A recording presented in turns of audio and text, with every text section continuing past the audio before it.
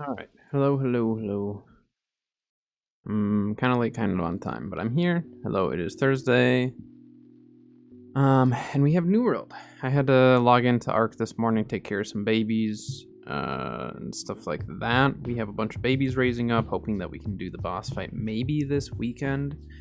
We do have 4 stegos raising up. They should be done by Saturday, so we potentially could do the boss fight probably Saturday or Sunday. So we really need to hit the loot hard like tonight and tomorrow in Arc in order to be able to do that.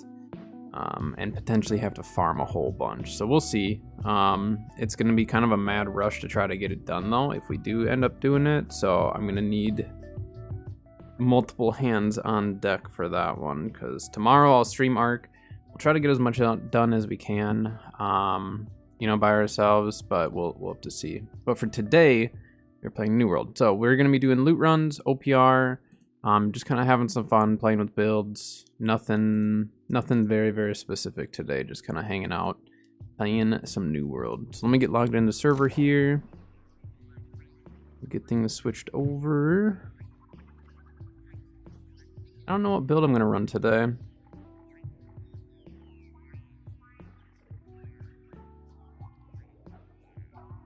I have no idea what I'll play today. We do need to do the turkey event a little bit.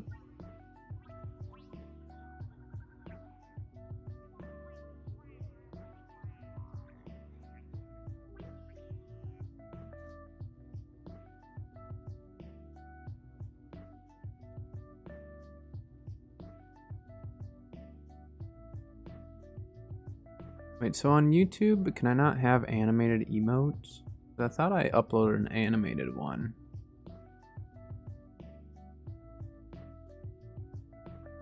Still new to the YouTube side of things, so trying to learn it. Yeah, I'm wondering if there's not an option for it, or I'll just have to figure it out. I need to do a good cleaning on my PC too.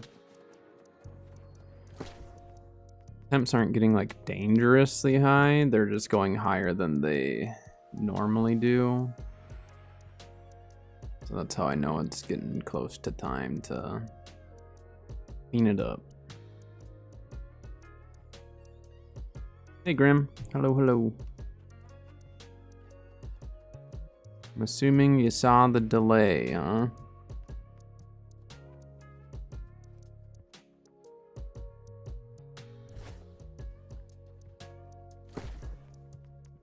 Let's see, what build to play today? Honestly, I might work on the bow build a little bit. Let's see if there's any bows for sale.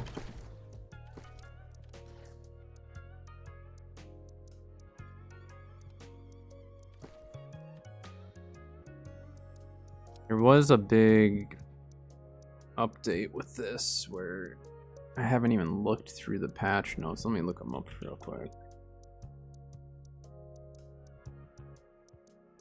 I haven't looked fully in depth at them yet.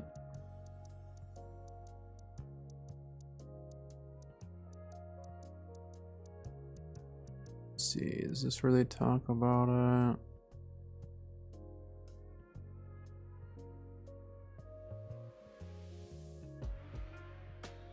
Let me switch screens here and we'll take a look at this together.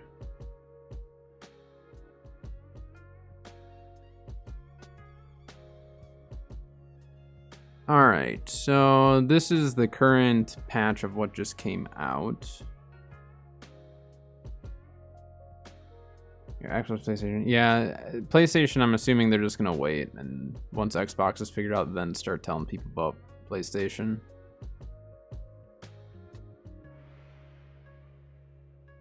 Let's see, combat changes. So this is where it's gonna start affecting. Scorpion Sting, add trade-off to Sting perk, increase cooldown by 50% upon use. So a little bit of a nerf to it. Change duration from 100% increase to a flat 1 second increase. So apparently Odo was not applying to knockdown targets, meaning Like when you'd use trip, you weren't getting that extra damage. Huge disease patch though. Disease is massive. Healers are definitely hurting more now. Plague crits no longer has a health requirement. Plague strikes can now be refreshed while active. Like lots of really big nerfs to healers. Like healers got nerfed really heavily with this update. It's not a friendly healer one for sure. I'll still play healer. They reduced the range of splash of light from 100 meters to 25.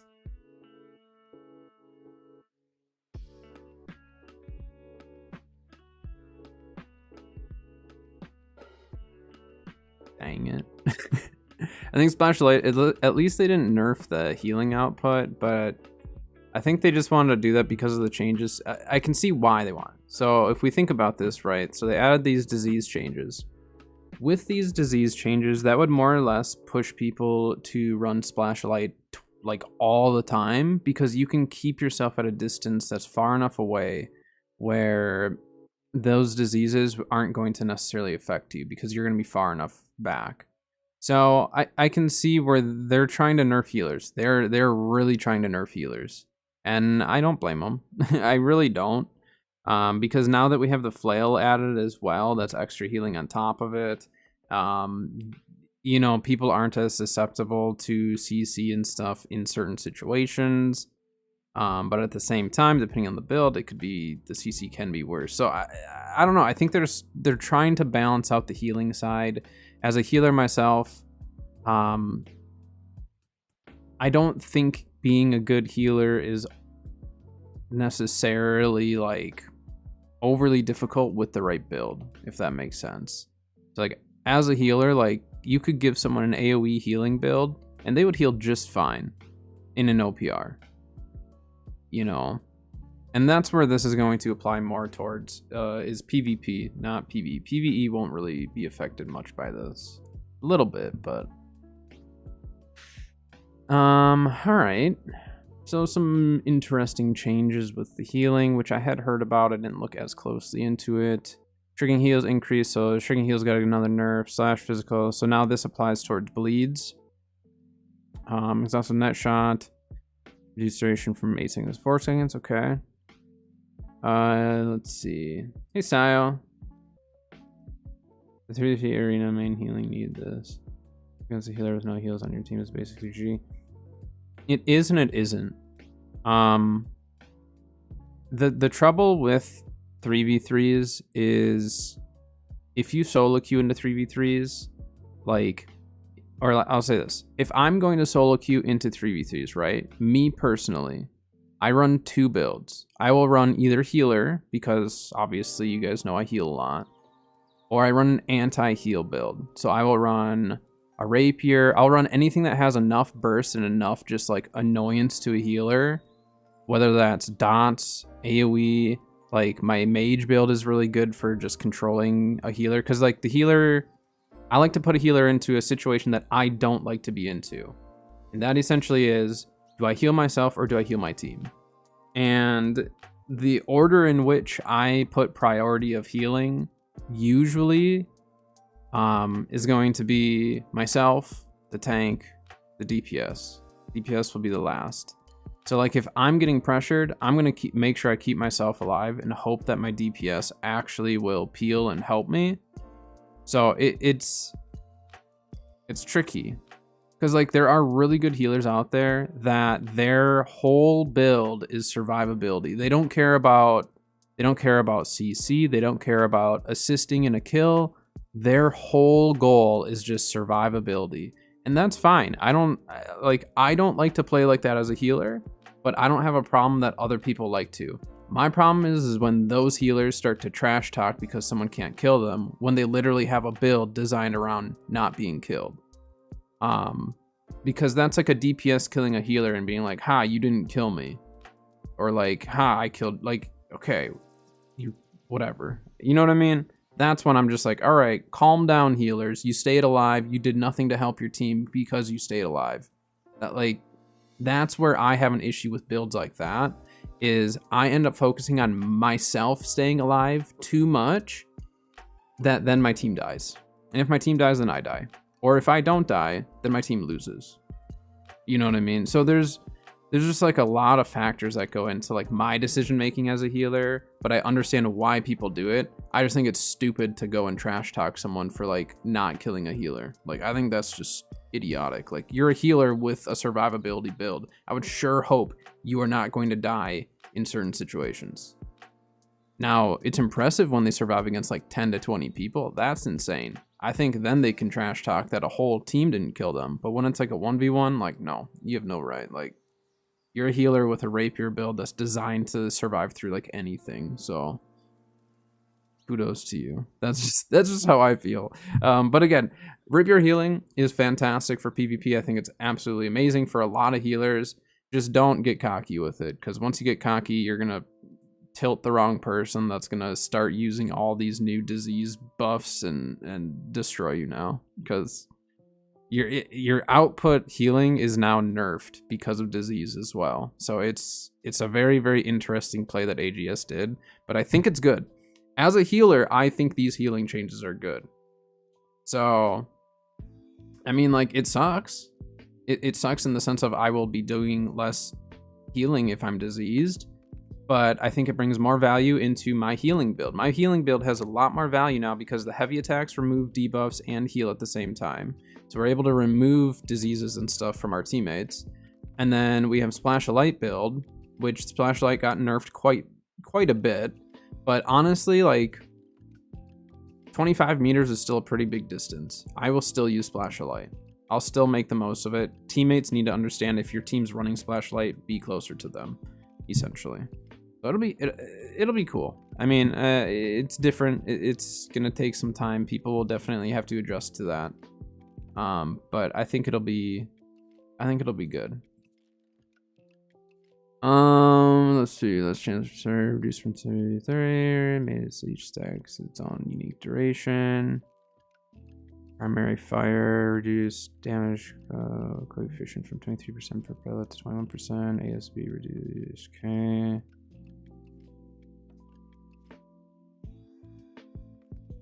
Oh, wait, what? Voidblade. Remove duration limit of Voidblade. Now remains active until weapon becomes inactive. That is a good Voidblade change to potentially get people to run Voidblade. Because that means you can pop Voidblade and just run around the whole time with your blade out until you weapon swap. Once you weapon swap, then your Voidblade will go away. That's an interesting change that I might play around with at some point here. Fix an issue that caused several staggering attacks to not trigger the increment for breakout dodge. Fix an issue that's okay. Rather than PvP track war with a 5th generated perk, unlike the originals, these new named items can be upgraded at a gypsum kiln to make it easier for adventurers to distinguish the two. The old PvP reward track items no longer have the named tag. Okay. Interesting.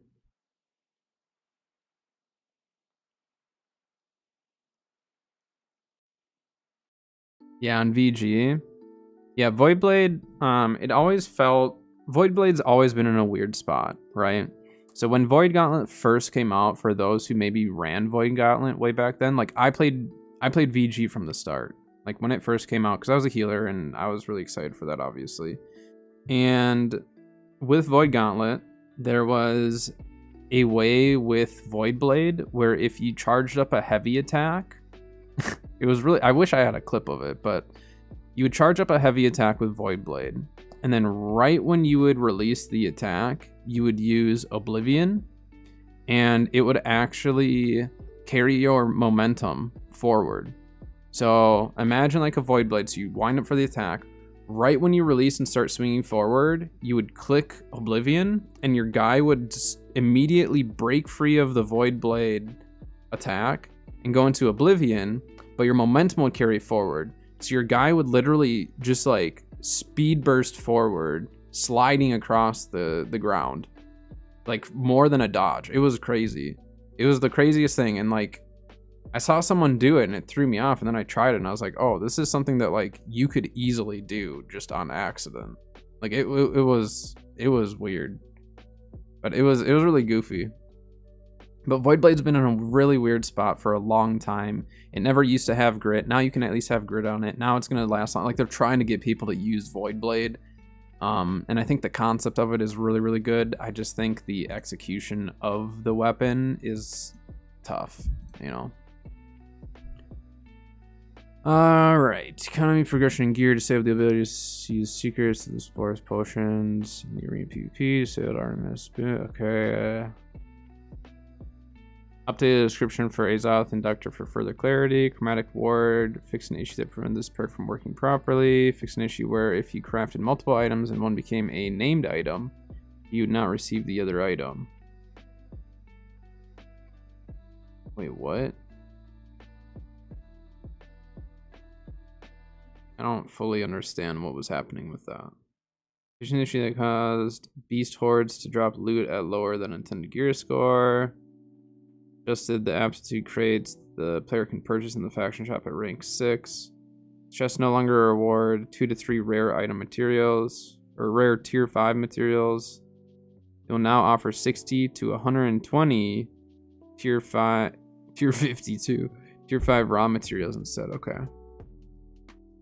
I mean, that seems like it'd be fine, right? Cause mithril rings and earrings do not function as intended.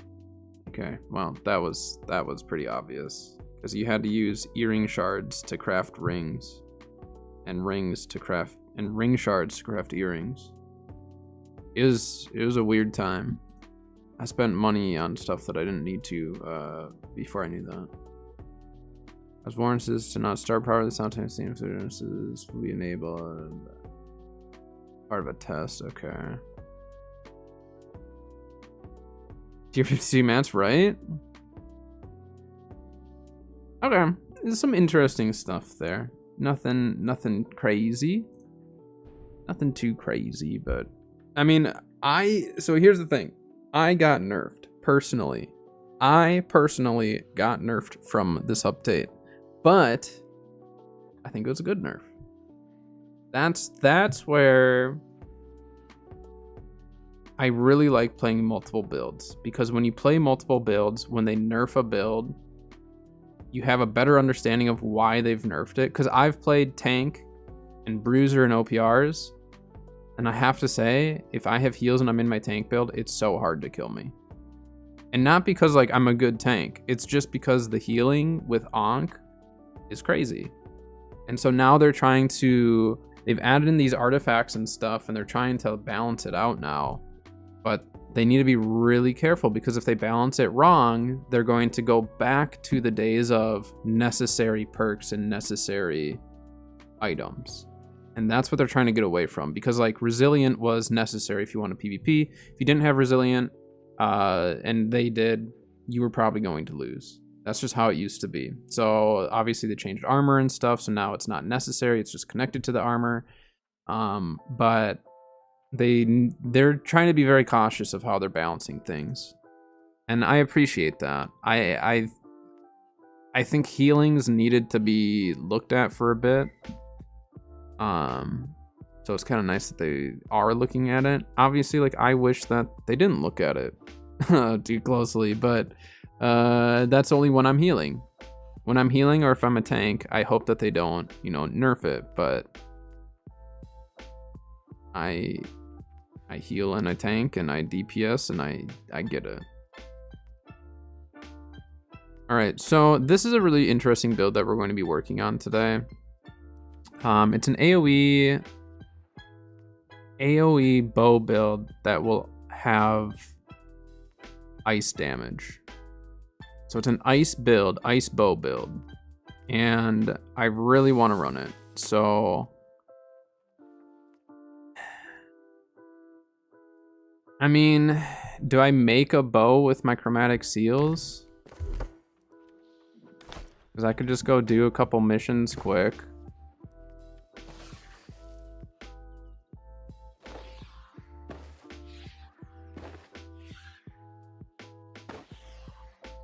So let me see here. So we were going with that. That.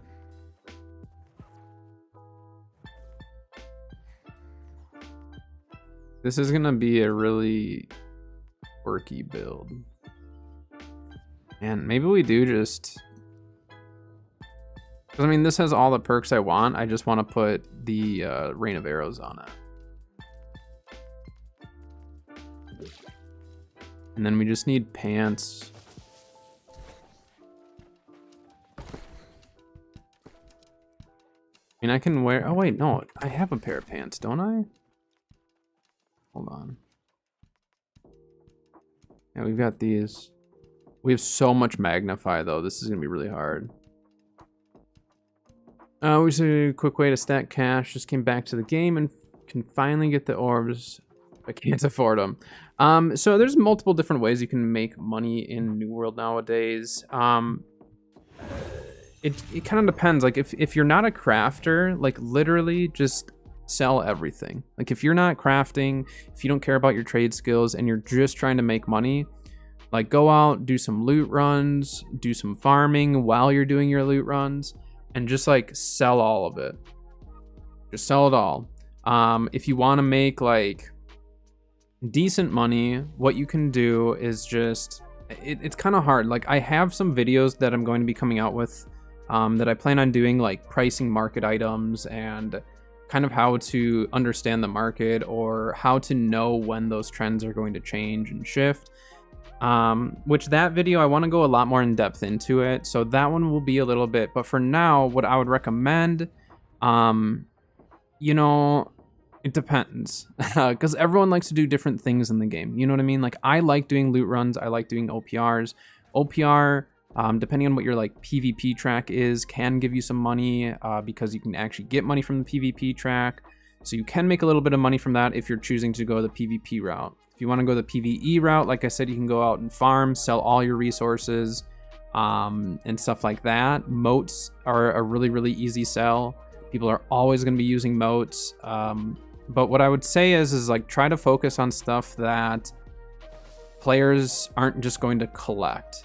You know what I mean? So like if you focus on raw resources or even like any resources in general, you know, like when that player buys those resources from you, they're going to more than likely get used, meaning that the market's going to keep refreshing. Whereas in like furnishing items, like I have a lot of furnishing items and I've sold a lot of furnishing items. A lot of those items are starting to drop in price because once someone buys that item, they're not going to buy more of them necessarily because they have it. It's going to sit in their house. You know what I mean? All the stuff I'm playing before. Yeah, go through what you have and just see. I mean, again, if you don't care about crafting skills and your trade skills, like literally just go crazy with it. Just, you know what I mean? Just sell it. There's no point in stockpiling if you're not even going to use it. And it's so easy to do in a game like this. Like, I'll show you what I've been, like, I'm sitting on money, right? I'm sitting on a lot of money.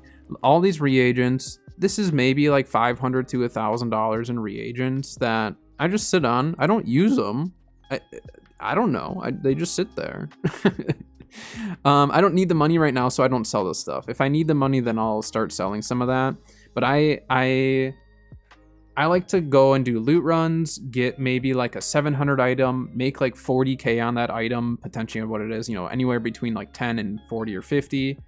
And then I just hoard that whole time, buy my chromatic seals or whatever I need. And then once I get low, then I sell all my hoarded items. So it's tough. No, we all are. You know what I mean? Like most people at this point, we're all hoarding more than what we need. So it's definitely not just you. It happens. I mean, I've made a lot of money, honestly. I've made the majority of my money in season 3 from selling 700 gear. So I run loot runs, I do dungeons. I'll just get gear while I'm out doing other stuff. If it's a 700 gold, bind on equip with 3 decent perks, I'll sell it. Unless it's something that I'm gonna use, obviously. If you are into crafting, you can try crafting some items and selling that as well. It's a little bit harder to do now that, you know, the season's been out for a while and the expansion. But I made a decent amount of money off of gear. Otherwise, it's literally just like selling stuff. Like, look, I'm sitting on all these craft mods. Do I need all these? No, but I don't know. I hoard them. You know how it is. If you're a fellow hoarder. Like, look at these pants. Grit Ward, Ice Harnessing, Pylon Burst. So I'm going to save these pants for the new Ice Gauntlet artifact. Because the new Ice Gauntlet artifact plays around Wind Chill. Well, Wind Chill has Grit. So when I use Wind Chill with this, I get Ice Harnessing, so I'm doing 2% extra damage. I have Grit Ward, so I take 3% less damage while I'm using my Wind Chill. And then Pylon Burst, because I like to run Pylon a lot. So, like, I crafted these when I was crafting for... Where are they? When I was trying to get these. But for this, I preferred the physical version, obviously. Yeah, I have really, really good mage pants. So I have the Admiral's pantaloons, which I ended up crafting. You guys can craft those with materia, by the way. Any of the Admiral stuff will have ice harnessing on it. So like my ice build has 5 stacks of ice harnessing plus an ice ring. So I'm give or take sitting at about 17% extra ice damage. I'm gonna actually click this up on for the mod. So it depends. Like some mods are worth a lot of money. If you want to go farm mods, I have heard that Shirking Fortification may make a slight comeback. So doing Reekwater loot runs is really, really good. I have a specific loot run that I run in Reekwater. I may do an updated video. I did a video a long time, like my first YouTube video ever was a Reekwater loot video because that's what I love to do, was just running loot. But I might do an updated video of that. Because like Squirming Vines are still worth a lot and they're still only available in Reekwater, so. But those, like, let's check Marama. I think on Marama they were selling for like 3,500 yesterday. One craft mod. Squirming Vines, yeah, 3,500. Guys got 20 of them. That's easy money. Very, very easy money. Buy orders are, yeah, buy orders are almost 2K. Do not fill buy orders on this type of stuff. Use the buy orders to get an idea. So like, here, let me show you. So like, just as an example, so see how this buy order is only 13 cents? It's only 13 cents and there's a lot of them. So I'm assuming that this is not going to be worth much. 80 cents, right? Now let me see if I can find something that actually is worth something here. Here, this is a little bit more. So now globs, buy order 150. So I know that I am bare minimum making $150 off of these. But I'm not gonna necessarily fill that buy order. First, I'm gonna check the sell. So 159. May be worth it to sell them to a buy order, depending on if I need the money really quickly or not. The thing with globs though, is people will burn through them. Globs are always selling because of rune glass. So globs are a really good farm, really easy farm too, that you can farm by yourself. That's in Brimstone. I do have a video on glob farming, actually. If you want to make money and you don't want to go do elite areas, you don't want to do dungeons, you want to do PvE stuff, go farm up a bunch of globs. They're selling for like 150 bucks. You get 10 of those, it's 1,500 bucks, you know. But then there's craft mods like Brilliant Animus. This is dropped in price because refreshing is a really, really common perk on most armor now. So there's been a big shift in the craft mods. But like if you have the time, you could literally sit here and go through all of your craft mods. And then what I would do is instead of like clicking on each craft mod and then going to place sell or whatever, just click on them, see what the buy orders are. Usually if it's a hot item, there's going to be buy orders for them. You see buy orders, then you can check it out. So like this is Elemental Aversion. It's only a $3 buy order. There's only one of them. $4, but if you add like 100, that's 400, you know. So the market's tricky. It changes really, really quickly too. So it can be really hard to keep up with.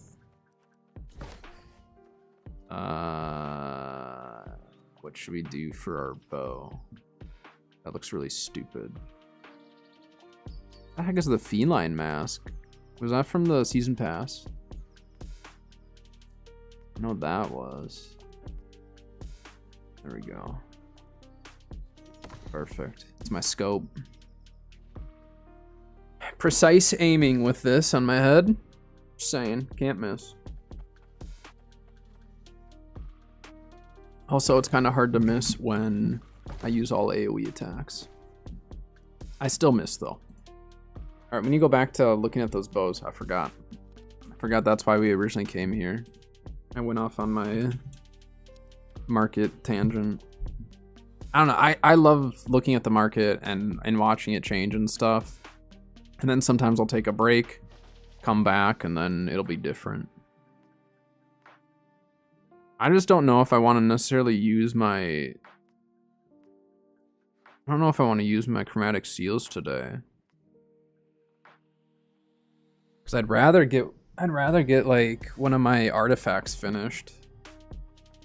Just because of the dark matter side of things. The dark matter is what's gonna throw me off. So let's just buy a cheap bow.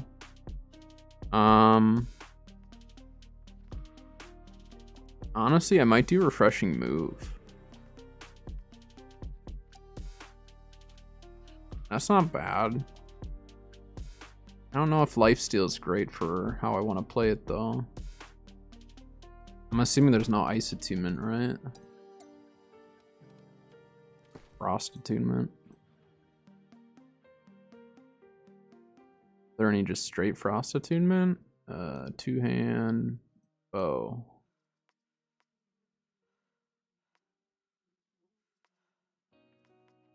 Well, I'm not spending that much money. And I do want Rain of Arrows on it. The lasting Rain of Arrows is kind of nuts. It lasts for like 20 seconds or something like that. It's kind of crazy. Honestly, for 500 bucks, I'm just gonna go with, well,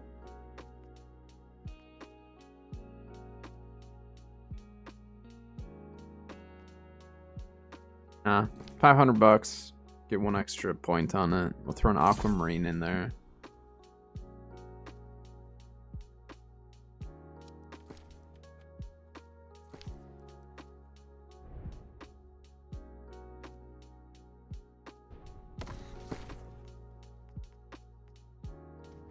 Pop that in there. I am not the best bow player. Just gonna put that out there right now. We're gonna try our hardest to get better at it. All right. Now the respecking part. This is where it's gonna get really difficult.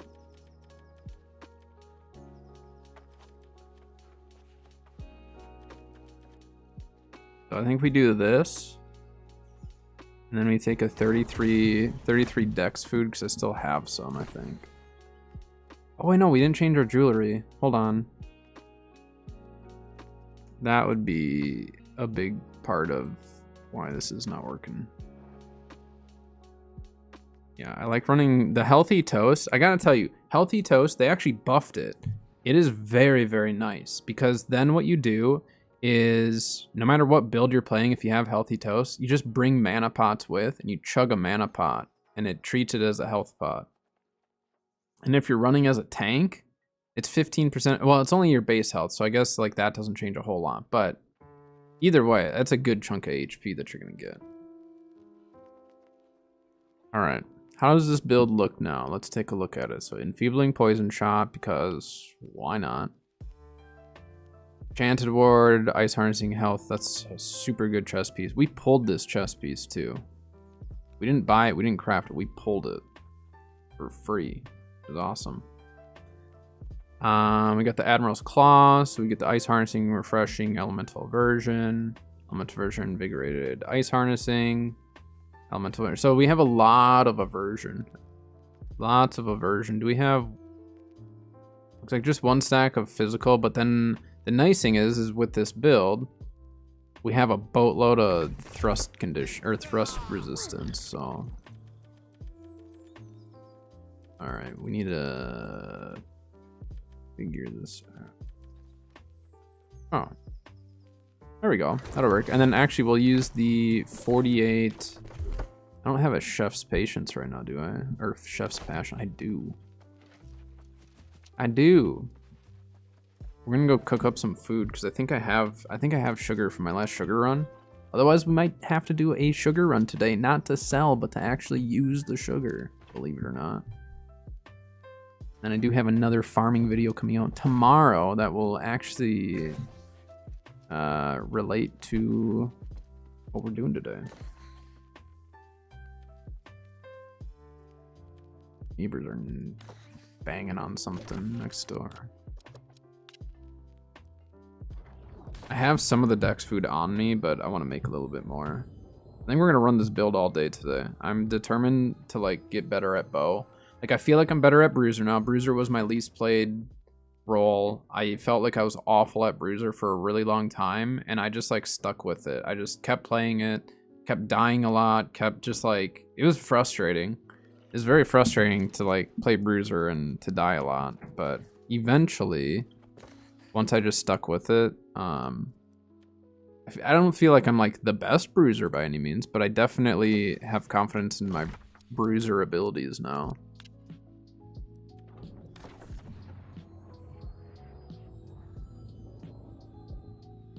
But if I'm gonna get better at bow, I just need to play it more. But again, for me with bow, I like AoE. I've tried different bow builds, and I like the AoE bow build. I think it's because it's like similar to mage. Very similar to a mage build, so. Alright, I'm gonna save this here. Hops a bunch of, I mean, we still have some really good pieces here to use. Alright. Alright. Put our little chef suit on here.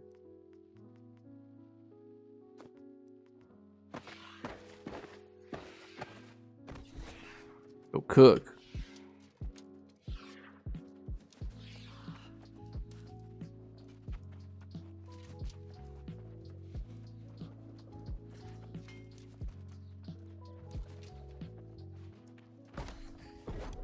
Okay. Dex food. Banana pudding. Oh yeah, look at that. Make 28 of them. So that's... It's literally just the sugar that's holding us up on that to make more. But I'm gonna make this, because we're gonna make... This will end up making over 60. I just want to make sure there's no other foods that I should make. Yeah, see, sugar is used for every single new recipe, isn't it? The price actually dropped on sugar on our server. It'll go back up though. Focus foods. I mean, I could cook one and get an extra. That's right, it's a con food technically, isn't it? Sitting on like $1,000 worth of mint right now too. I didn't know I had that much mint. Alright, well let's just do the Dex food then. Why not? Now we're set on Dex food. Anything else I should make? Do the artisan flatbreads, I guess.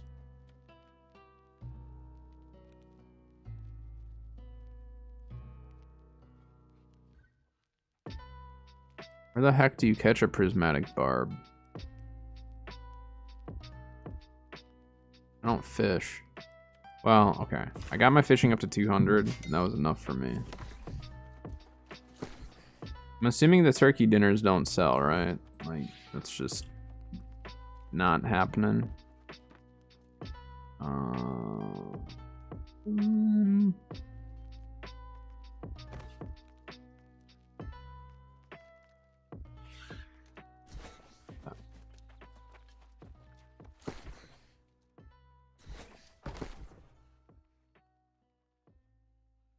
Roasted monstrous turkey dinner, $75. Yeah, we're not gonna sell them right now. There's a chance those go up in price. There's also a chance they don't, but all right. So our build is actually set up in a way that fits what I was looking for.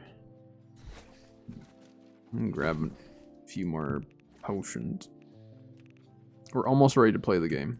We're almost there. All right, first, let's see if there happens to be any chest runs going on.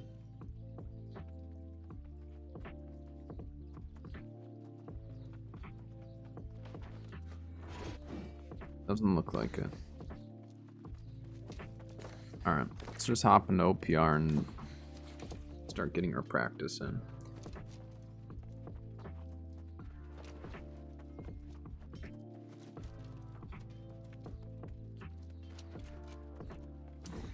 You are a beacon of hope and life in these trying times.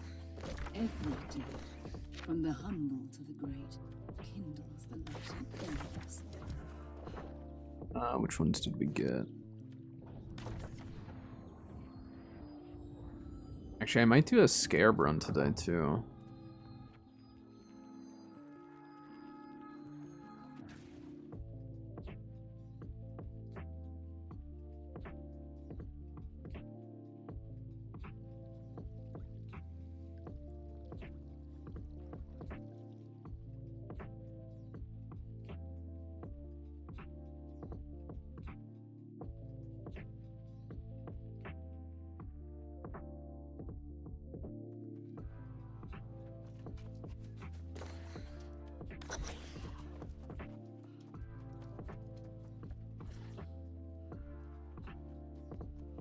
Oh, they did end up moving. I forgot.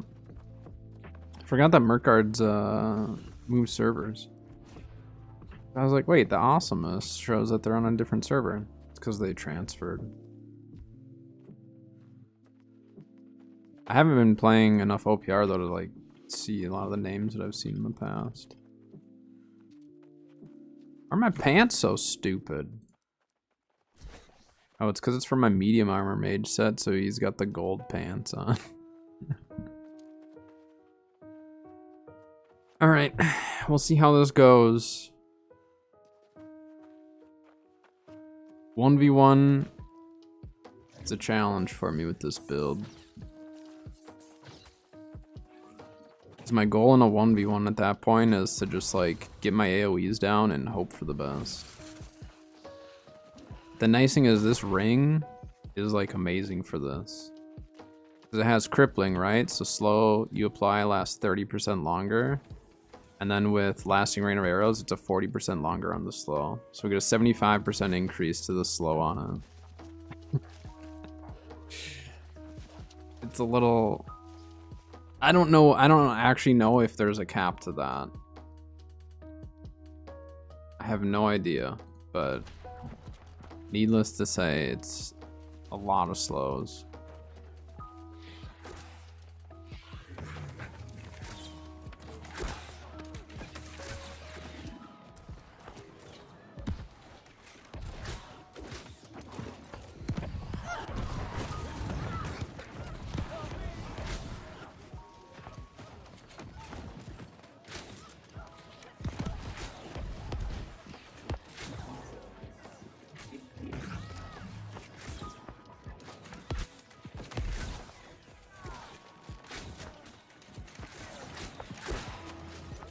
That guy's ticking.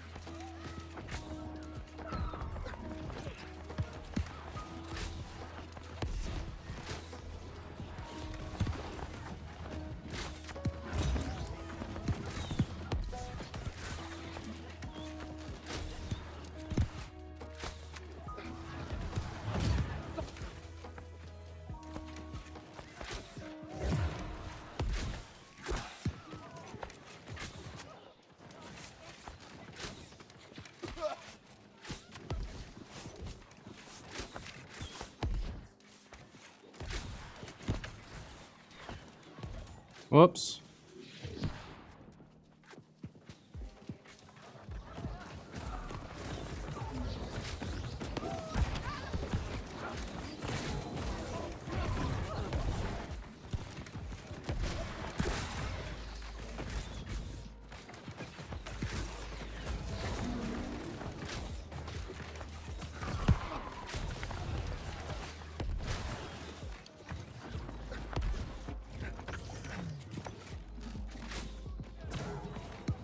Can't get on the point.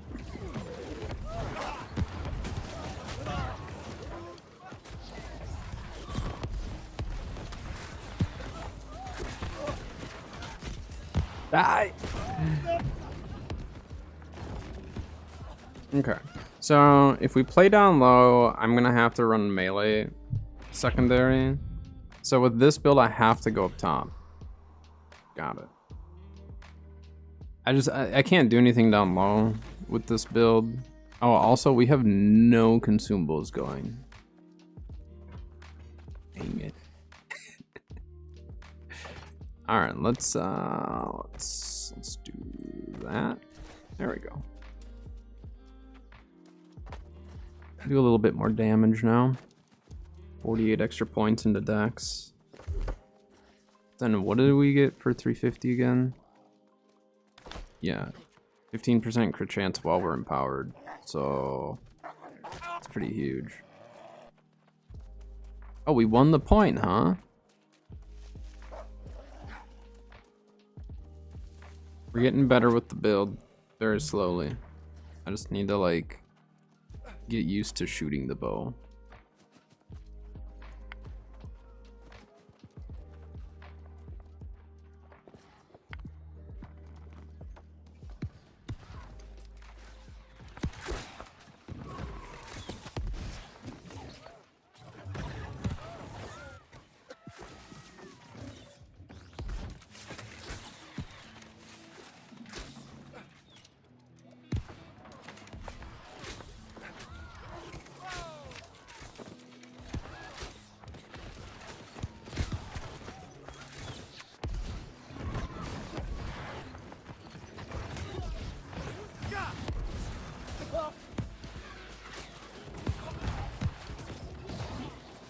The storm might get me killed.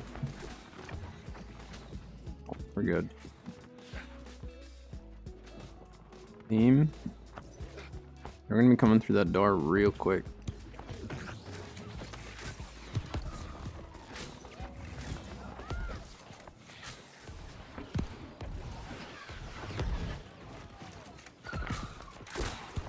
We don't have numbers here. Yeah, we don't have the numbers at all. I don't know where the team is. We don't have anyone here. Oh, we're all over here? Wait, what is going on? How do we have so many right here?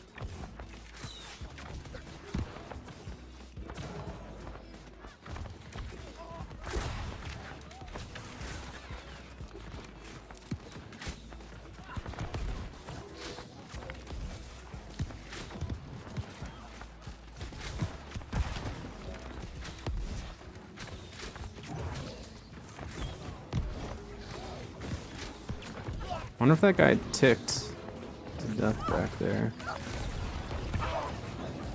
I don't know. So I need to get used to Rain of Arrows and like where to position it. That guy's using Void Blade.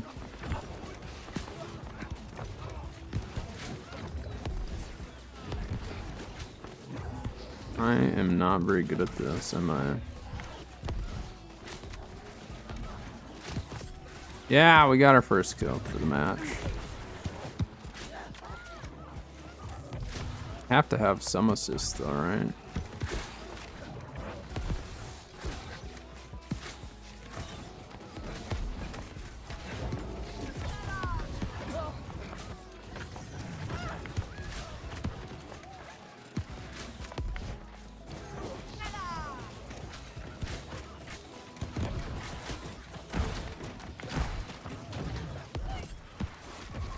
Okay, orb kill. Let's go.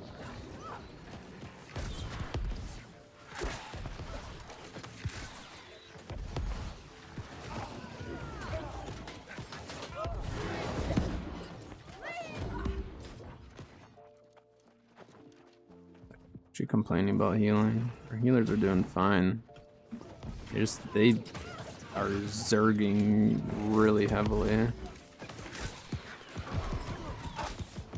Oh, I'm stuck on the stairs. I'm not. I'm almost dead. Now I'm dead. I got stuck on the stairs up there. I like tried to roll back and just didn't go anywhere. Dang it.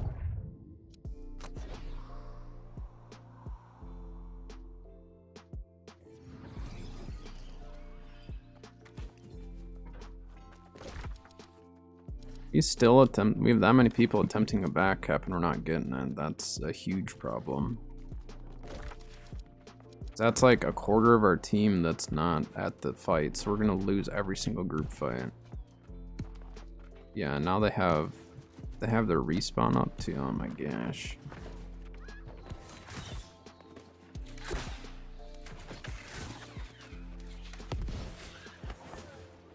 Yeah, they're rotating on us. Just go to mid. I'm gonna die. You're dead, guy. Alright. I don't know what the rest of our team is doing here. Are we actually getting the back cap? Because that'd be nice. Might be a little late, but... yeah, if they're gonna shove our spawn, that's fine.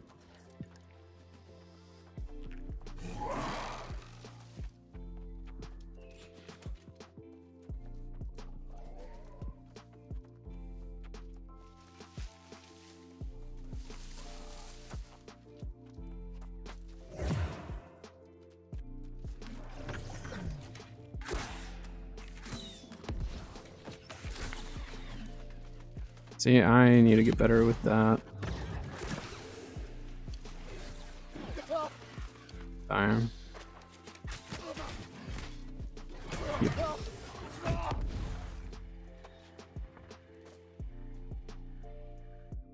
I'm just trying to go away from the Zerg because we're not gonna win the team fight. We don't have enough people. Our team is way too split up. See how split up we are? They're gonna try to farm and get a spawn up, and it's not gonna work because their respawns will either go there or they're already on their way to star. So unless our team can take this right now, it's gonna be tough. I think we just need to go Sun. It looks like our team actually has Moon just fine. Oh no, never mind. We need to go Baron. So I don't know. I don't know how I feel about having the Void Gauntlet. I think it's really strong, obviously.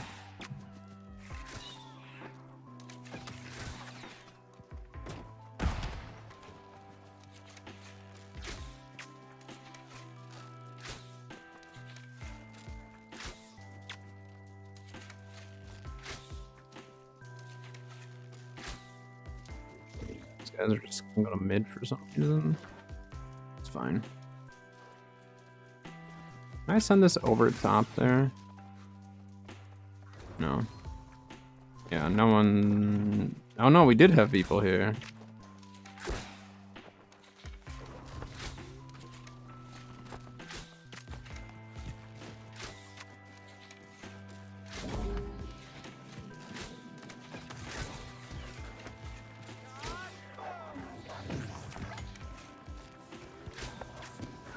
You just need to fall back here.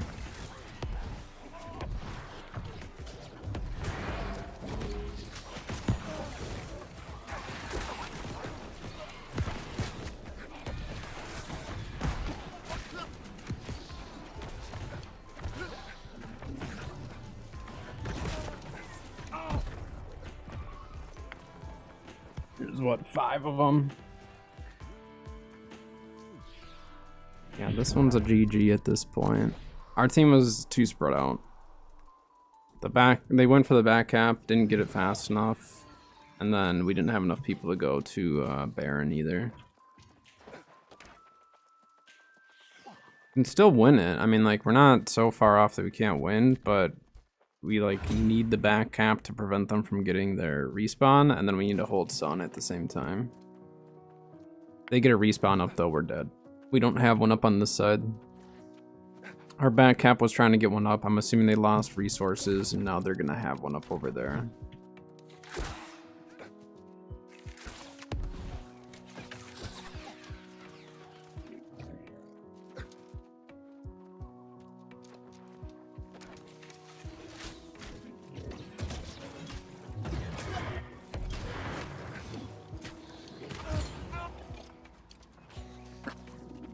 I knew that my teammate was shooting at him, so I just had to run and stay alive there.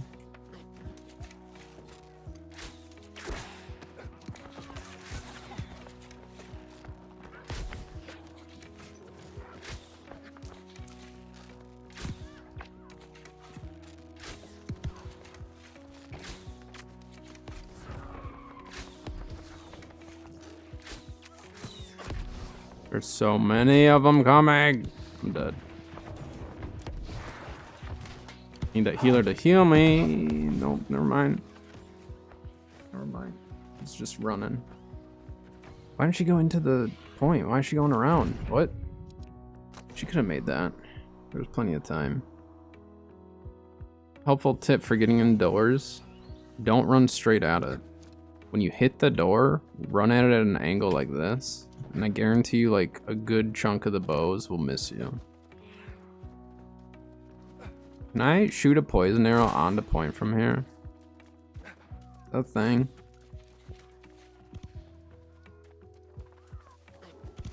Apparently it is a thing. What's my range on this? Oh, okay.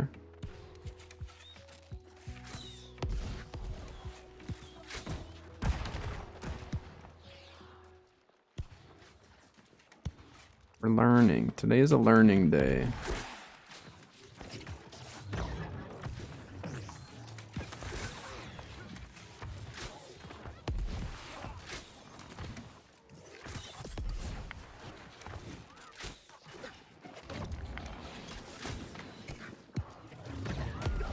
What's that Void Blade user? If he pops Void Blade, I just need to keep distance from him because he's just gonna keep blindly swinging on me. We're backcapping, so if they actually do push up more, I'm gonna take care of this tank. Yeah, he's hurting now. The dots.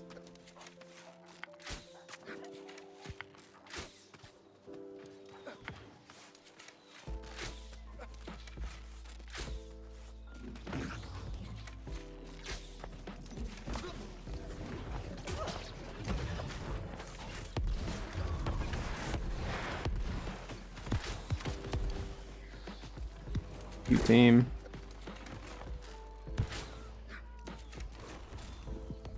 Where that healer is though.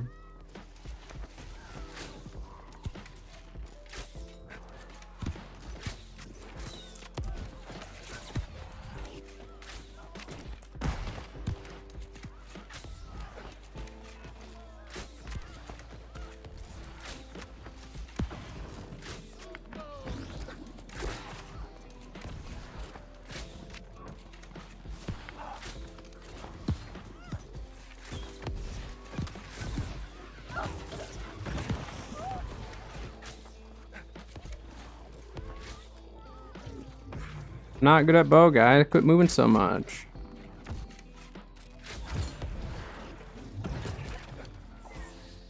He's gonna try to blunder me.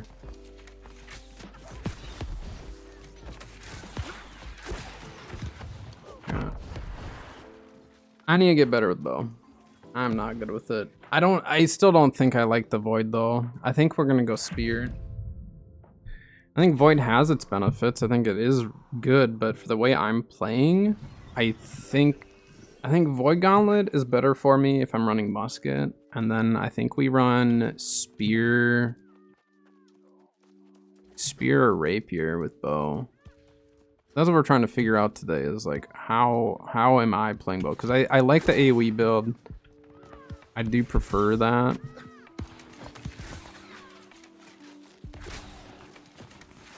But now it's just secondary. What do I do? Because, yeah, the Void Gauntlet's nice. There's also a chance that I end up running the new artifact for my bow build. Okay.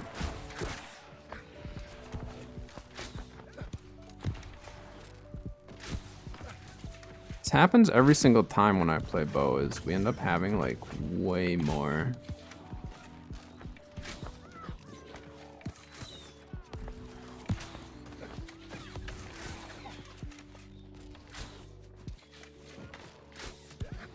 They also are like PvEing way better than us.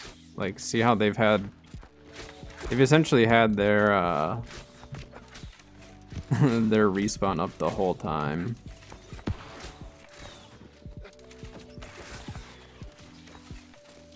Can I hit their outpost? Like with my rain of arrows? These are the things that I don't know because I don't play bow. Like, you know what I mean? But see, like having the extra dots, I don't know. I mean, this is kind of a dot build, so maybe we do just try to make it work.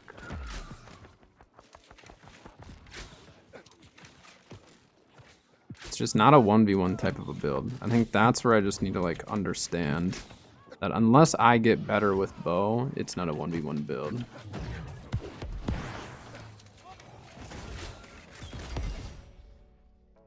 I need to get better with it. Then maybe I could. I mean, we could drop, we don't need to go full AoE on it, I guess. We could drop one ability and see what we could do. Not my greatest match, but we're trying to get better with it. I still think an all nature damage would be good. And just like revolve it around the poison shot.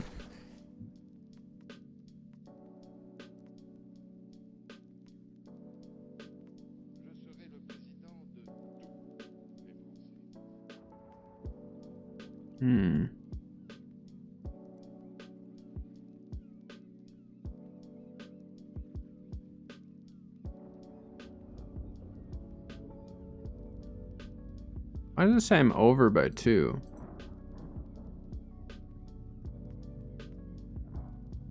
I think it's just bugged, right? Because like I only have one slowing tether.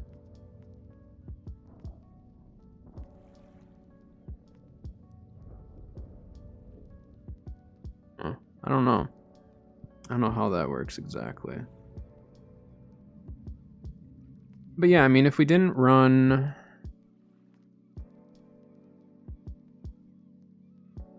It's just like Void Gauntlet has so much benefit to the build.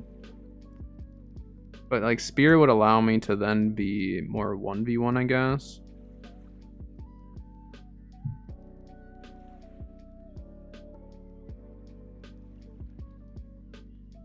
I mean, Rapier would be the best, but I really don't want to play Rapier. Not right now, at least. Let's try it again. Let's not judge it off of one match. Let's do a couple matches with the same build. See how it goes. Like the damage output's there. I think it really is coming down to just like me.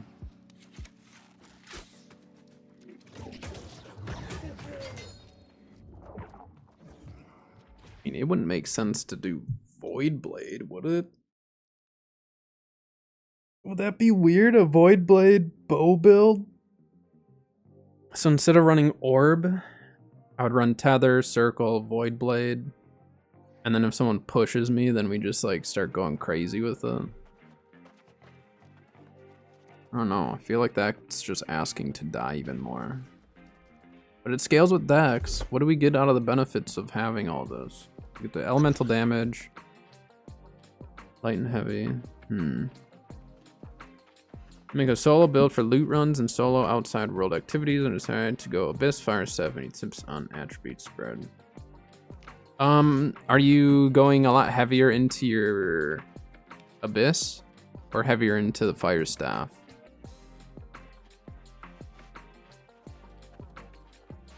I mean, you're not doing physical damage. I mean, if it were me, for open world, I do 100 heavy into the Fire Staff. So I would just do full int and con. I wouldn't bother with any strength then.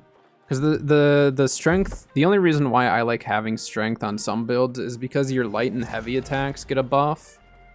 But if you're not utilizing your lights and heavies with your great axe as much and you're just using it for its abilities, I'd just go full int. Because obviously your great axe is scaling with the int anyway since you're using Abyss. So I would just go full int. however much con you're comfortable with. Like for open world, I mean, I run 100 sometimes. I'll run, you know, less too, just depends.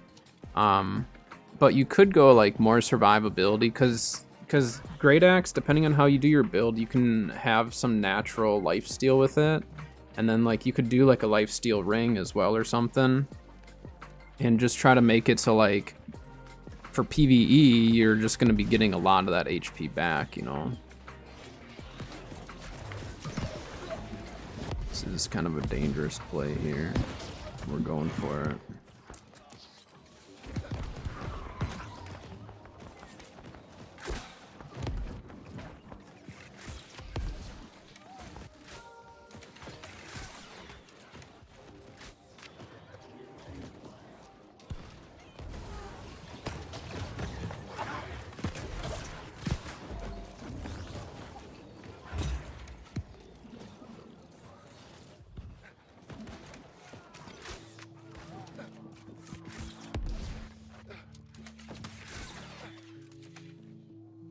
He's gonna go up top.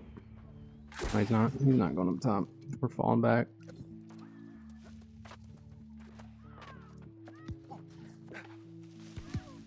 I don't have any cooldowns or no. Just need that one.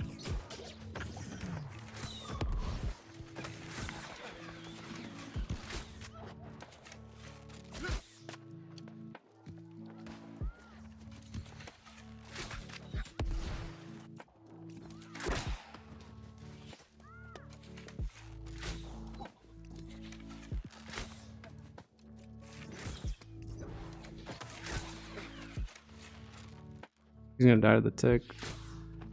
No?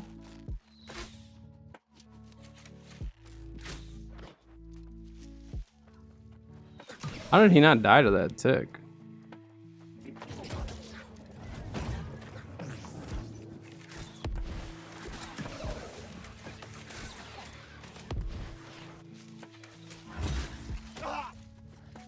Yeah.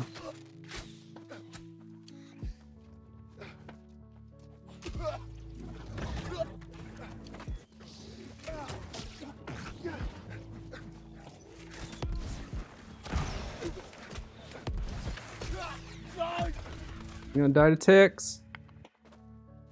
That's so stupid. The 1v1s, I was fine actually in that situation. It was a 2v1. And I'm still trying to get better at the 1v1s. Don't they know that?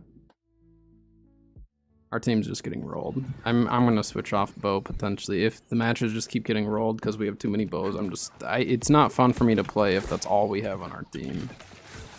However much I want to get better at the build, there is a reason why I don't play it as much, and it's because typically we have so many that it's just not fun to play it. Now it's just me having to fall back.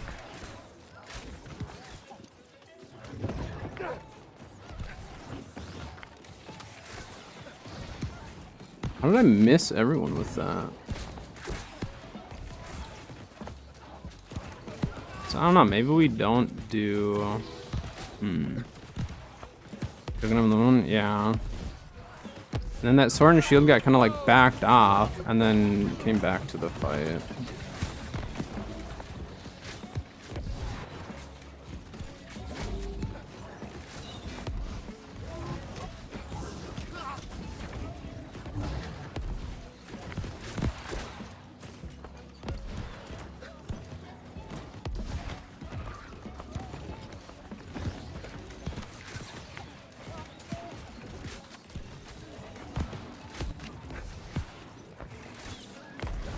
Yeah, this is gonna be a GG on this one.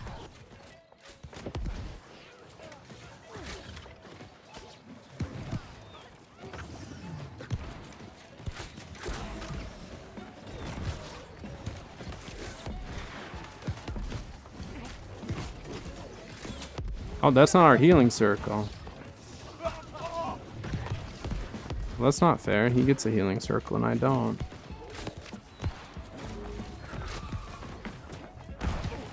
Oh, he died.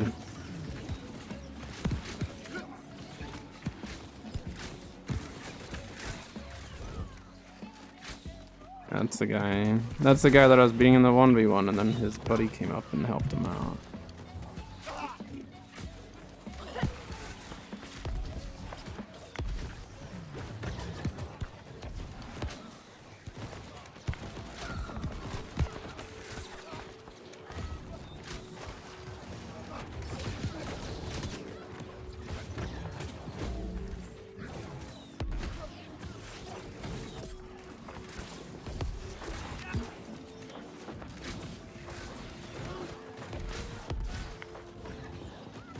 I'm gonna say no one's backgapping, so it's not like the match is gonna go on for very long. Just sit here, fight, move on to the next at this point. Like, I don't mind if people just kind of like give up but still keep fighting right side of point. It's annoying when they just sit on our object or in our spawn doing nothing. I'm like, well, why'd you queue up? You're not even gonna like fight regardless of winning.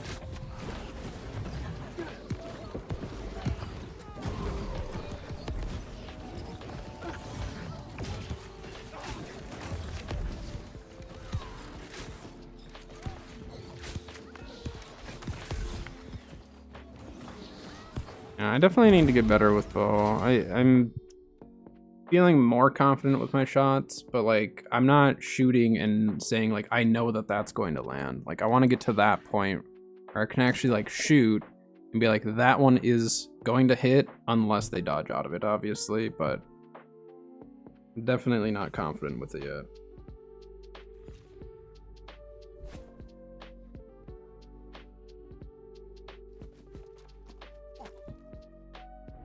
Watch YouTube till it's over, or just don't queue up for OPR. People just need to win, and that's all. I don't get that. Not gonna get better if all you do is win. Just say that.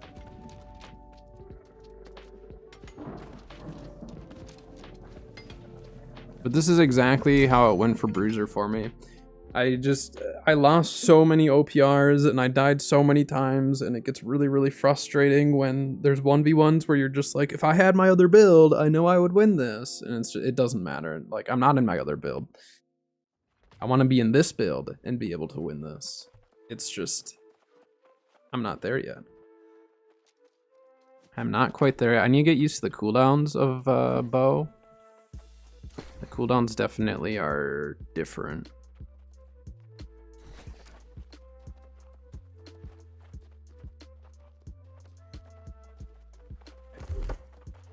And we're running lower con. We're only running 100 con.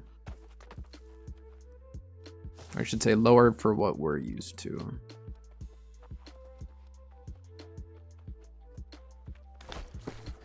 I'm not using the best bow, but it's very similar to what the Syncretic will be. It just doesn't have the Keenly Jagged. Which Keenly Jagged's fine. It's not as strong as it used to be, though.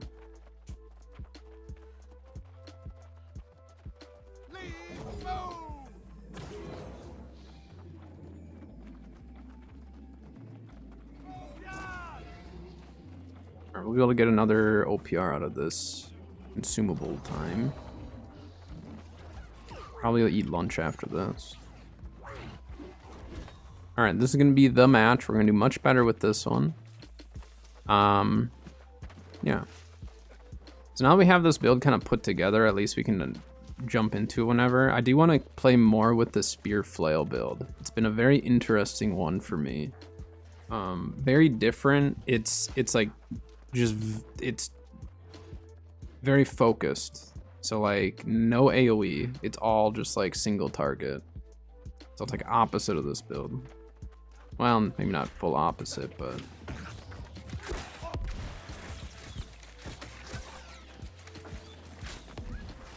there we go. That was some damage. See, I hit that guy. He was ticking for almost 700. That was crazy. Nice.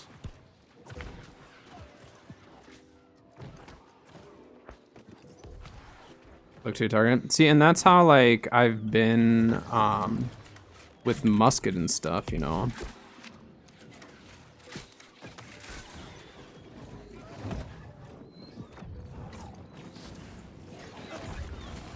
Ow, that bow hurt. Guy, I can't tell if they're rotating or not.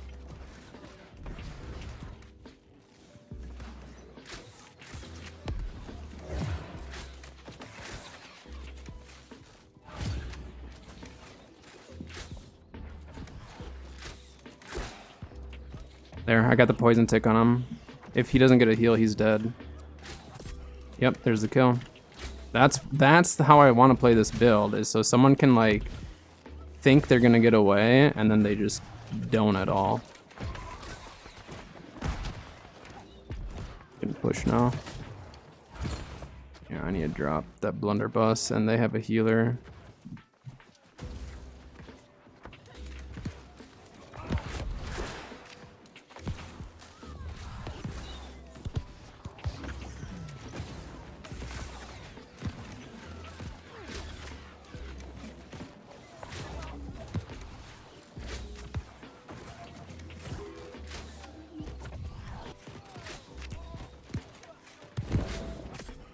See there, that was finally shots that I felt I knew what I was doing, kind of. I'm still probably gonna die here, but that felt so much better.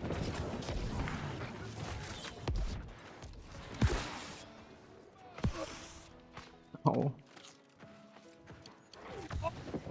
Ow. Time it, time it, time it. Time it. I've played enough fire staff. We can time this. Nice.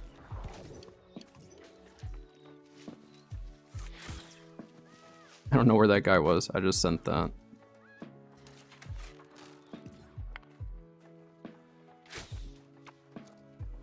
See, like, I'm almost better at like long range than I am close range. Kind of weird.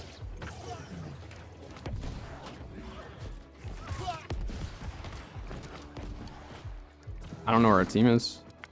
Do we actually have people on point there? Because there were way more reds than blues.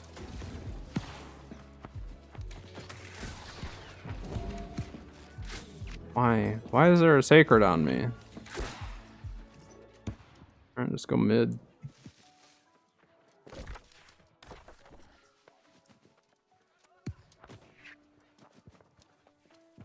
This does not. Why hit him with that?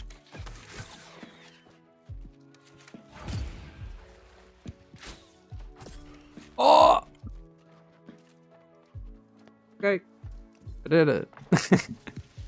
I shot with purpose and got the kill.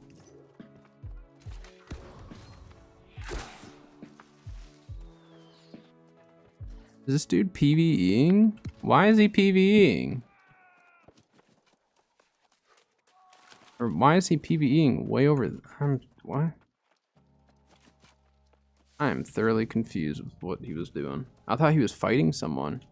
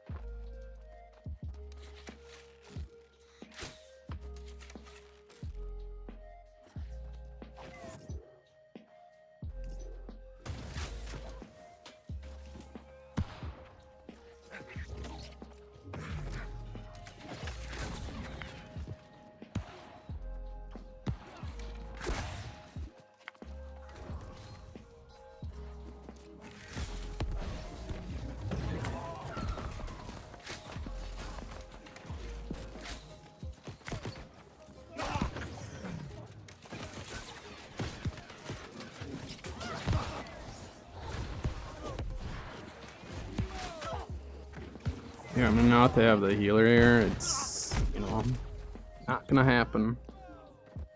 Without the healer, we were probably okay. With the healer, no. Do we get our point back, it looks like? But yeah, I mean, this is definitely a build where, like, I think I have to play with the team if I want to actually, like, make it the most useful until I get better where I can actually, like, you know, assist in the smaller group play. Guys, we need to just, like, push through them. Yeah, we need to just keep walking through them.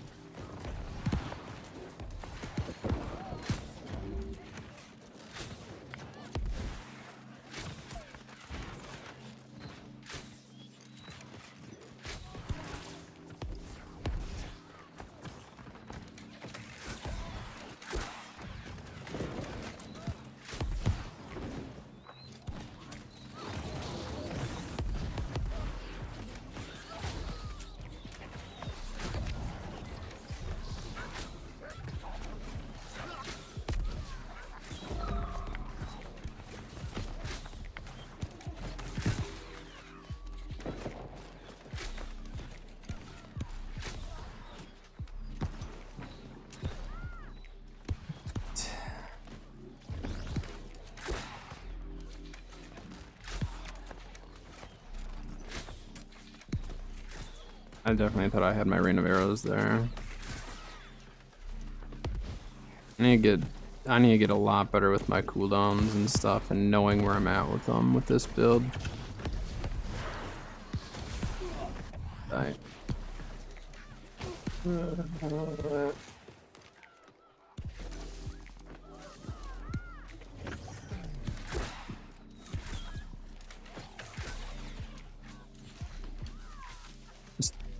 I didn't want to push up there. I was too afraid.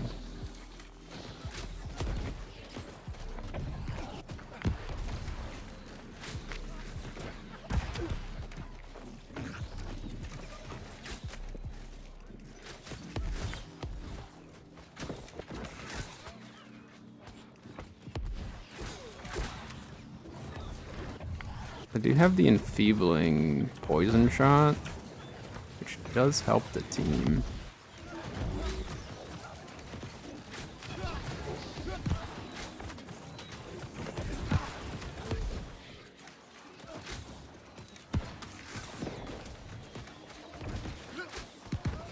So many bows on that left side, though. We're losing this frontline push.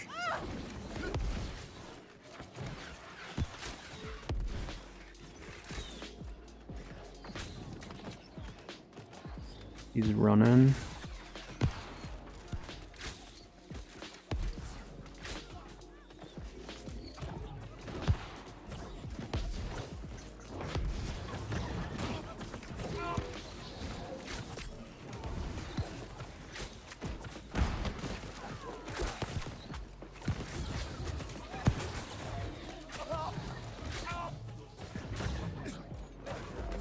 Yeah, I'm gonna go Baron.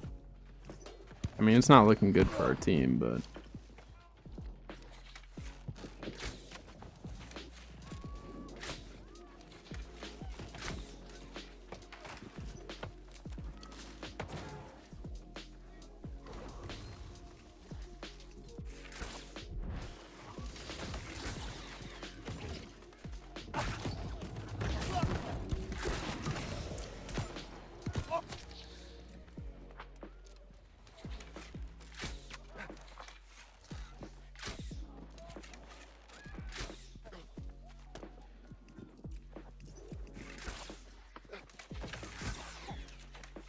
And that was too far back.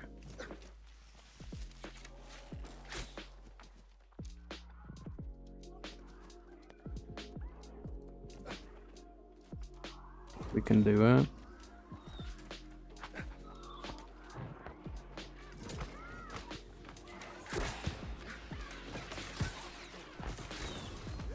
Nope, I tried.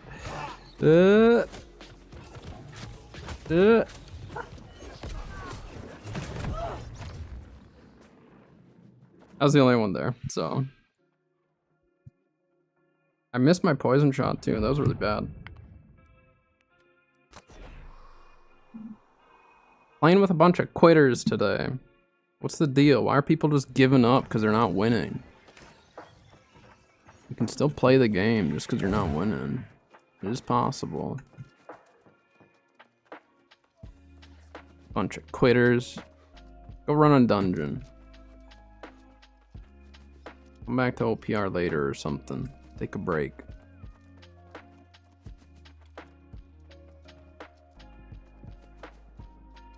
Now our PvE is stepping it up, but well.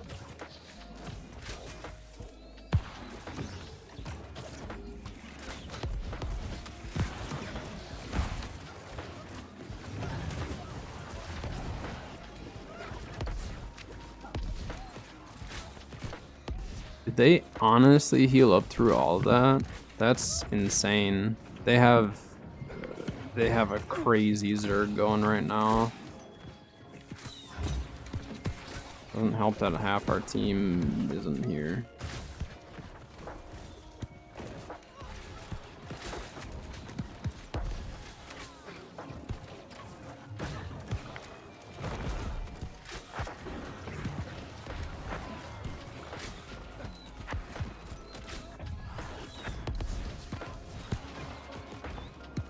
Like, how do I get a rain of arrows up there? You know what I mean?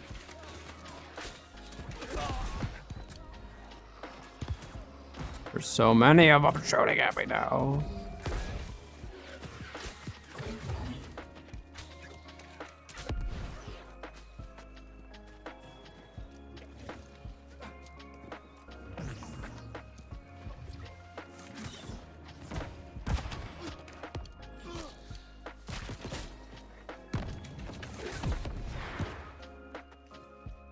So, I thought they were nerfing the blunderbuss.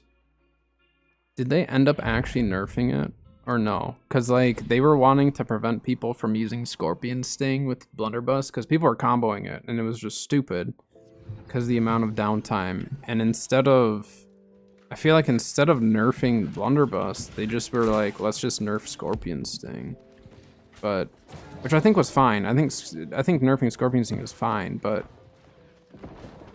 I don't know. I mean, like, there's obviously some imbalance somewhere there. Where the heck did that go? I don't know where half of my stupid abilities go.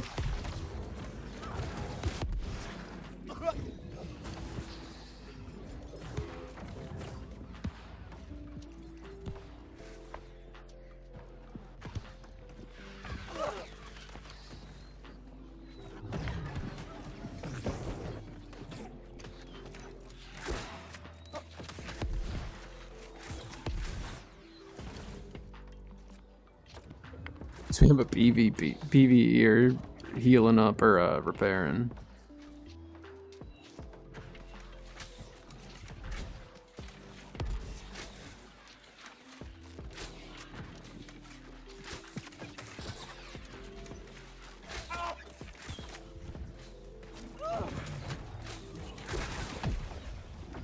I don't care at this point. The team's just bickering amongst themselves. They're just bickering amongst themselves. So they're just playing the game.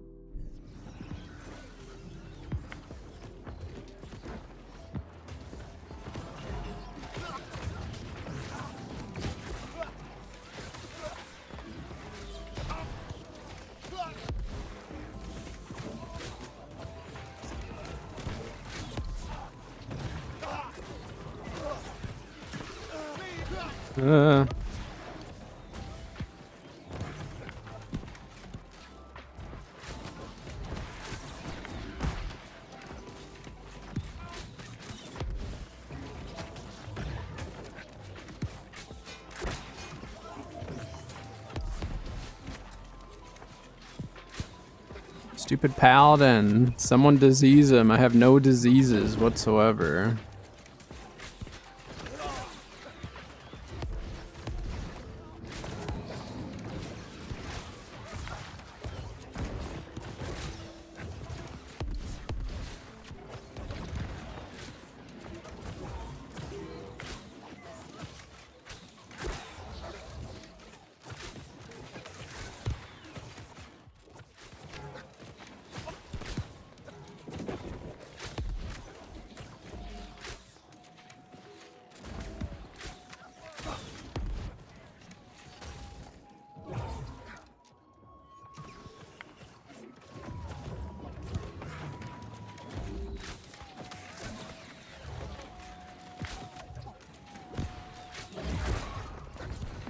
I love how people have a problem with the players that are PvEing, not the fact that the PvE is just like way too strong.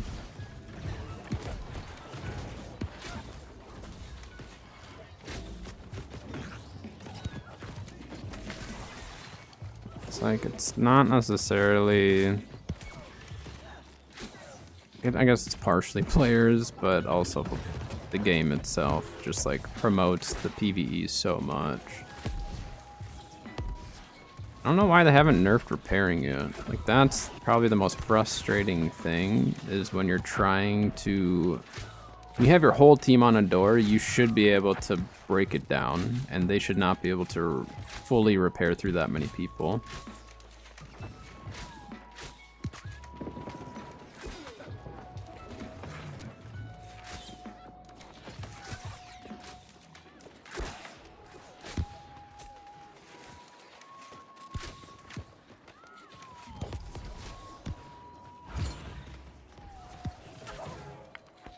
Just fall over with the anti-heals. They didn't make anti-heals any worse necessarily for the bruisers. What it is when the healers get diseased now, their healing output's worse. So it definitely affects the healers more than it does the actual DPS getting healed.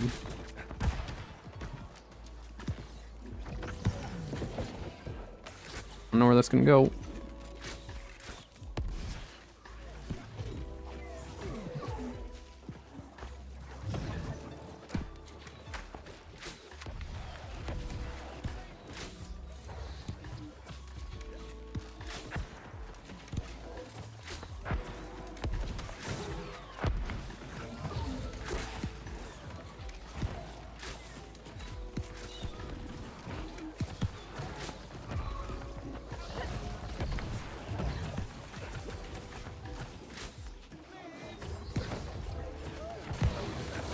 I shouldn't have gone on the point.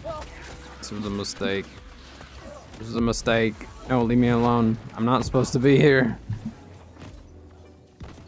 I should have waited. I should have waited a little longer. Dang it. I was doing better there. I mean, like, this match, for my own skills, feels better. I don't want to say I'm good with a bow, but I feel like I'm getting better with it. And like, we could run, you know, some of the other abilities, but I don't know. I want to get better with the AoE build first. A little more leeway for not hitting people.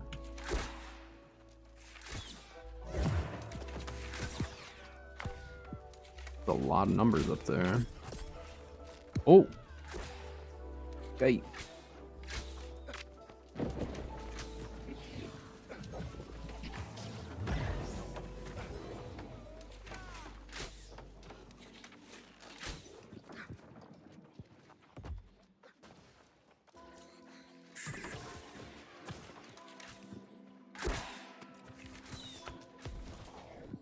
Dang it. I rolled off.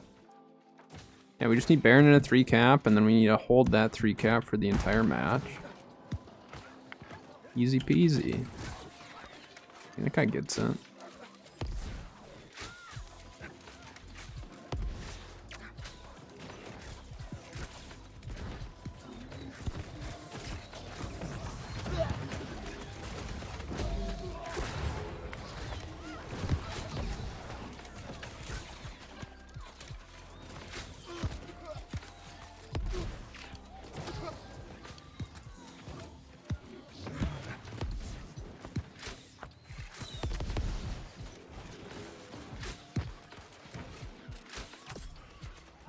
Right.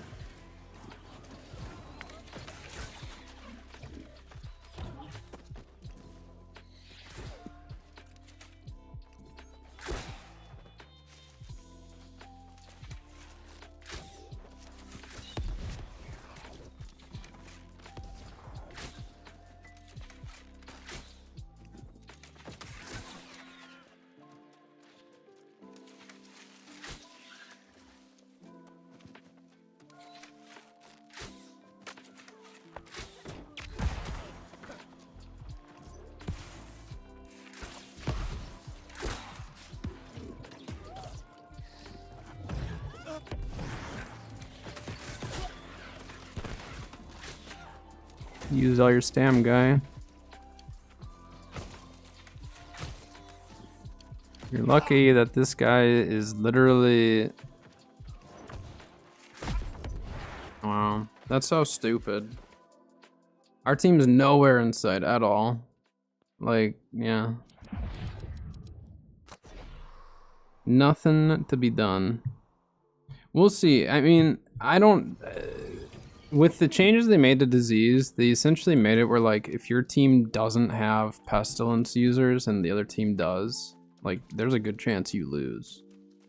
So that's my only worry. I think, like, nerfing healing in some way is fine. I don't think making the disease the way it is necessarily the answer, though. I think they were better off just nerfing the overall healing output. Like, it doesn't need to be a crazy amount, but...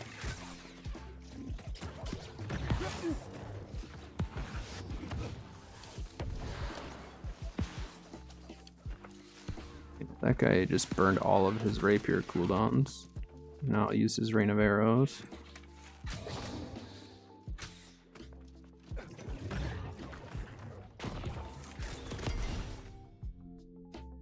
don't know why he was hiding at the end of the game like that. It was very aggressive until it was a more even fight, I guess. We're just getting a lot of score because we're doing a lot of damage. It's because of the AoE, we just do a lot of damage with it.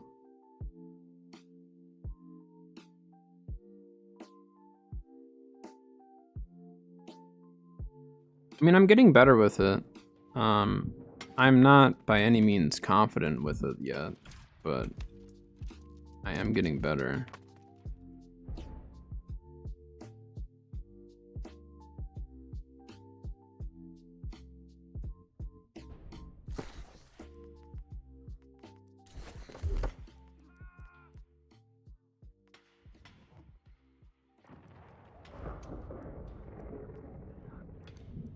Sure, I'll buy that.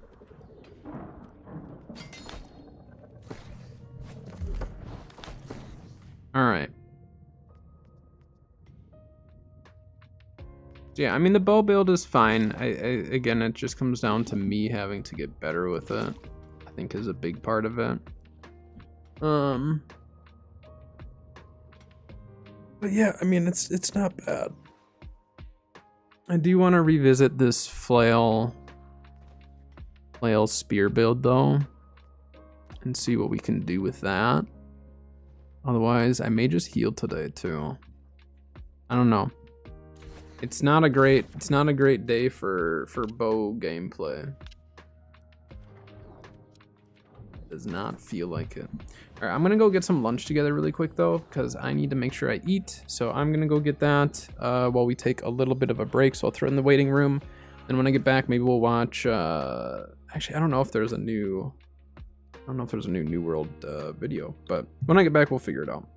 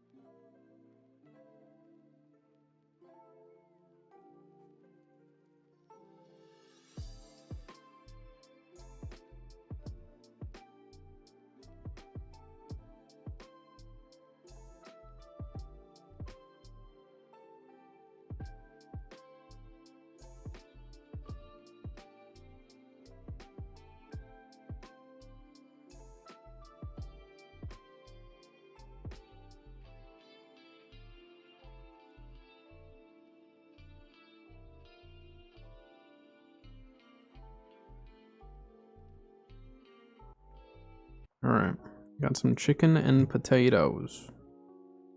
Kind of a simple lunch today, but still delicious. Let's see. I don't think they released a new New World video, did they?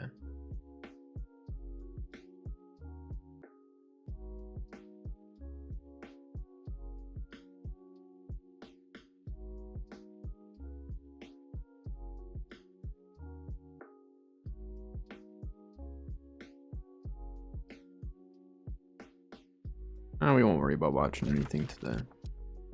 I'm gonna have recruitment up, and then if we see, oh, of course we missed an Imperial run.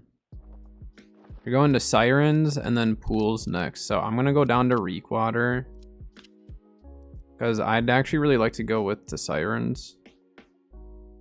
And they're doing Merc. Well, yeah, I'm gonna go with for that whole chest run.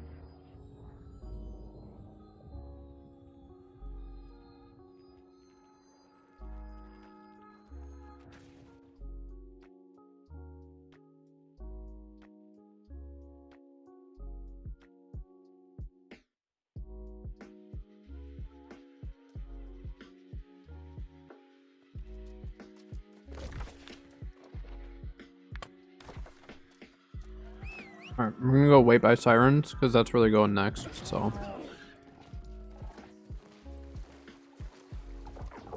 Just gonna leave it in the waiting room for now while I'm just eating. Actually, we can do this. I forgot. I have this set up already. Yeah.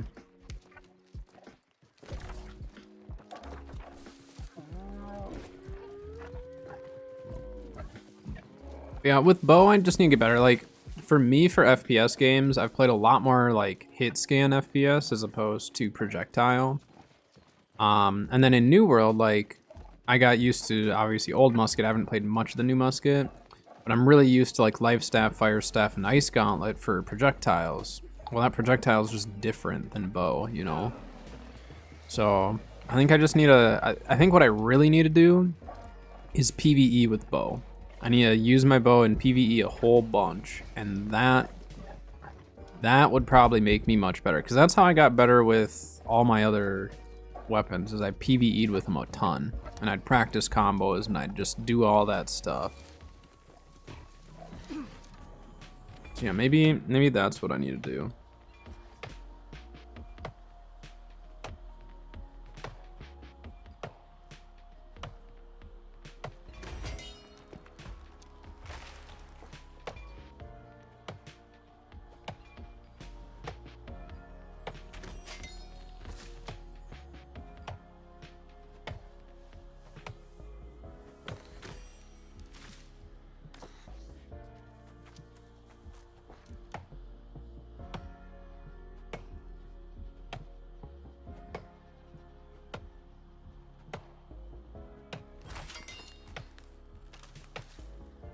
I'd like to get a pre-made group for dungeons at some point.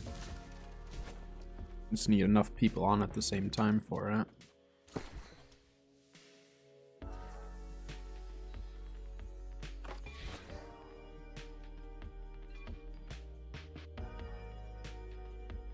Eat some food while we wait for the group to show up.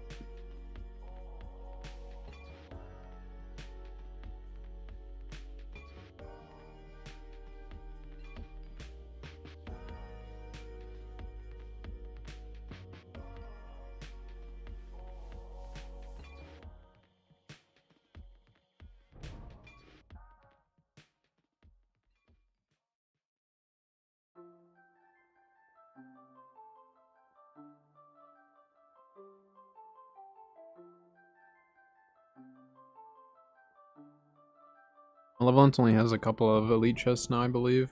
Like the old Malevolence area. Unless they're talking about the event spot.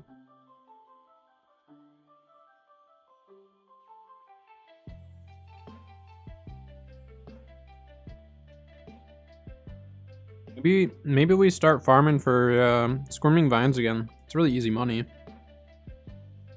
Easy money and easy loot route.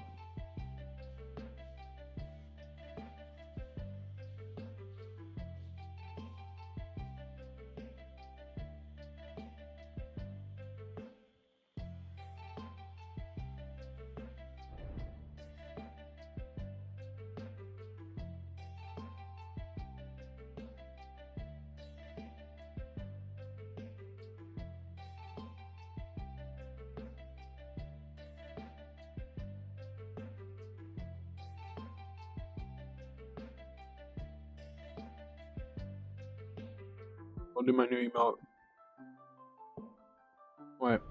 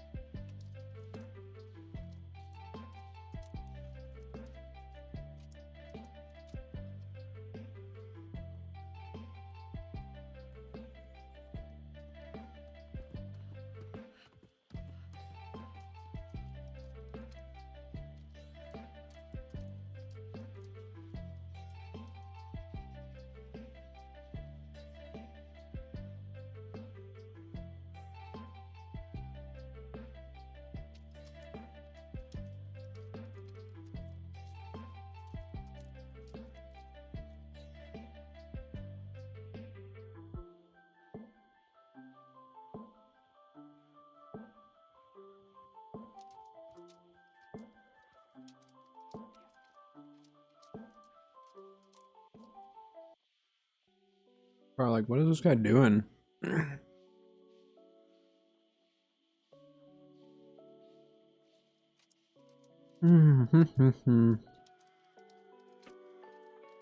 Chicken mashed potatoes is very filling.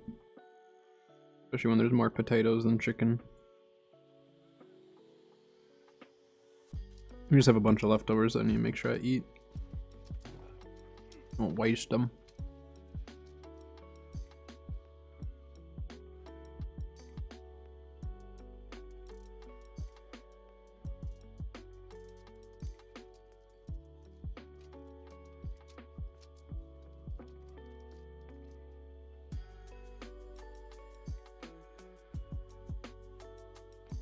Oh, Brimstone is now considered an OG World Tour.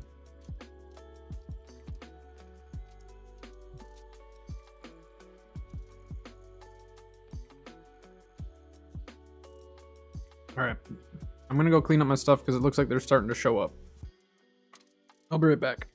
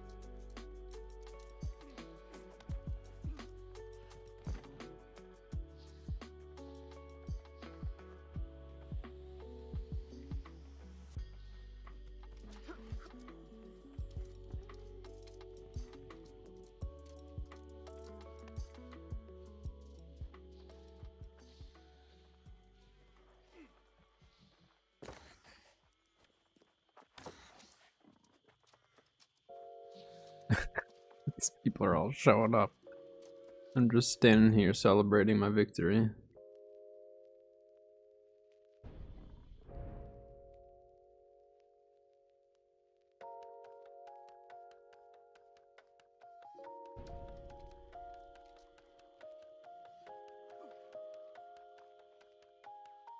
Tomorrow is an ARC day, everyone.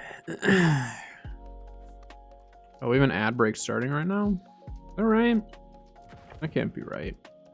Is it? No. There might be an ad starting right now. I actually don't know.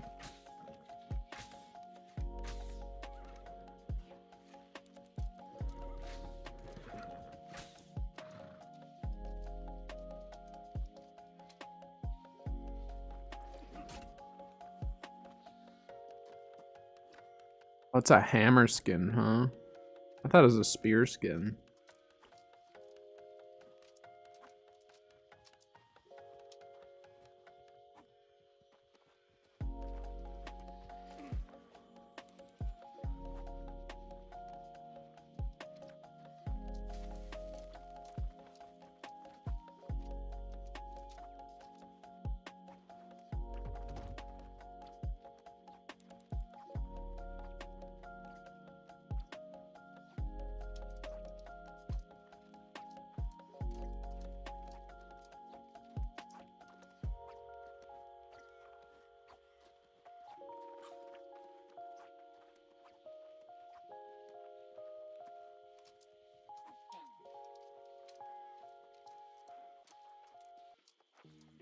Let's do it.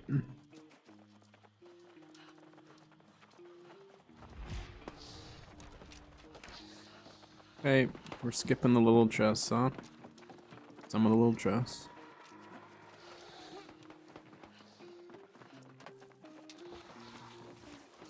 Why? Why would you aggro him, guy?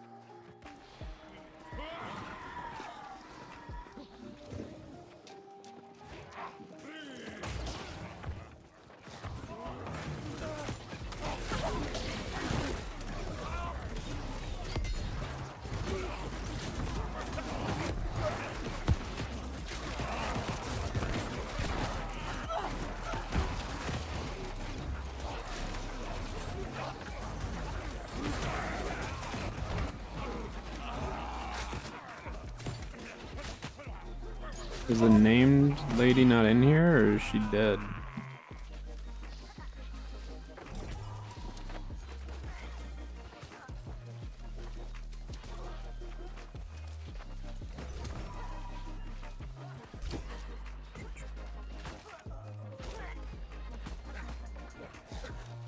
Maybe we'll pull a squirming vine while we're here.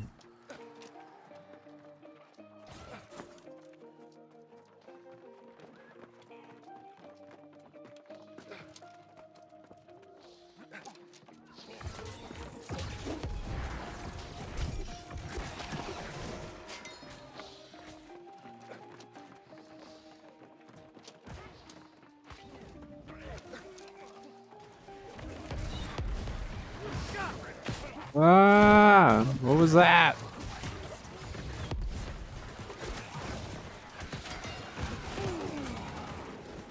This spot's very buggy.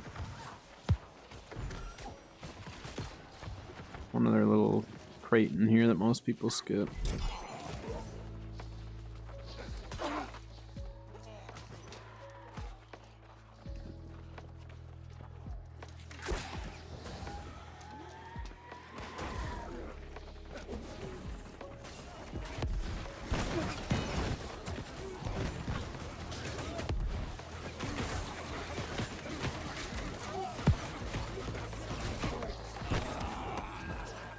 Coral lash. Dang it.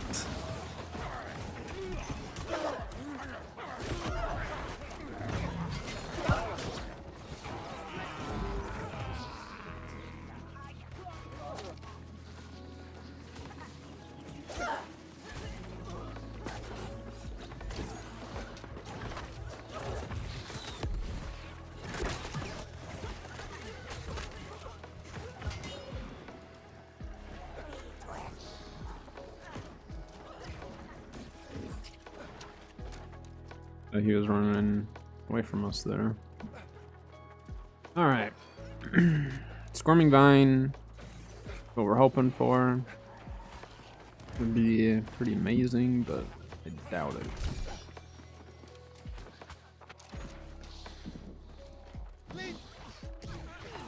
I don't know how I feel about this build. I like it. I may change it up though and do full nature harnessing and just do a completely separate build that would just be revolved around nature, because I want to make it so like my poison shot just does like a ridiculous amount of tick damage. So maybe we do that. I think that's what I'm going to do. It's decided. We're going to fully focus our bow build into our poison shot. I like poison shot. It's like It might be my favorite ability for bow. I don't know why. I just like it. I think it's because like it does poison damage. It's the only poison damage in the game. Deep River Robe.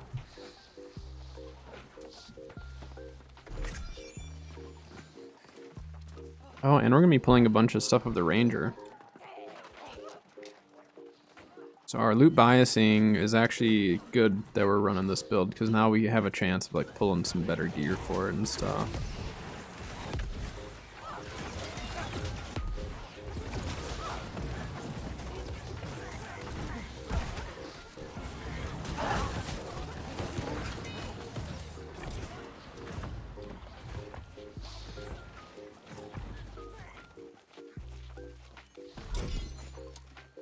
That's what I love getting.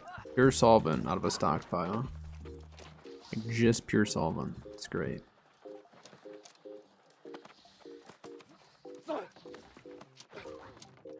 I think for PvE, like bow is really, really easy for PvE. Like super easy. For PvP, that's where I struggle. But PvE, it's just like everything's so predictable in terms of like its mechanics or like movement or however you want to look at it. And so that kind of just makes it so the shots line up easier, you know. I'm gonna skip that one.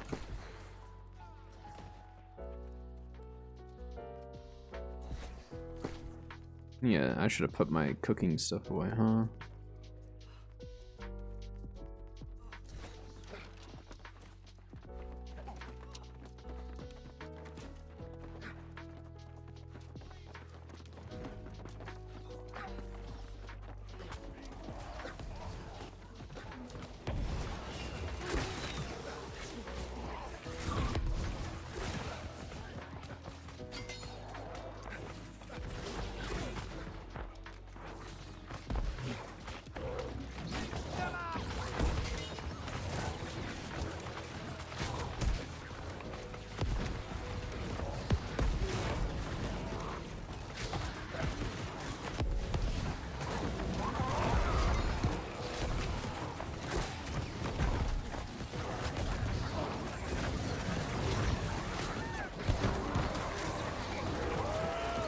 I don't think I've ever made a bow build video. Some people think it's super bad compared to melee when it comes. I mean, like, yeah, melee has just been the meta for dungeons and PvE for so long that they've just like disregarded. Like, there was a time with mutated where people wouldn't let mages and stuff in their groups. And I'm just like, I don't think people realize like yeah, it might be not, you know, quite as much DPS output, but wait, you just pulled sugar from Reekwater.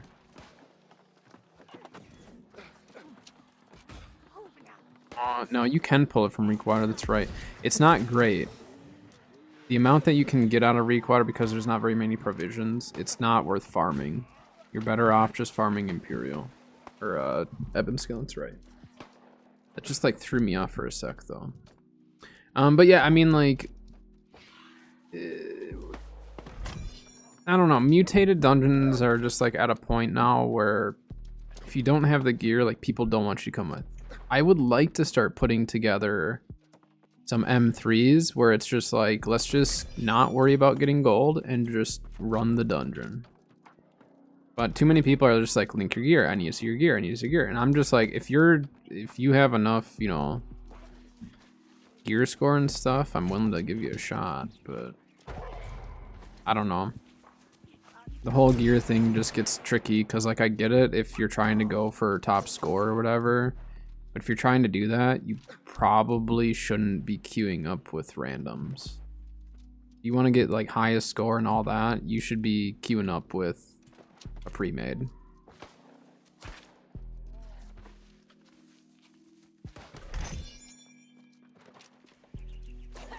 Yeah, everyone did the shortcut and they end up skipping 2 chests by doing that, and I don't get it. I don't know why they do that every single time. Now I'm gonna fall behind even further if I don't just run past these, so... I don't know. It's weird having chest runs where people skip chests. The whole point is to get the loot. I mean, some people just go for the elite chests, but like, Reekwater, every single chest is worth it in Reekwater. Every single one. Provisions, supply crates, all of it. But some people don't realize some territories are not worth grabbing everything. Other territories are. Maybe I should do that for a video, actually. Which territories are actually worth running the loot? And, like, worth it to get every single thing. That one will take me a little bit to compile and get it all together. But maybe I will do that, because, like, I love running loot, you know. Then we could narrow it down for some people to be like, alright, you know, just run here, you can skip some stuff, not worry about missing out. Just run somewhere else, you might want to make sure you get everything. Because really, yeah, I mean, like, Reekwater, every single crate in Reekwater is worth getting. There's not a single thing of loot in Reek that's not worth grabbing. Because the provisions, again, you can get the sugar. With everything else, I mean, squirming vines are always a possibility.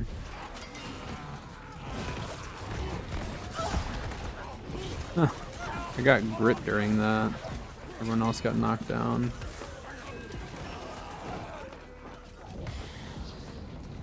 Pools. Pools. No, I've just had a lot of bad experiences with, you know, people in dungeons where it's just, it turned you off of wanting to just like join a random group. So that's where like I used to put groups together and just like make sure everyone knew like, hey, this is a chill run, we're not trying to like go crazy here. Or if someone says they're brand new to the dungeon, then I make sure everyone knows like, hey, we are going slow, do not speed past, this person is new. That's why a lot of times I tank. If I tank, I have a little bit more control over what's going on and can avoid some of the toxicity.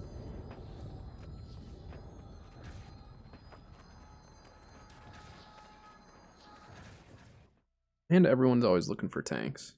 If you play tank, you can pretty much always get into a dungeon. No matter what dungeon it is, you will be able to find a group.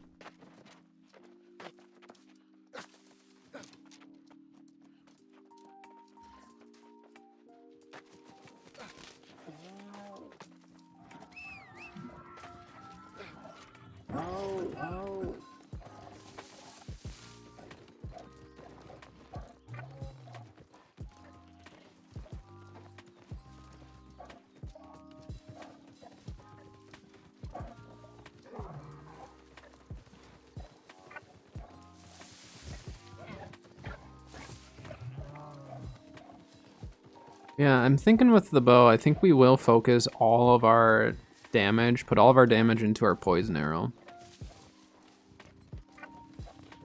So the reason why I think it actually might work for me is because it's the same concept that I did for my ice gauntlet build. So if you actually look at my ice build, whoops. So everything obviously has ice harnessing, but most of what I have is revolved around my ice storm.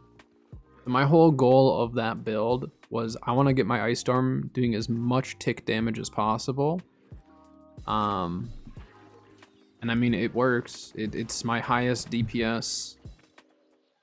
It's my highest DPS build just purely because, you know, there's so much AoE to it. But I literally just focused on, I want my ice storm to tick for as much as I can per tick. And in some instances, it's ticking for upwards of 600 to 700 on people. Maybe not 700, but I've seen 600 on people. That's pretty crazy because an ice storm ticks really fast. So imagine you're losing 500 to 600 per tick from an ice storm. Meanwhile, you're also getting hit by heavies and lights. Like if I hit someone with a heavy in an ice storm, it's crazy.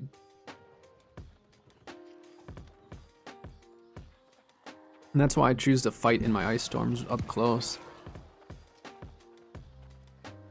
Play around the pylon, so then they, like if you separate your pylon from your ice storm and then you put like an ice shower in between, they have to decide what they're going to do. Because if you fight within, like usually what I'll do is I'll do ice storm, shower, pylon, or pylon, storm, shower, however, whatever combination. I guess pylon's best to lay down first, because then you get the frost area. So let's say you do, or let's say we do shower, pylon, ice storm, roll into our ice storm while they're attacking the ice shower or the pylon, and then that gives us time to essentially just keep shooting them.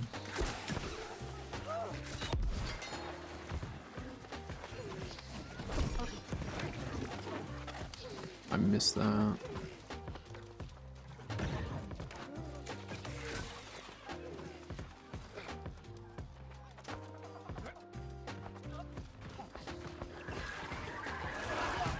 But my main issue with bow and OPR is there's too many of them.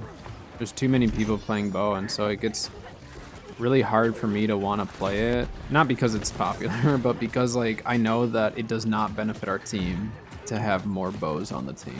You know, there's no benefit really to it. But then I also have to remember like I need to get better at the build. I want to get better at it, so like playing with it in PvE a lot is definitely gonna help. And then eventually I'll just have to like bear through the PvP, you know.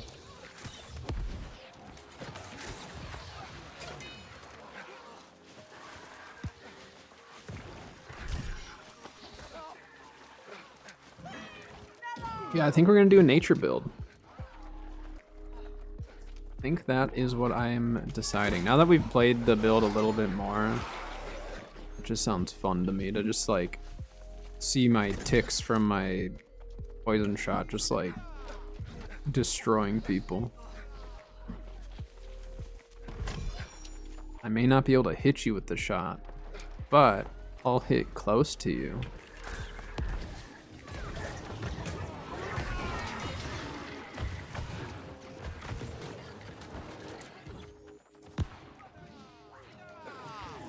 Leaf smell those leaves.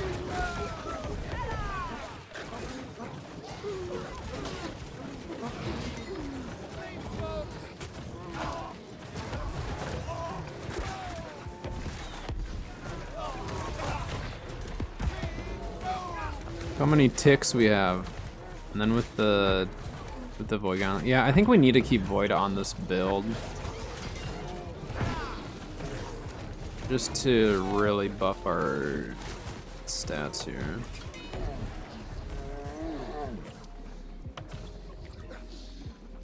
Wait, did it only drop? No, there it is. Poison shots prefer to aim at the floor and leave the poison. Right, right. Like if you hit someone with it or something, great, but you're not necessarily aiming to hit them with it. You're just trying to get close so they get the ticks. But wouldn't that be sweet if I could get poison shot to just like do a ridiculous amount of damage where like literally every time someone gets poisoned by it, like they have to get heals or they'll die. Like I just think that'd be really fun. A very different approach to bow. You know what I mean? Like bow players a lot of times are just so bursty with their builds, which is good. Or they're very movement based, which like obviously is really huge. But like imagine if it's just a full dot poison shot, like I don't even have to be looking at you and you're gonna die type of a deal, you know?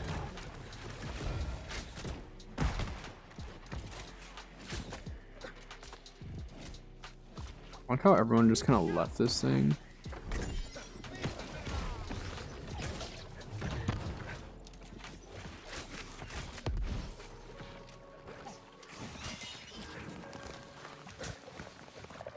See, like, why are people just leaving loot behind? Like, they're all in such a hurry on a chest run that they're skipping chests.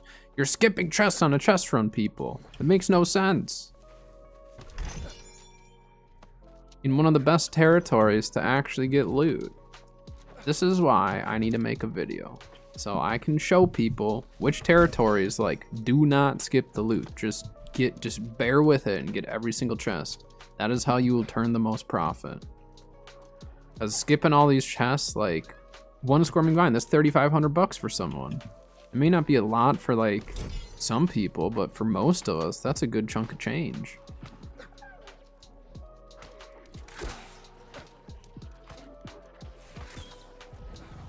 That should give me credit.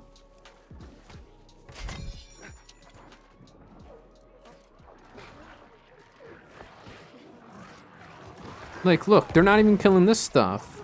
See what I mean? This giant group. I'm gonna go farm this back here because they're not killing stuff and that's bothering me. Just give me the loot.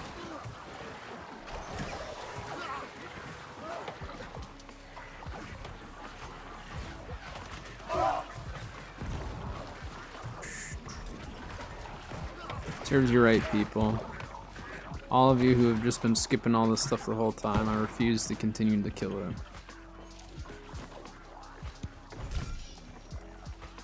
Alright, where's next? Where did they say where they were going to? Merc? Wait, Sayo, you're not on right now, are you? Well, Sayo, I didn't even know you were on. Do you want to join with? Because I'm gonna be hanging out for this chest run through Merc and all that. I didn't even realize you were on. My bad. I would have invited you at the start. Yeah, if you want to join, just let me know. I'll send you a group invite. Just meet at Merc.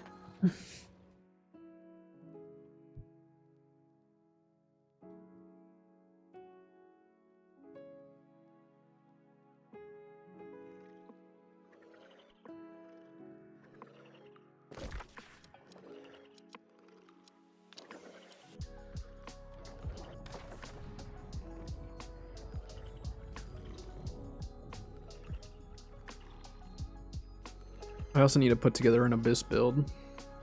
I've yet to even use the Abyss. I got it leveled up and then I just left it there.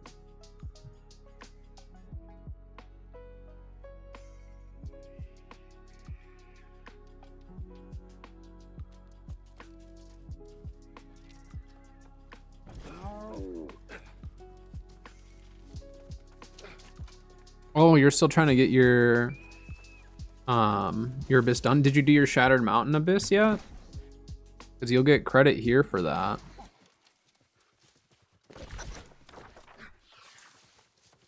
Although I can help you with your Abyss missions too if you want. I know like the Reek Water can be kind of annoying. Because what it's Reek, Shattered, and Brim, I think are the three, right? For Reek Water, you just go do portals and you can actually get a portal to reset. So if you want help with that, I can help you reset portals, and we can get the Reek Water to one done fairly quickly, honestly.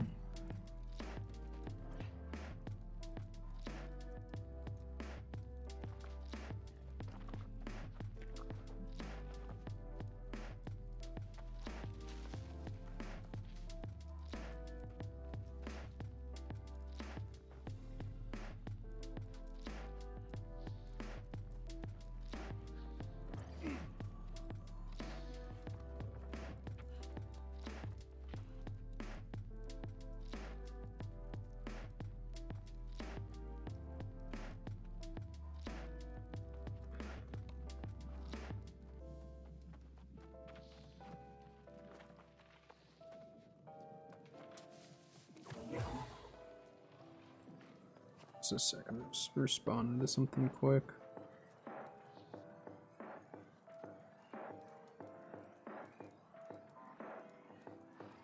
I haven't found any crypt mobs. Yeah. Which ones do you have left? Do you have... Is it just Reek Water that you have left, or do you have Brim and Shattered? Because Shattered we'll get right here. Shattered will have no problem getting that. But if it's Brimstone, I have a spot in Brimstone that you'll be able to get it right away. And then Reek Water, like I said, I can help you reset it.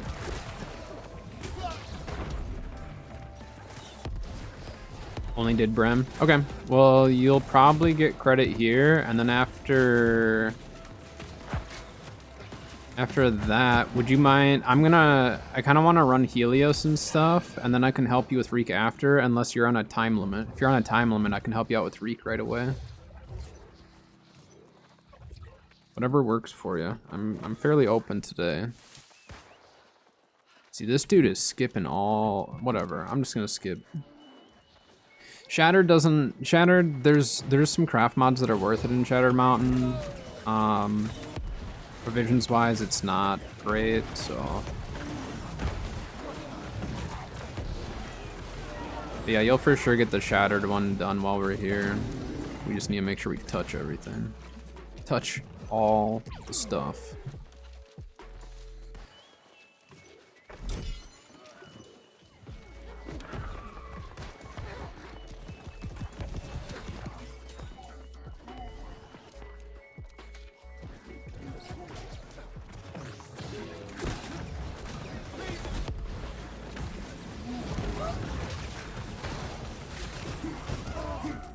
Ooh, I thought I timed that right. I did not.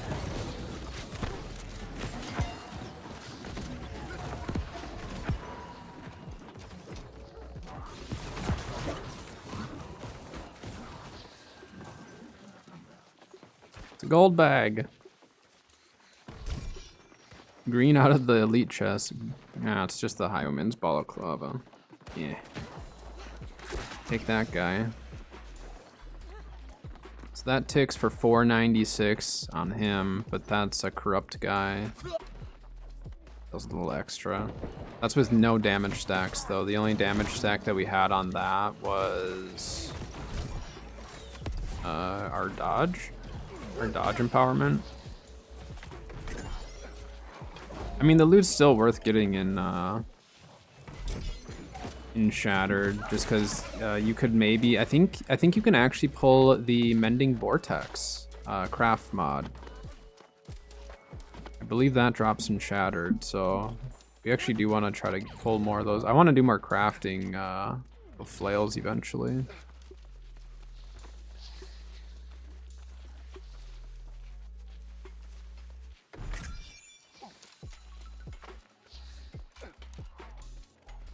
Just gonna keep running with the group though. Okay, whiffed his he whipped his leaping strike. Wait, why is the bear aggroed on me? Why is the bear aggroed on me? What the heck? Watch out. May or may not be a bear coming. I didn't do it. It wasn't me. Okay.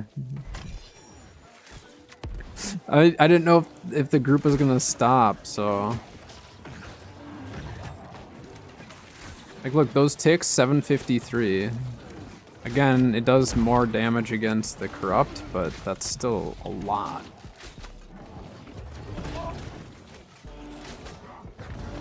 And that's without my arrows equipped. This is just the free arrows.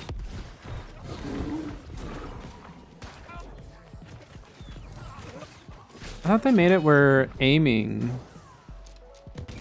Is that not out yet?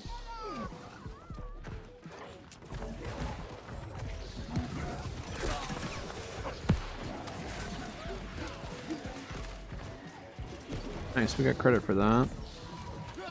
Storm Ripper. I think that's a... is that the luck one? I don't remember now. Or no, maybe it's Wave Splitter. That might be the luck one. Yeah. That's a good great axe though for 625. Well, I guess it has sturdy on it.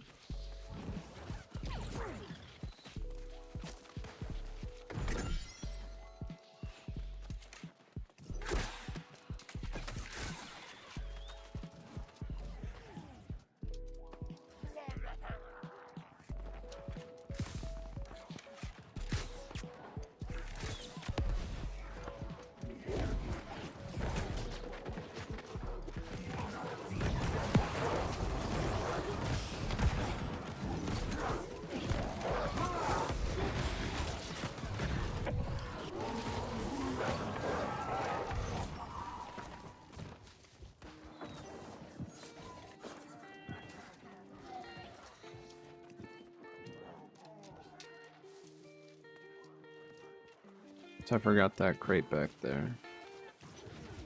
The group's split up right now. I don't know why people go that way first. If you go this way, then you get to kill the priest or whatever. But if you go the other way, then you have to pull the priest up here.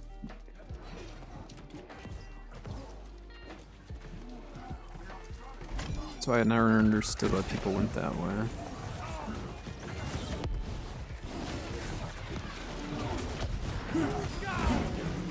Ow!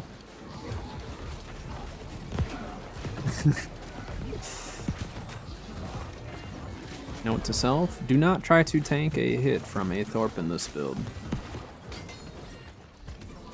Sorry guy, you're flagged, we can't do anything for you. Bag him.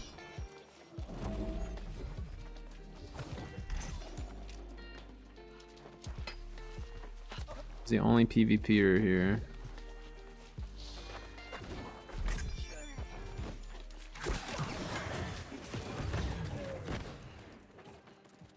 Firelord Azula.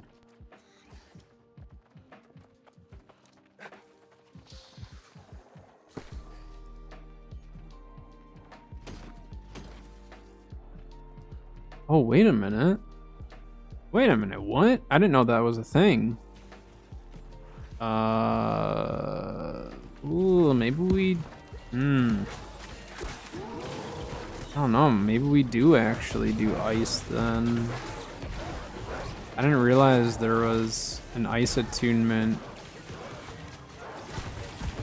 Bow. No, we're gonna stick with our original plan. It's kind of nice getting all these golds because I'm just gonna break them down. That's a really good bow though. I'll hold on to it obviously.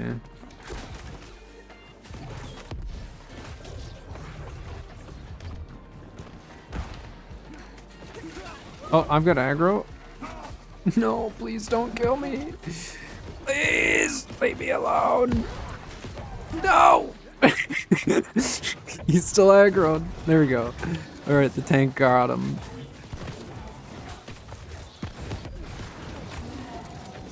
Yeah, stupid Thorpe. I wasn't worried one bit. Easy. Not gonna lie though, that was a pretty good dodge. Dang it.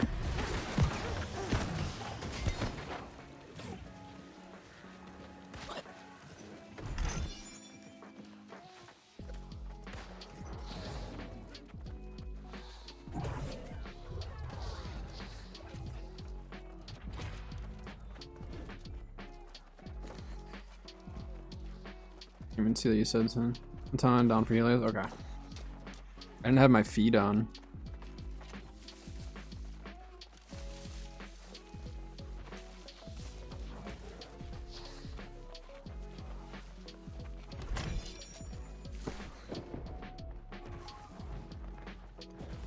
Ooh, that was a pretty decent Soul Shroud one, huh? Ow. People still here farming this guy? That's crazy.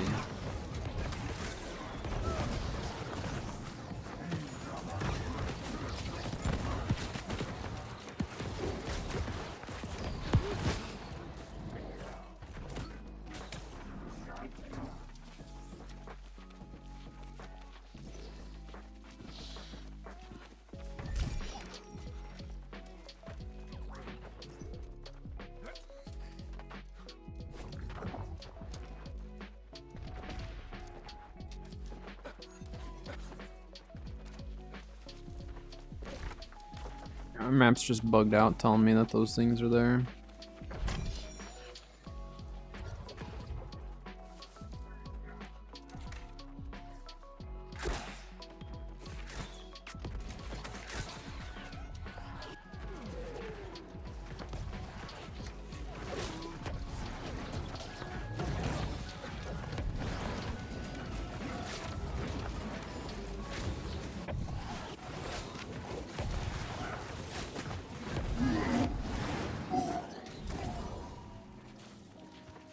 Corrupted leather hat of the something.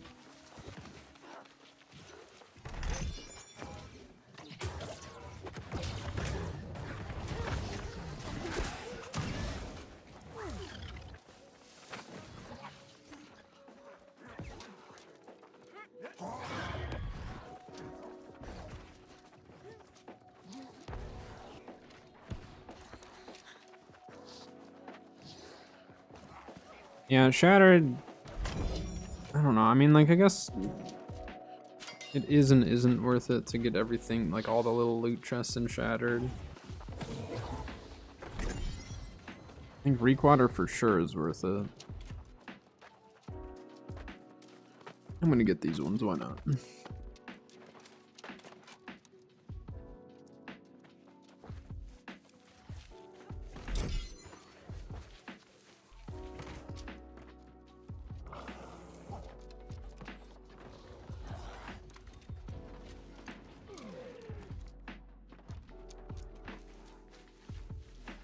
Alright. So then they're doing Helio first, or are they doing Wall? Wall. Okay, so Wall, then Helio. Got it. Got it. I'll break stuff down while I'm running there.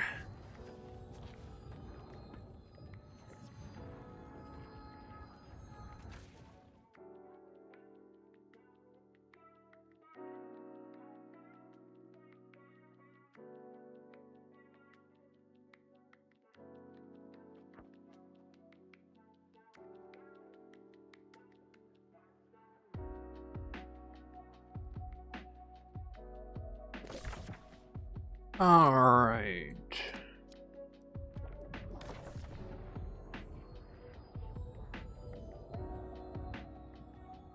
Yeah, I wouldn't mind doing Wall, Helio, and then we can go help Sayo get that Abyss finished. I would assume that was all the Shattered stuff, right? We killed a lot of stuff in Shattered, so I assume that that was enough stuff. Oh no, Sayo, where are you? Oh, you're just at the end there. Yeah, there's a few chests at the end of Merc Run that I kind of forgot that in some of the houses there's a few. The Shadow were nice. Yeah, the Abyss and the Grey Wizard hat had the same stuff, so it made it really easy for me to get that done.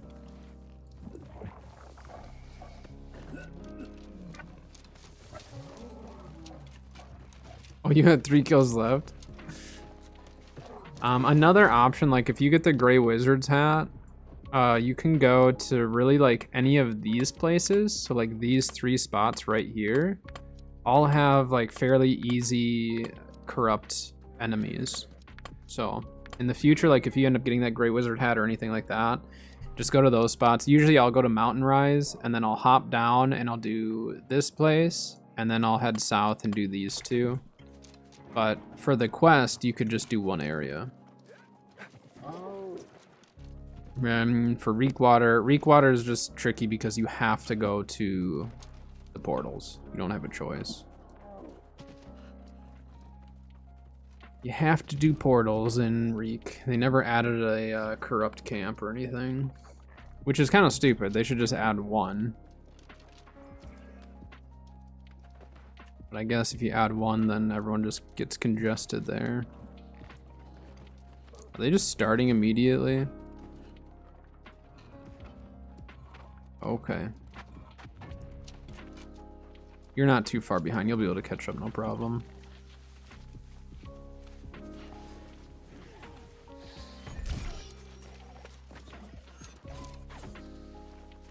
Yeah, you're not far behind at all.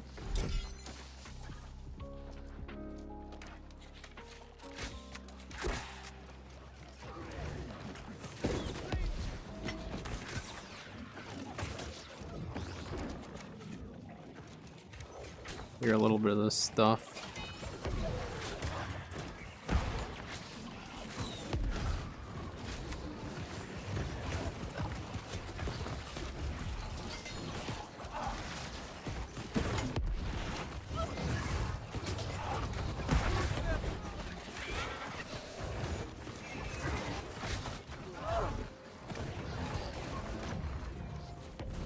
Love how everyone's just getting the loot and not realizing that the stupid name guy is right here, so I'm gonna stand on top and let everyone get hit.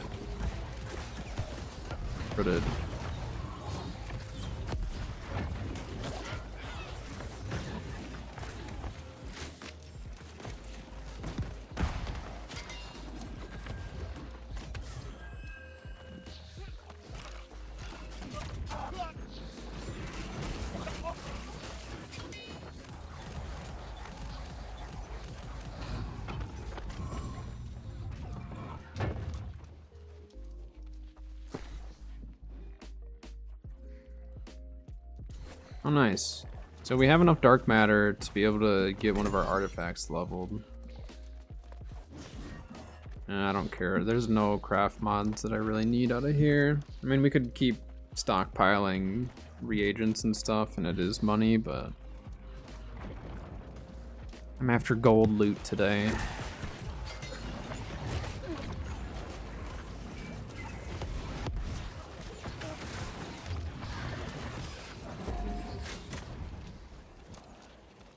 Hey. Yup. That's what you get. Everyone stop hitting the ads, so I stood in the chest.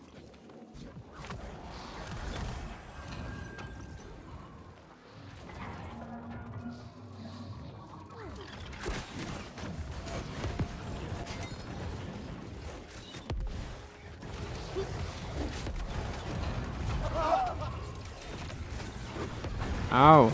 Ow, that hurts.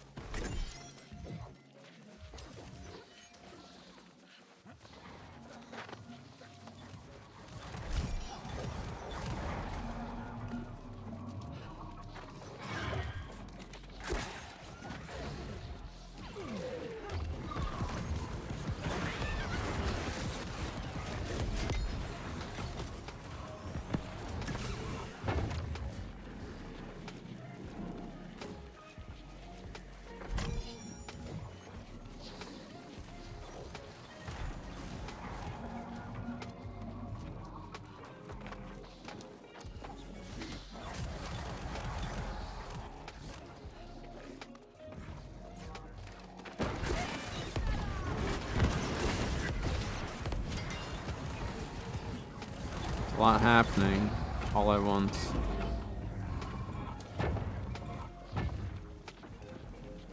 Well, 50%. We're over 50% done, I would say. The top doesn't take nearly as long as the bottom here. Ooh, we got a scarab. I haven't gotten my transmog token yet this week. I don't think. Did I? Didn't give it to me just now, didn't know.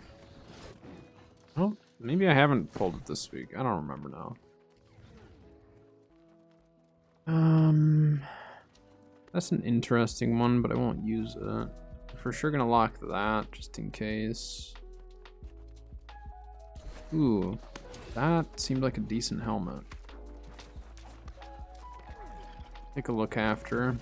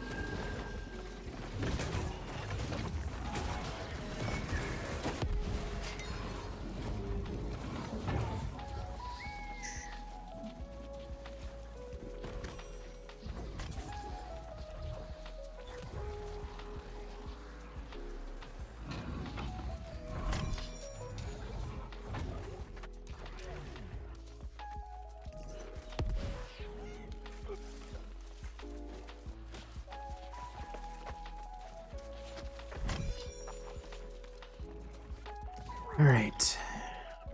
Nothing crazy on this run so far in terms of loot. I mean, we haven't looked too closely at all of it, but... Oh, what was that? Ice harnessing, refreshing, power, whirling blade. It's kind of a weird one. But buy on equip. Pick up. That's buy on equip. That's actually worth selling. High enough gear score. 695. I'm too afraid I'm gonna just jump off the edge if I call my mountain here.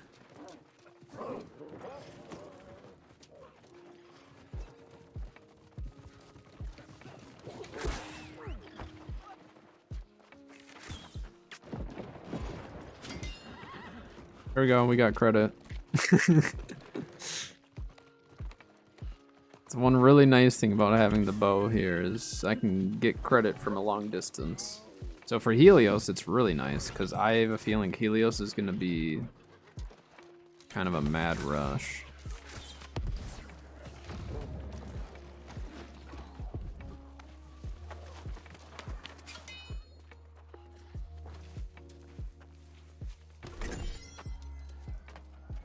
What?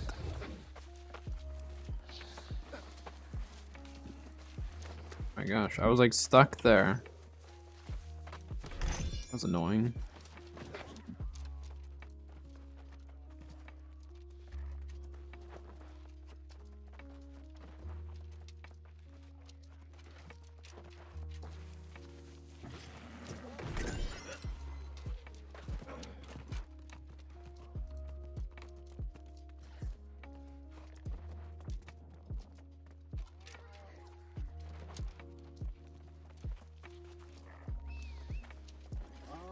Of course, I stammed myself out so I couldn't jump over the tiniest ledge.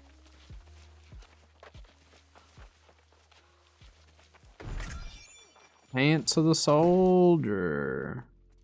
Lower gear score pants of the soldier.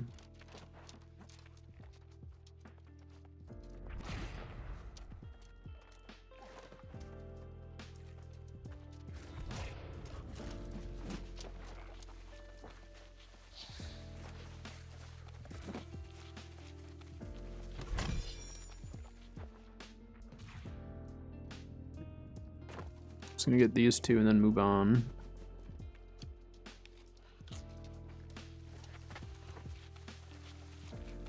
Helios.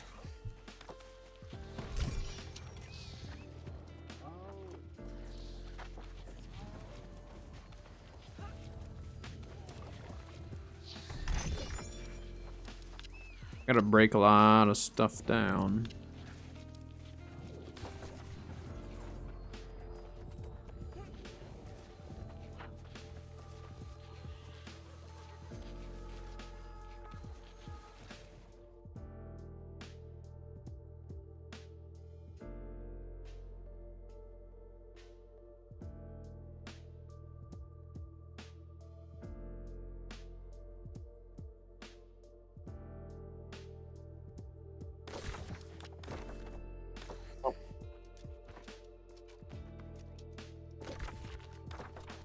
Helio.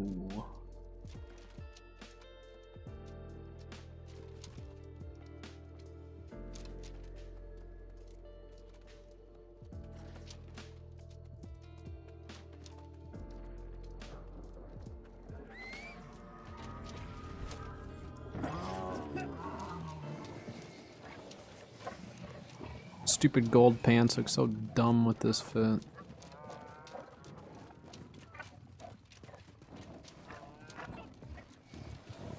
How long has it been nighttime? Is Capri gonna be up soon? Wouldn't mind getting that loot. Actually, Capri might be up after we're done with Helios.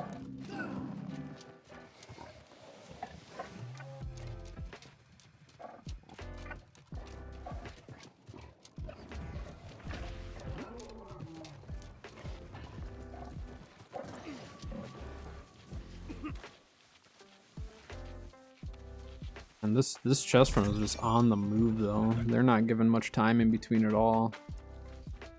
You're not first, you're last with this group, alright?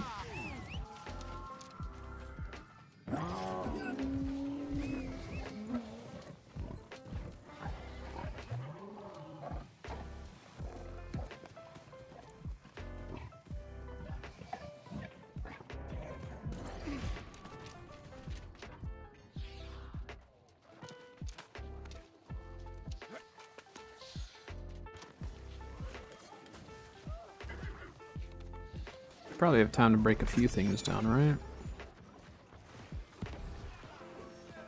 Probably lock what we want to keep, and then I can just go crazy breaking the rest down.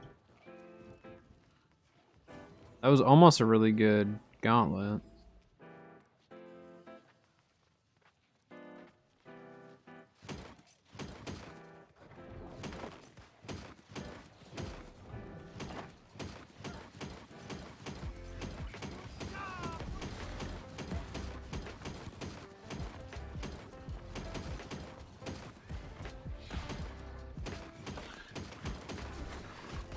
Hey.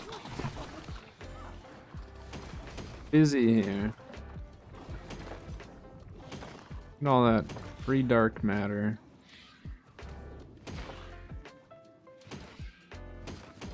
Alright, I need to pull a 700 item. Like a 700 gold, good piece of armor. That's what I want. That's our goal out of Helios. Well, actually, I also need the smelter's boots or whatever. So we need smelter's boots, gold 700 items.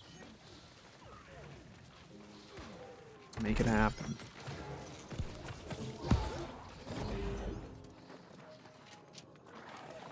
Please, New World, give us the loot.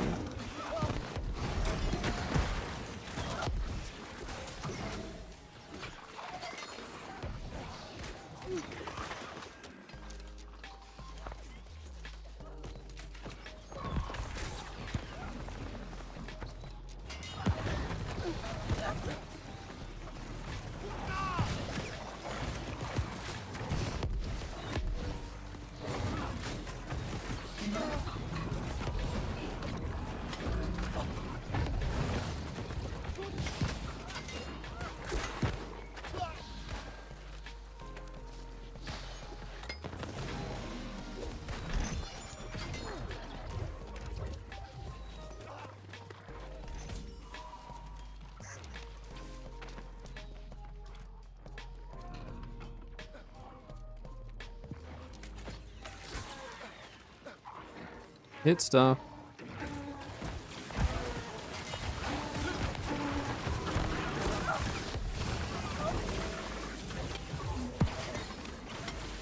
Syncretic Sabatons.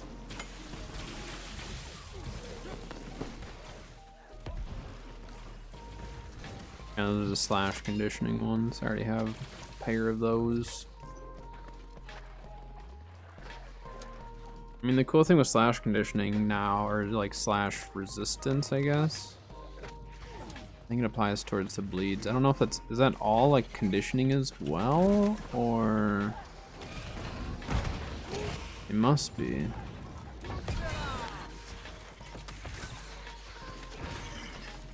Good job, tank guy, you're doing great. Ants? Are they 700? No.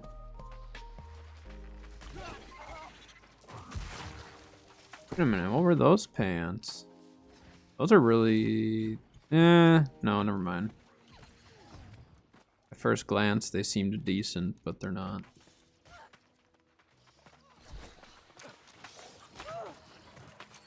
There's no slime here. We have an ad break in about 3 minutes, just a heads up.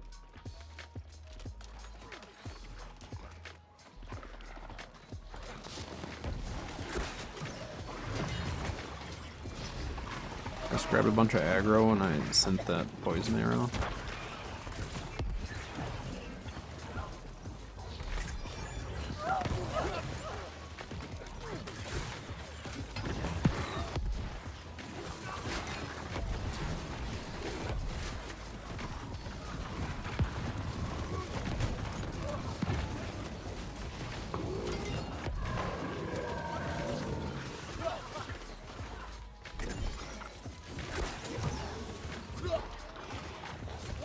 A whole bunch of junk.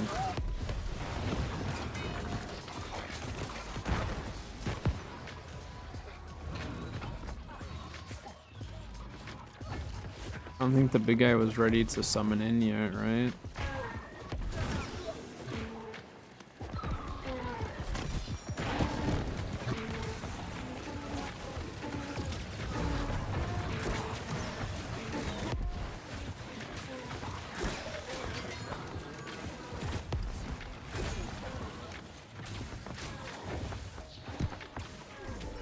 Should get credit for that down there. I'm just gonna grab the bag before I jump.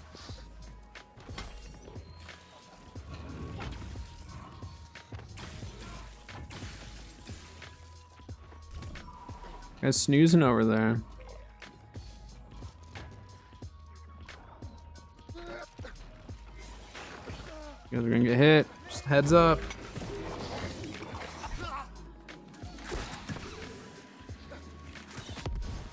I love how they all got hit off the chest. No one else attacked it. I attacked it. No one else was attacking it. So that's why I stopped attacking it and just waited. This guy's actually shooting for once. Usually he just chills and watches everyone get their loot.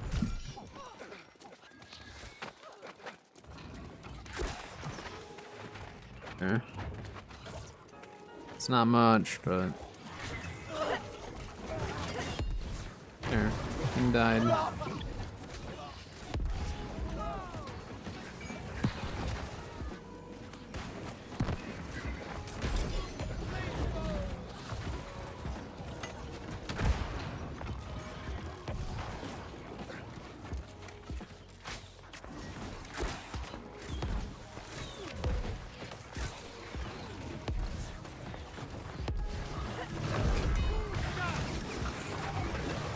Hey, that hurt. It hurt real bad, actually.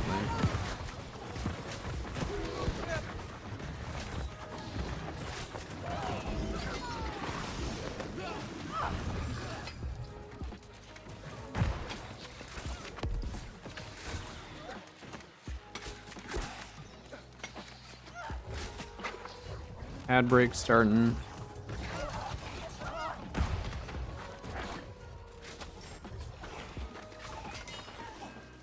I don't know, maybe we do put Void Blade on this build and just see how it is. It kind of sounds stupid, but at the same time kind of sounds like it could work. My only concern is like, will I just take way too much damage? Which if that's the case, then do we do... No, that'd be stupid. I was gonna say maybe we do Void damage, but I don't really want to run Void Gauntlet. It's a secondary. Yeah, I don't know. I mean, we could do Essence Rupture.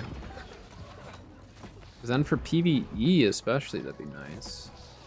Oh, what is the lifesteal on Essence Rupture? I don't remember now. I'll have to look it up. I forget the exact percentage. But then for PvE, having Essence Rupture for solo would be good. Oh, they are doing Castrum? Sure. Actually, Castrum, I have some of the best luck. But I want to go do Kepri since we're over here. It's free loot. Very free loot.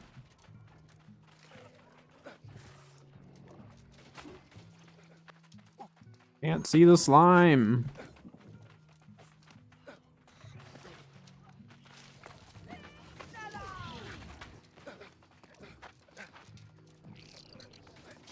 No.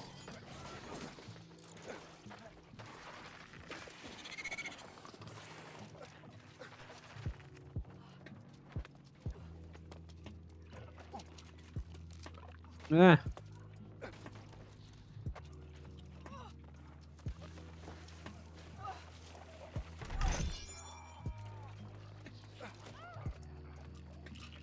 This person's name is supposed to be like poutine, like the food.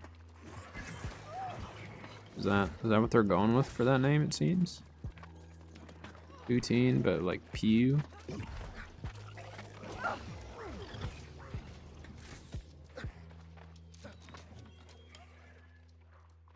Alright, Kepri. Wait, how am I... Oh my gosh. I didn't see there were still more scarabs there. Is Kepri dead?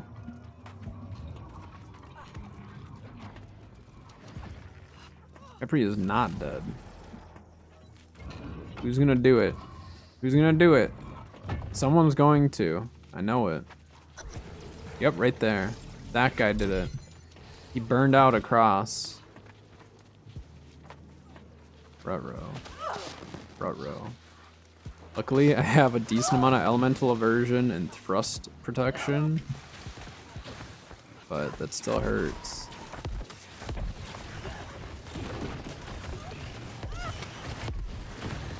Khepri is really easy to beat because you can CC in. It's literally just the bows. The bows are what actually kills you the most. Khepri is not difficult. And once we had Khepri bug out, and it was outside. We pulled Khepri out of the doors. I've only seen that happen once, and it was crazy. There was like 4 of us, and so we had a really easy time beating him because he was outside. So we didn't get shot by the archers at all. I don't know how it happened either. Like I couldn't figure out how it actually did it. I think it just bugged out.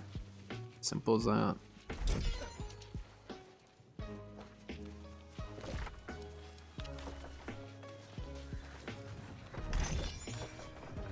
Be boots of the soldier, huh?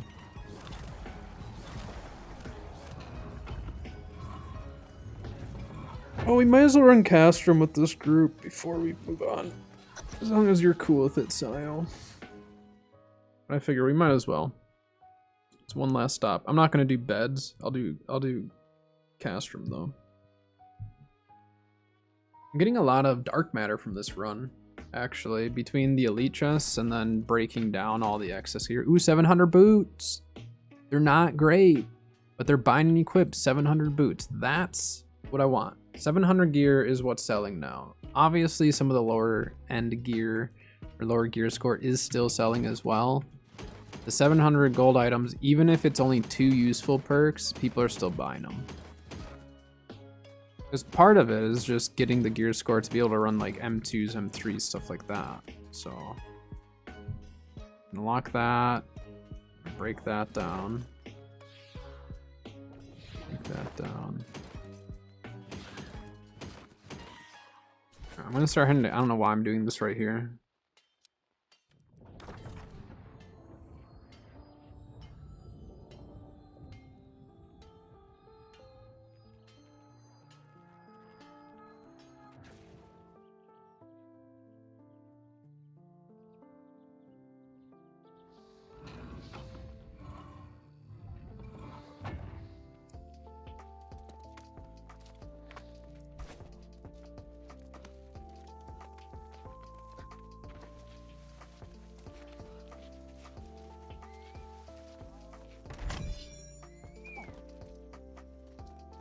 Heavy helm of the ranger.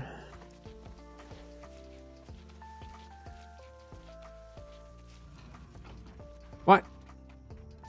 Moved too early. My bad. I'm just gonna go to Castrum now. I don't know how long this group is gonna take. Like they're moving through these spots really fast.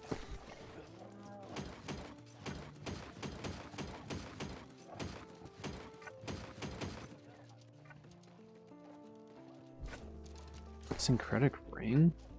Enormous bloodline. Oh man, that's such a good ring. Get hardy on that. Get hardy on that, and that actually, it's kind of crazy. That's such a mess of people trying to jump up.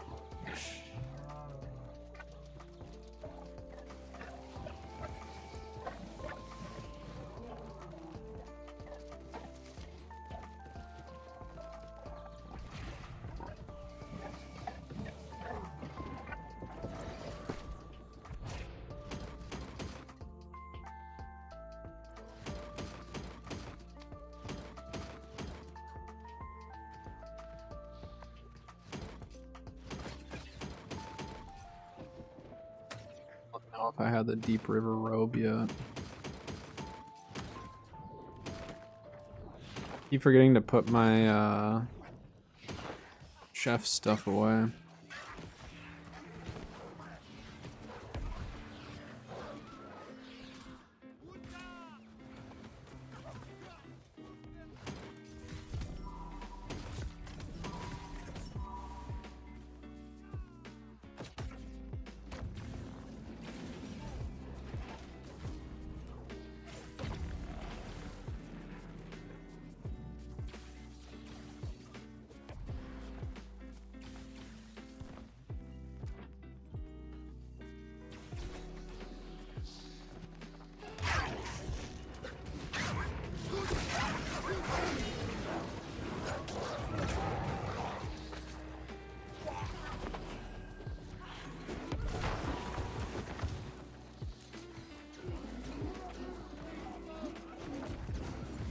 I don't know what to do for my Abyss build. I haven't decided yet.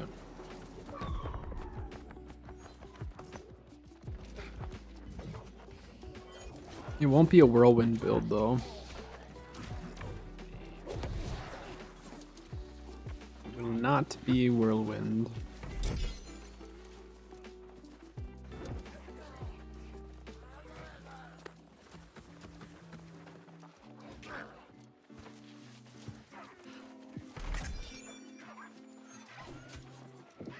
I'm just gonna go for the bigger chest.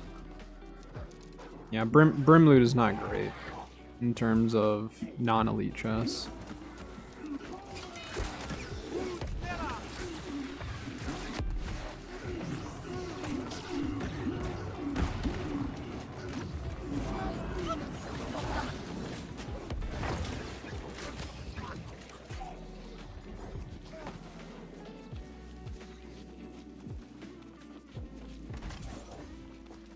A Warhammer, huh? What kind of loot biasing is that?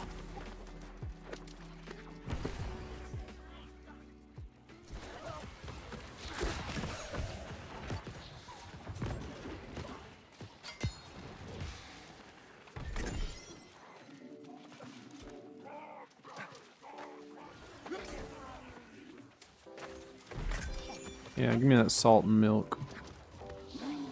Salty milk, I guess. I don't know. It's like weird when you get like milk, salt, night crawlers. It's like, what kind of provisions are these guys keeping?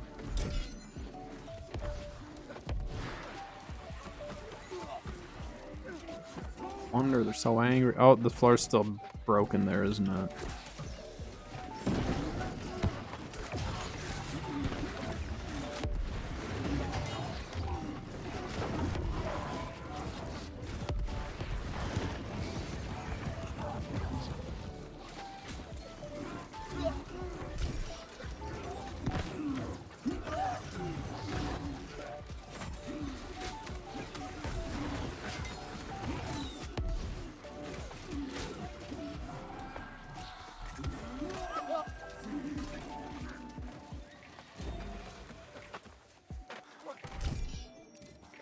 Yeah, give me those 3 apples. Ow.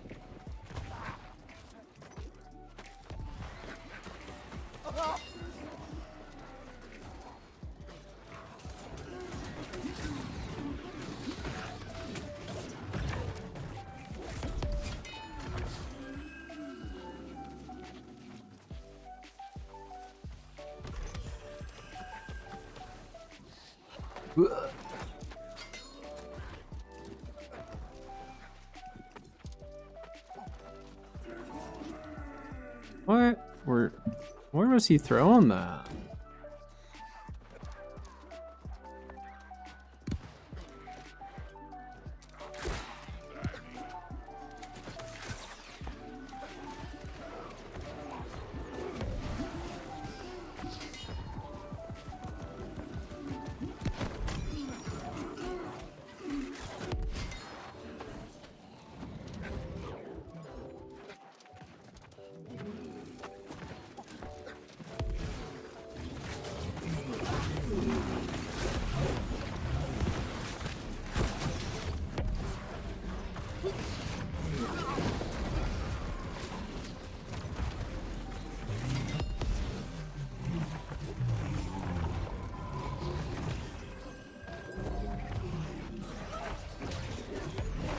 Done it.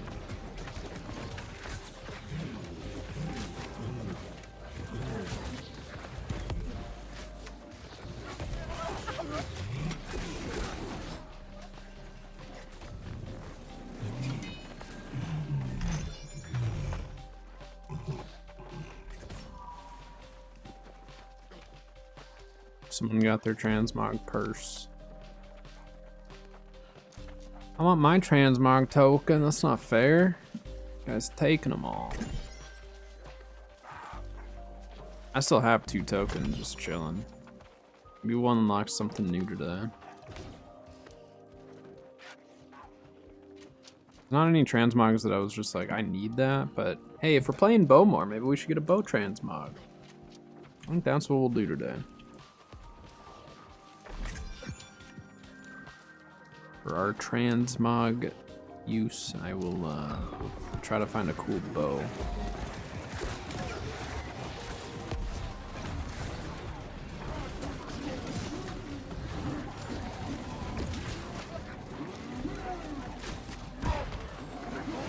Dang it. He fell down right before I hit him with that. What's going on? I'm stuck on something.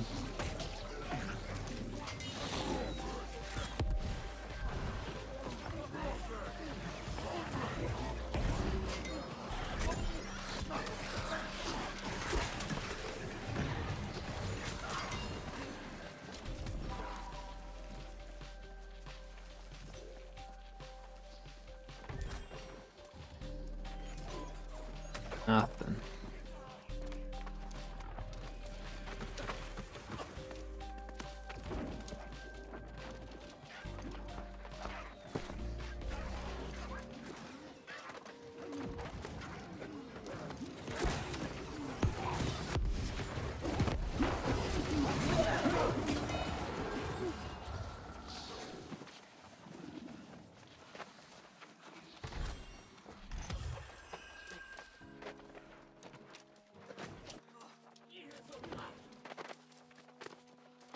Hello, game? You gonna let my guy jump over the fence? Okay, so on this part, you don't have to jump. Just run off the edge. Just aim and just walk off the edge and you will make it every time. It's scary, it doesn't seem like you would, but it's the only way I now make that each time.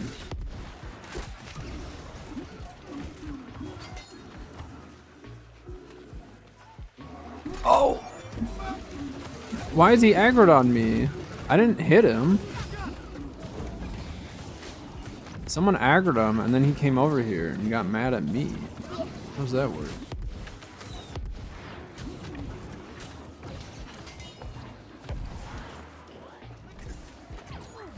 Not getting good drops from the enemies. I'm getting decent stuff from the chests, but...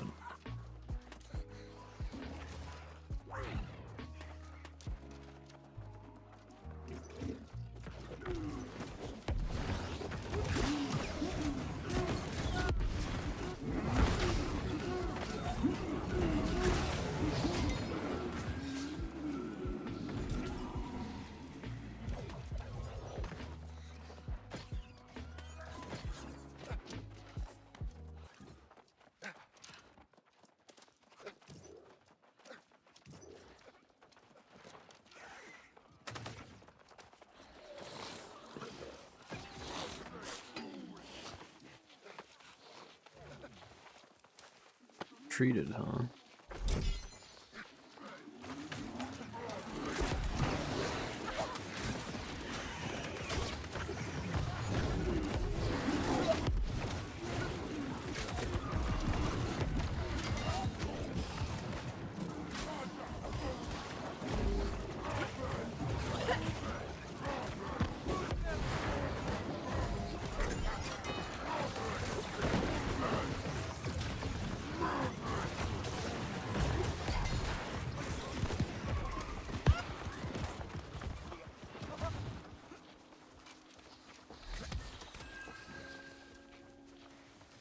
All right. Yeah, we're not getting the best loot today, but that's okay.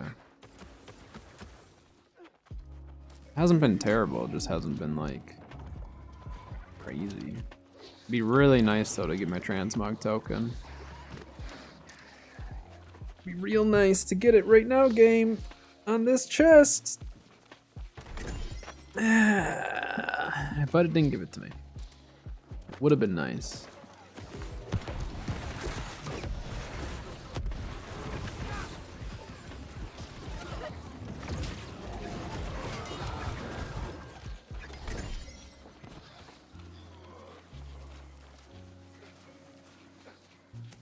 All right. Good work. All All right, let me break some stuff down and you go drop a couple things off, and then we can run to Reekwater and help you finish your abyss.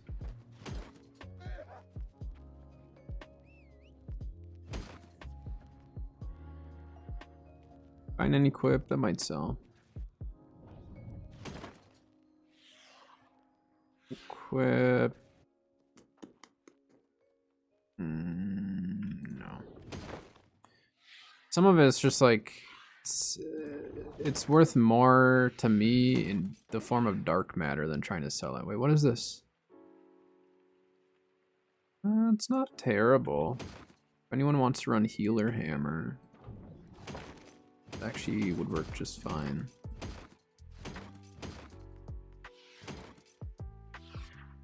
Another syncretic bow. I guess I'll hold on to it. Alright, I'm gonna recall, dump some stuff, and then is my map work? I need to see if my map's working for portals. But essentially what we're gonna do is go to South Reekwater, go to that southern kind of southwest shrine, and then south of there, there's a bunch of portals that can pop up. There are some in the north as well. I usually go south, but there are some in the north. Let's see, is my map working?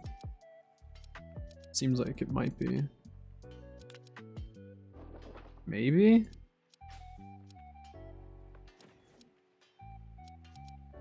No, maybe it's not working. So Sayo, here, I'm just gonna relog really quick. I'm gonna relog really quick, or I'm gonna put this stuff away first and then relog. Just because my map is bugged out right now. So I can't actually see.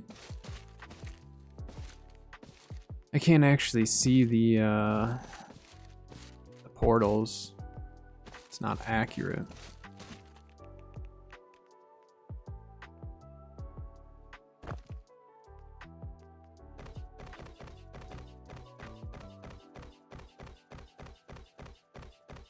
It's a gems.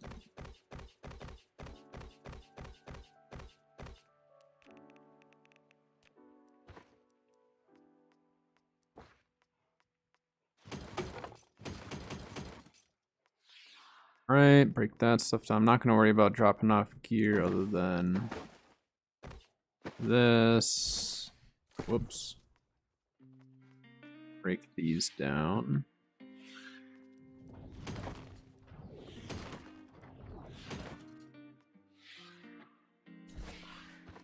And since I was trying to unlock that, it kicks me out of my house.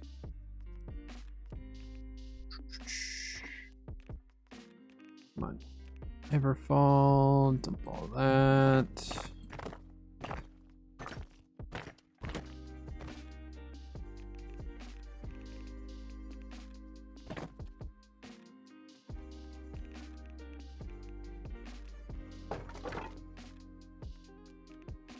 It's done.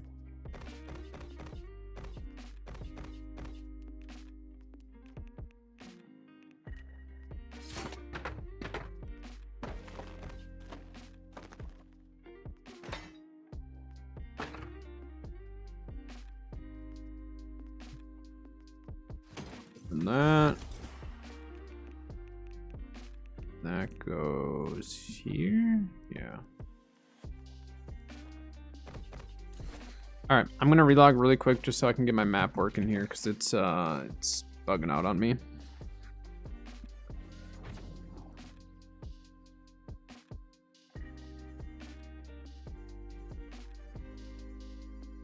I guess I could have just gone back to menu. I closed the whole thing though, just to be safe. I'll be right back in though, Sayo. But yeah, we can get the portals to reset. So if we can hopefully get some decent portal spawns, even if there's just one, we can run it. There's only like a couple times we couldn't get it to reset, but if we get the right portals up, we can get your thing done right away. I might switch to life staff though. It's way easier to do it with a healer. And I haven't tested out the changes to splash yet, but we'll see. I'll try it with my DPS build first, and then if it's just like we're just getting spanked, then I'll switch to healer. Because actually, if we can keep a little distance on stuff, we might be fine.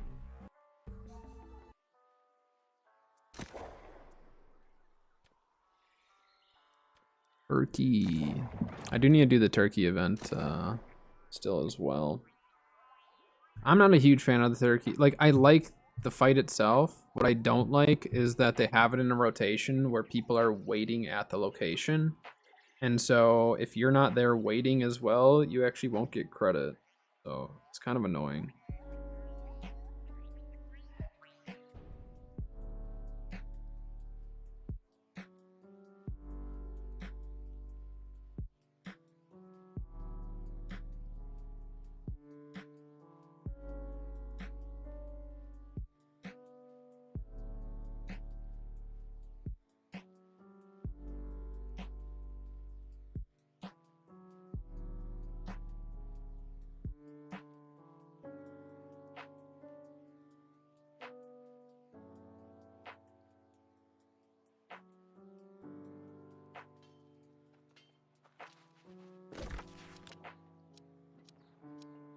There.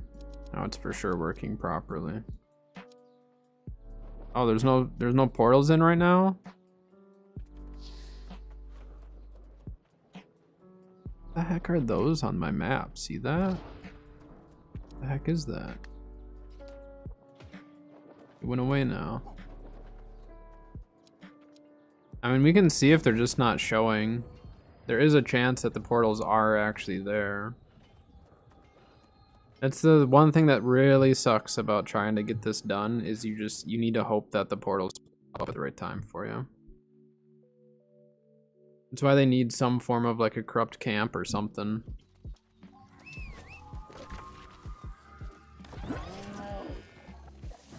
Help myself, it's right here.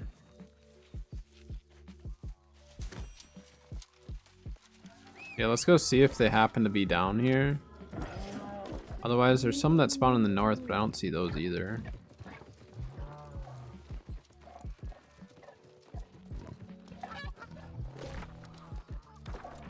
I don't know, there could be some, but...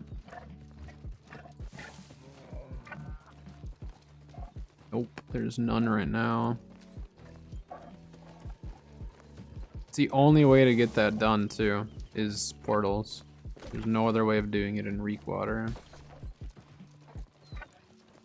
Well, unless...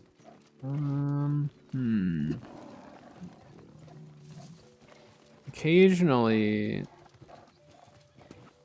can get a few ads that'll spawn around the Ori, but not enough to actually complete the thing. Like, you need portals to complete it. So, the options are... You can either just wait around the area and get them done whenever it pops up, or you just do other stuff, and then when you notice them, then you go and do it.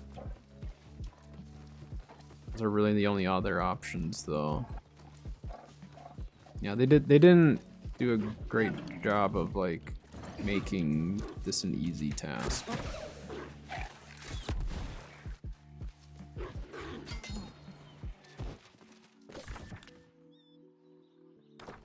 While we're chilling here, I'm gonna look on the database really quick. I just want to see if there's any nature attunement things. Other stuff. Yeah, sounds good. But essentially, like, if you end up doing it and I'm not online or anything, what you'll want to do is, like, the actual portal ones, you know, where it's waves, those work the best, or can work the best. So, like, you want to kill stuff, and then once you don't want to complete the portal, right? So you kill everything, don't complete the portal, leave, completely auto render, and then go back. And sometimes, it's not every time, but sometimes that will reset the portal. It doesn't need to be the actual portal. I just like the portals because there's waves, so you just get more ads. But if it's resetting for you, you can do it with most of the different types of portals. That's all you have to do. You just have to, like, kill stuff, don't complete the portal, run way away, come back, and it might reset. It's not overly consistent from when I did mine. So I can't promise that it'll work every time, but there were definitely times where it was working. But yeah, that's how I completed it for myself. Let's see. There's no bows that have the arboreal attunement. I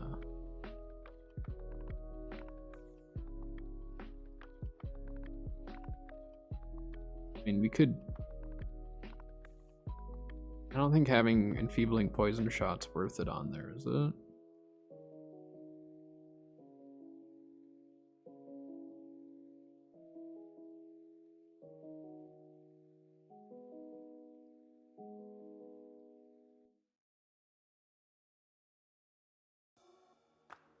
What is that? Angry Earth's warning. Oh. Oh, dog's ramp. Yeah, sounds good. If I'm still on and you need help later, just let me know. I'll be around. I'm gonna go work on this bow build, try to get a nature build together. And you go to Brimstone for that. I get the like cheapest fees and taxes in Brimstone, so I usually buy stuff there.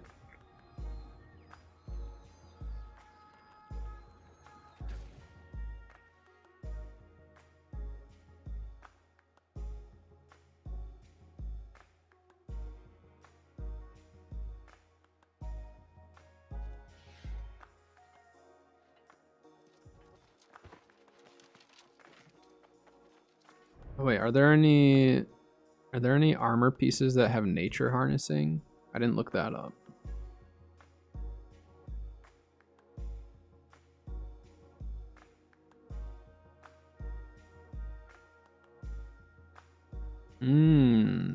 There are some pieces that have nature harnessing. It's the life ring stuff. Oh, and they gave it to the Blighted Growth, but Blighted Growth has Shirking Fort on it now, which I don't really want. But oh, that's focus. Yeah, why did they put the nature harnessing on heavy armor stuff? I don't get that. I mean, we could try running Shirking Fort.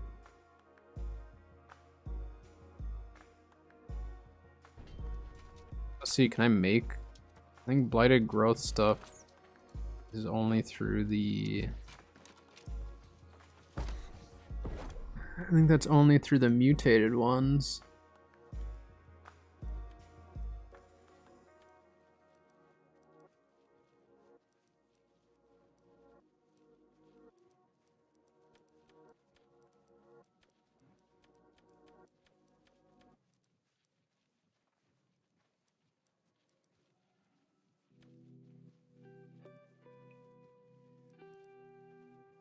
Yeah, I think we're just gonna either have to craft or buy our gear for this build. Unfortunate, but...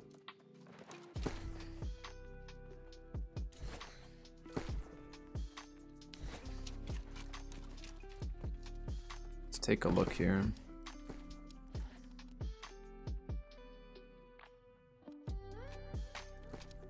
Let's just see what's out there. The nice thing with 690 gear is it's usually pretty cheap.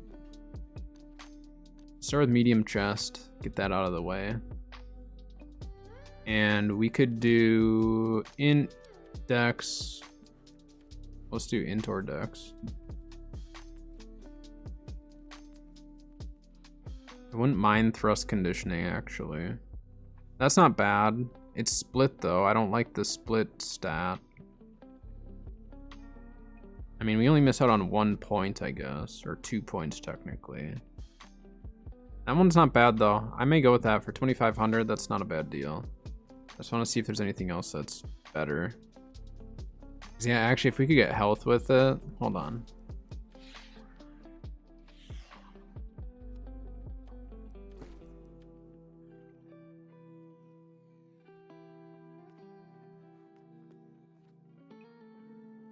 10k for that. If that were 700, that'd be gone already. This one's actually really good. Nature, vigor, health. And it's 1 stat, so we're only missing 1 point. I think I'm gonna buy that for 5k. That's hard to beat.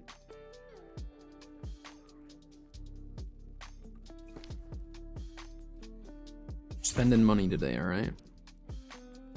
Money must be spent. Alright, we'll start with gloves.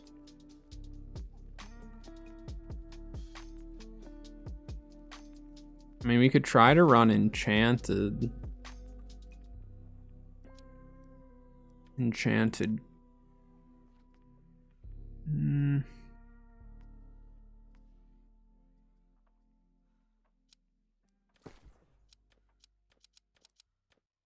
Volcan ones? Of course not.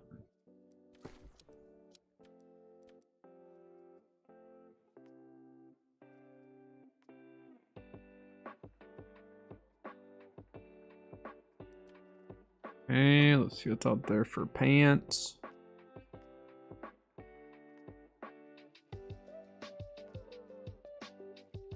Ooh, those are actually really good. They're 8k though.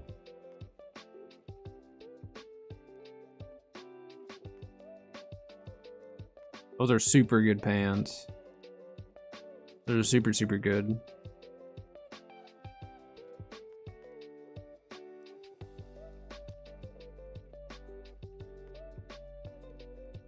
Nullifying Oblivion, Nature Harnessing, Health. Those are really solid.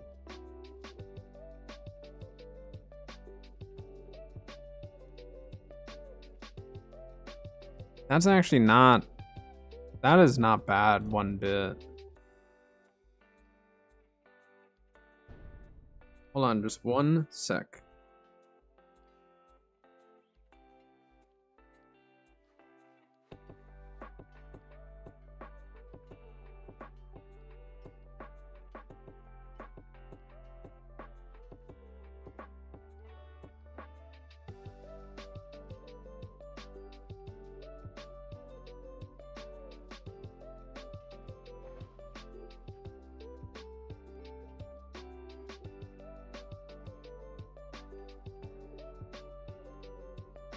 All right, let's see here.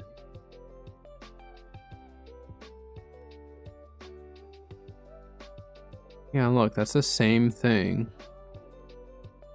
as these. Actually, and we're running bow. Wait. Why did I not just buy these immediately? Because we're running our Void Gauntlet with it. Duh. Oh my gosh. That was such a good deal. And then we have the Enfeebling Poison Shot hat right now. But I wouldn't mind replacing it if we did find something better. Like, this would be amazing. I'm not going to spend that much money. So we've got 2 stacks of health. So at least we have a little bit more HP with it. And then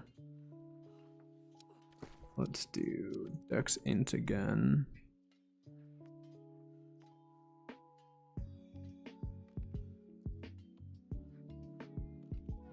And we need, let me start seeing what all we need now.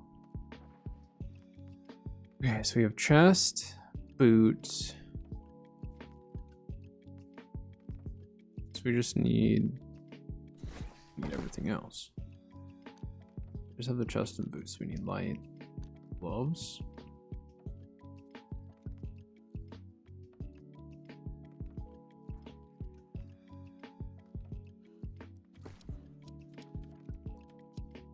So we'll just see what total is out there, because there's some full con ones that might actually work. Maybe.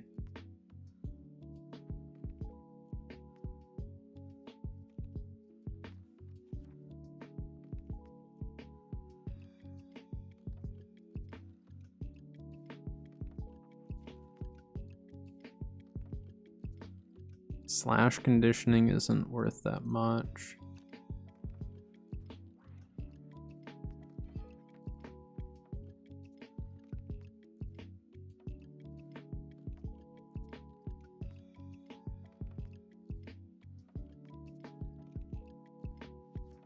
not terrible. I mean, thrust conditioning is not a bad perk for this particular build. See, those aren't bad. I'd probably do that for pants then. I mean, again, the slash conditioning isn't great, but yeah, I mean, 691, 695, it's not a huge difference. Let's just make sure there's not one that's just like a few thousand more, but better. It's like this would be even better yet. It's 8K though.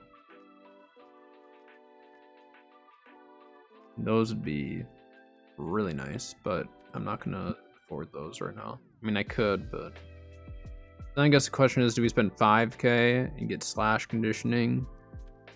Or do we spend 8K, an extra 3, and then get thrust conditioning? I think we go for the thrust conditioning and just drop 8K on it. Oh.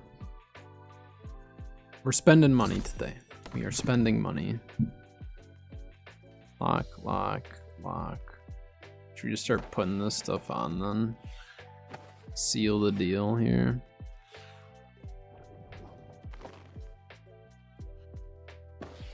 Actually, wait, that hat might end up staying. We'll see.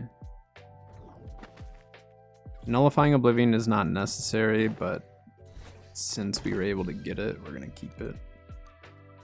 So the gloves are kind of throwing us off right now because I haven't seen any that are worth investing much into. Like if this had something other than Fortifying Whirlwind, I'd probably take them.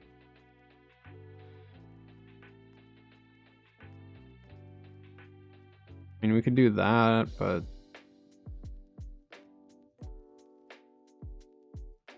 at that point, I'd rather just try crafting. So we're not going to worry about those.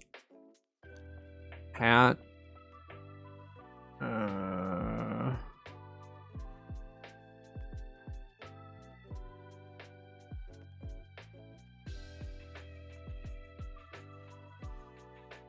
Not bad, but we just don't have grit. But for $1,200 to get nature harnessing and health, I'll probably do that. Unless we can find something better.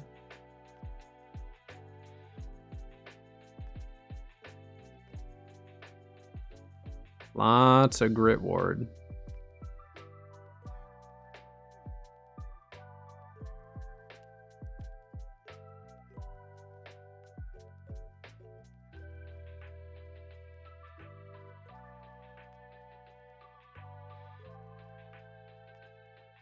Yeah, I think for 1,200 bucks, just to get our nature harnessing, plus we get health with it. We're not going to worry about the enfeebling poison shot then. And then we just need gloves, which, let me see. Oh man, we're looking goofy in this build, huh?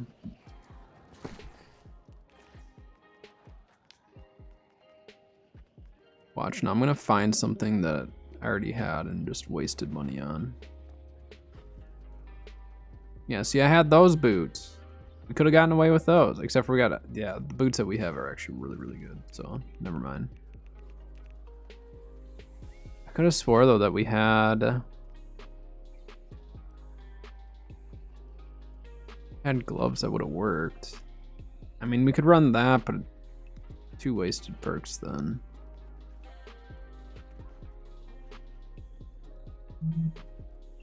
Not a lot of gloves, are there?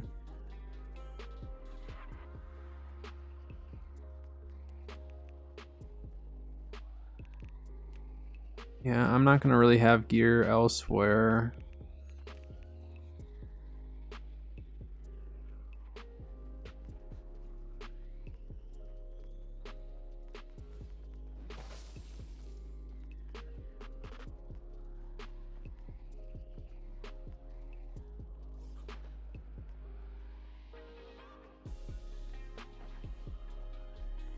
I mean, at that point, we could do Sporelight gloves, though, right?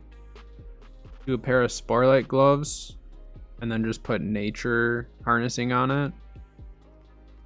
So we could just get something temporary for now, and then plan on doing Sporelight. I think that'd be smart. So we could just wear whatever for now. Yeah, we'll just wear the Emperor Zhao gloves. And then I'm going to do this right away. We're gonna put that in there. Get full focus on that, which that has sacred. So let me see. I want to see how much damage this is going to do. Do nature damage, 690. Wait, it has to have hardy though. If I don't have hardy, I will fall apart.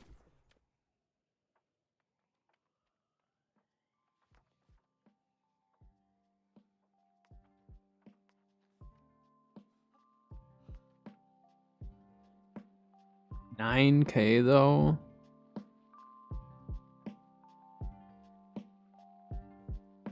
How much are prismatic pieces going for? Like prismatic ingots. Oh, it's really cheap. Because total it cost me like... At most it would cost me 20 to craft a ring. Unless... Apparently they fixed the ring shard thing. Yeah, ring shards are like worth nothing right now. Hearing like none of those shards are worth anything. So do I have an armorer's buff? I do. Alright. Let's go throw up the armoring trophies at least and see where that gets us. Go see where that gets us, because the build's getting close.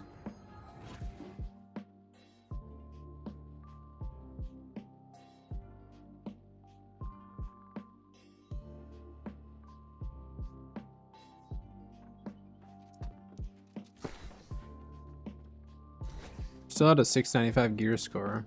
I mean, that's gonna drop a little bit, but that's okay. Armor.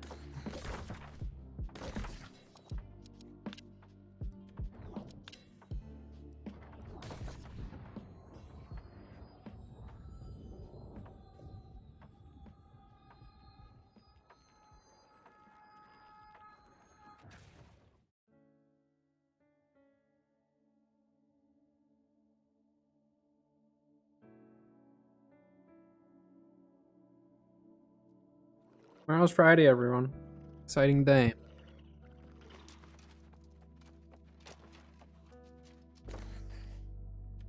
The nice thing with this build is we'll be able to use this for musket as well. Using it with our musket.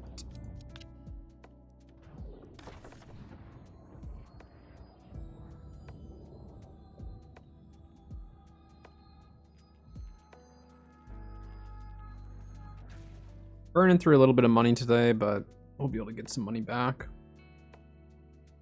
Got a few things we'll post up for sale today. Probably do it after stream.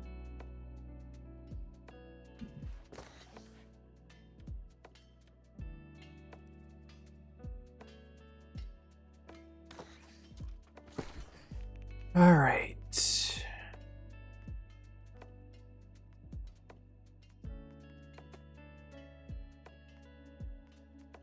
I mean, at this point too, I think if we're doing crafting anyways, let's craft a pair of gloves with nature as well. Which we're going to do decks for this. For the ring, need a horn.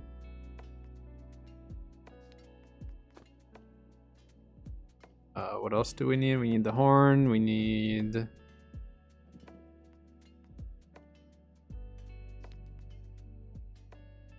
No, we need... What is nature damage?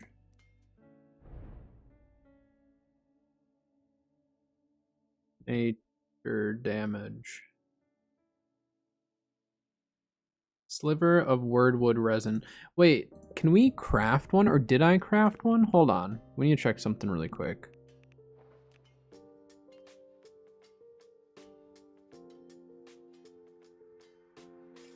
put it? Unless I broke it down, which would be kind of stupid of me, but I could see myself doing that.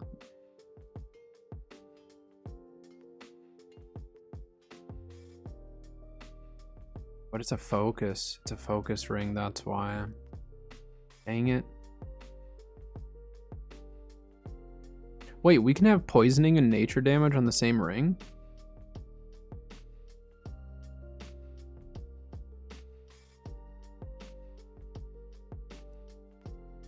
Hold on here. Hold the phone. I didn't realize I could have both of those. So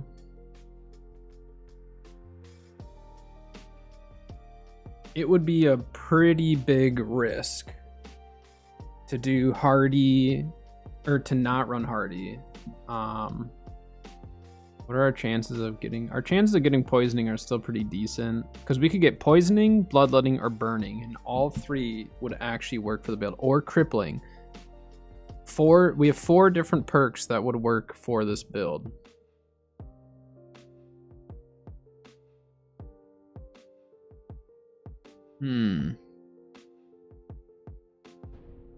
So yeah, I think we just do hardy nature damage then.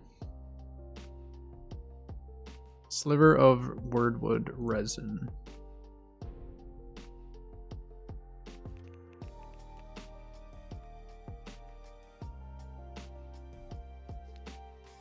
All right, so we're gonna get that stuff. And then for our armor, we're gonna have to buy it. Did adamant come down in price yet or no? Because if it hasn't come down in price, then I'm not gonna worry about it. Because our chances of actually getting health on the armor piece are pretty high. Yeah, it's still too expensive. Totem of Nature. $194. So we can buy one of those. Actually, let me make sure I don't have any. I don't think I do. So then, if we're going to do nature harnessing on the gloves, I think we're going to put...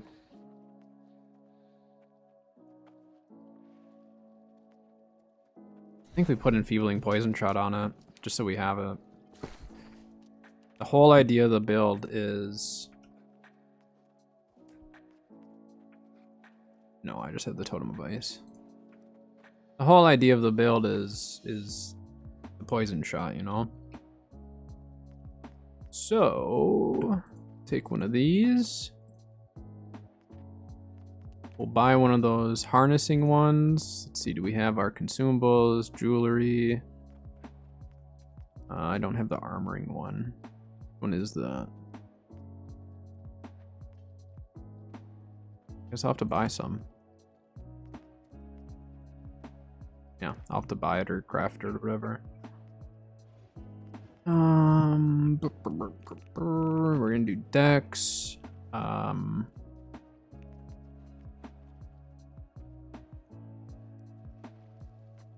Just gonna break that down.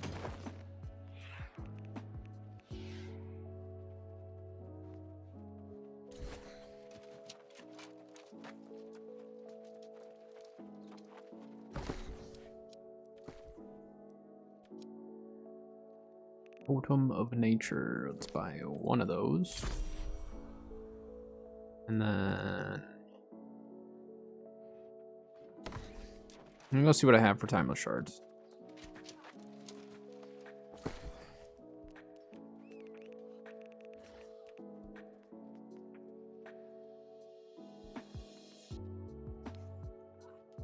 That we had enough ring shards.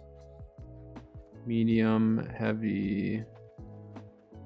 Oh my gosh. We actually have the items we were looking for. That's a surprise. We have 2 scarabs on us now. No, just 1. We got 2 scarabs. I think we'll just do an opal for the ring. I don't think I have any prismatic materials right now. No, we've got 3 of those. Okay. feel like doing cooldowns. We're just gonna buy what we need. Let's start with the ring first. Yeah, we'll start with the ring first. I already have the food right here anyways. I just need to see what all we need.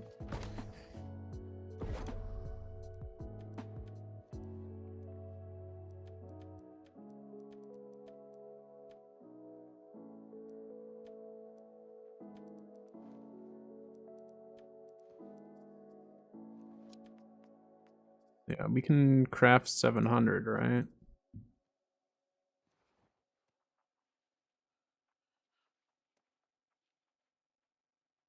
Can I not craft up to 700 without prismatic?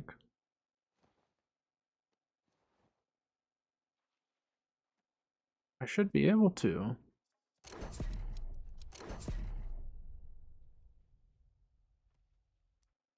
I mean, unless we did this, but this is way more expensive than what I want to afford. So I think we just do 685. It's cheap enough. Yeah, I mean, it's cheap enough. Let's pin that. 685 is pretty low though, isn't it, for gear score for us? But for temporary, it'll be fine. So it's only 1 prismatic ingot for that, 2 for that, so 3. It's only 7 ingots. So that's pretty darn cheap to craft a ring that's guaranteed 2 perks useful to me. And then we're gonna do spin weave.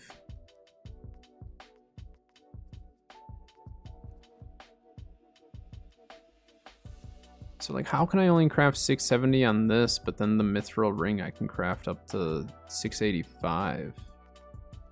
I really don't understand some of the crafting stuff like this. Like, why is it that big of a difference?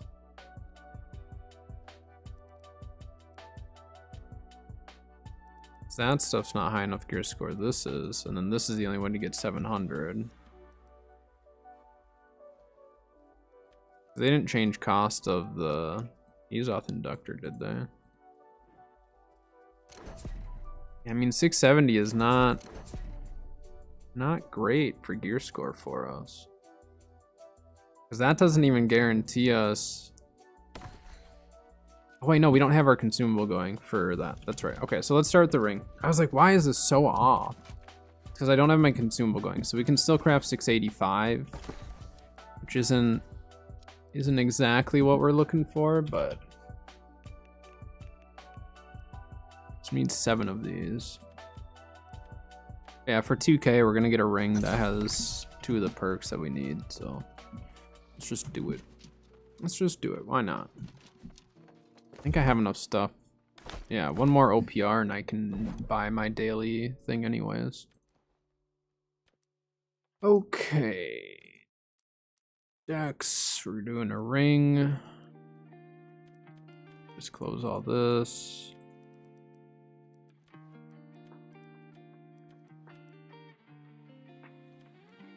Actually, this is gonna get our jewel crafting up, isn't it?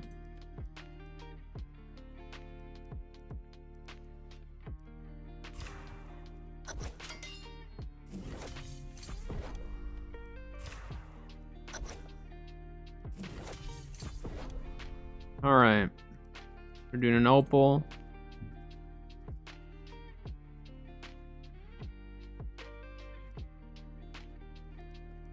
Why is gear score now only... Wait, what? Oh, I did not count that right. Why is it only 620 now?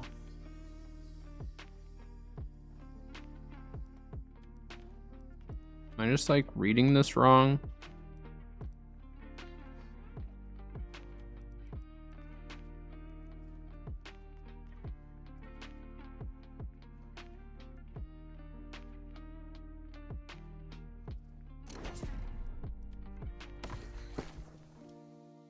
Oh, it's because I don't have any of my stuff on. I'm like, what is going on right now? I'm losing it. I'm telling you. I'm losing it. All right.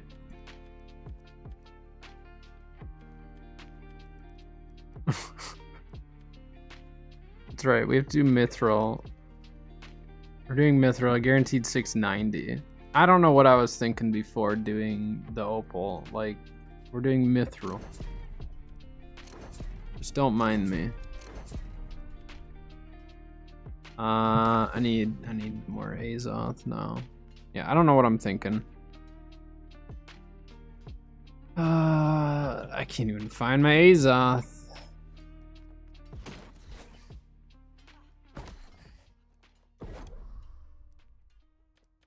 Alright.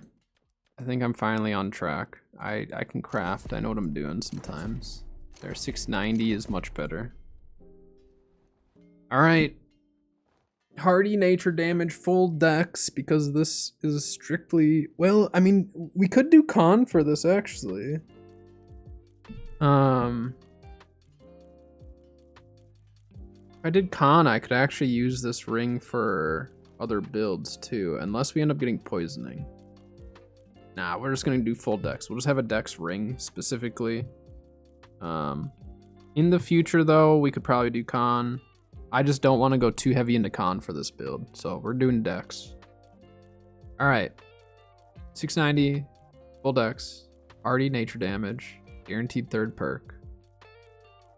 Poisoning or bloodletting would be best. If we get burning, that's fine too. We're using explosive shot, but poisoning would be perfect.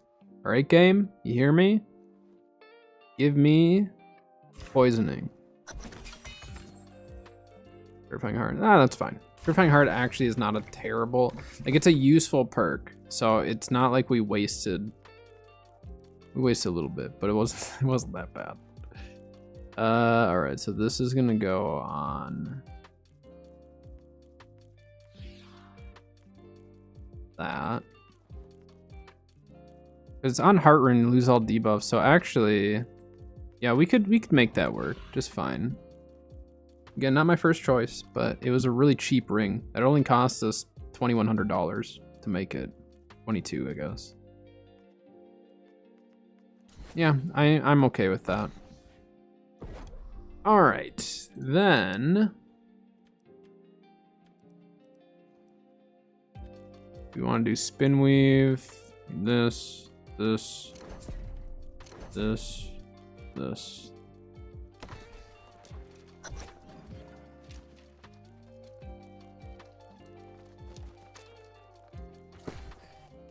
For the gloves, we're just hoping for health. Just health is all that we care about in this, so.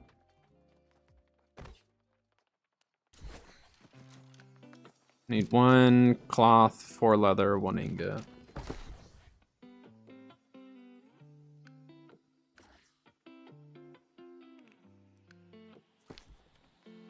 One ingot, please.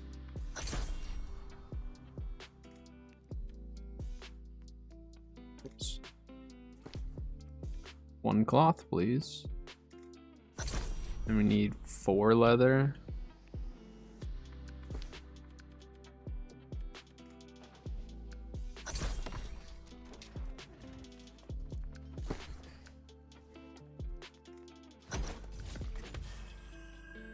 Oh, I guess I didn't need to buy that, huh? I didn't think about opening that prior. That's alright, now we got a couple extra. Oh wait, I didn't get my food yet.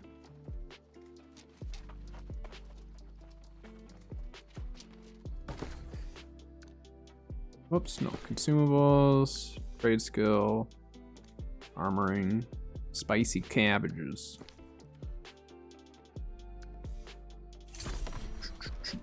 All right. Then we're gonna see how good the poison shot is, I suppose. Probably gonna want to go Arboreal Attunement though.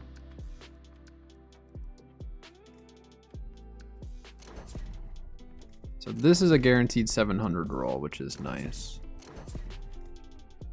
I don't get why they don't allow the guaranteed 700 on the jewelry. Unless I was missing something, but...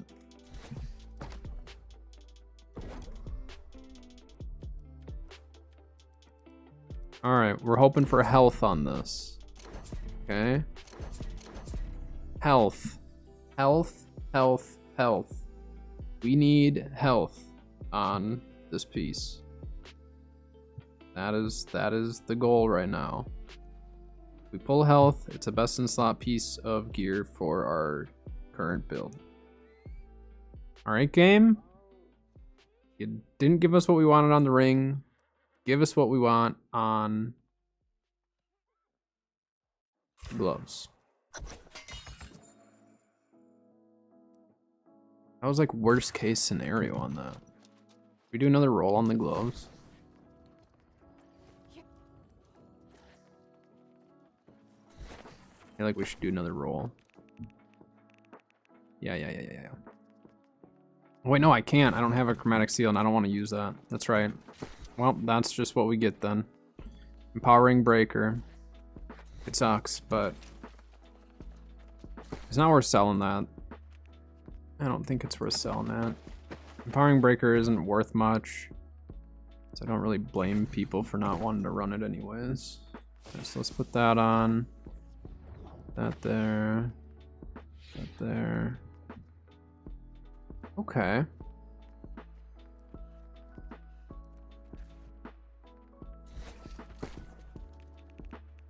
We didn't spend too much money. I mean, we spent a decent amount, but didn't go too overboard with it.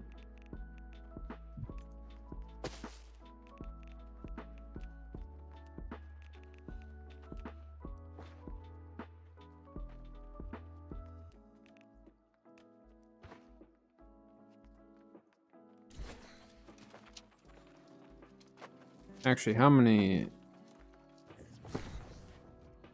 life motes or quintessence do I have?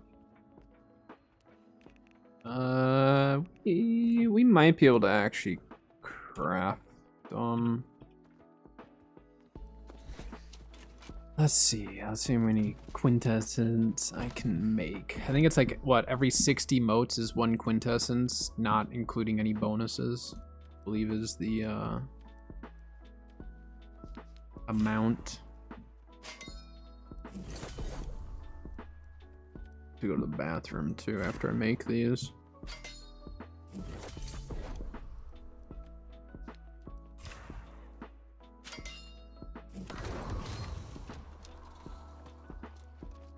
Ugh.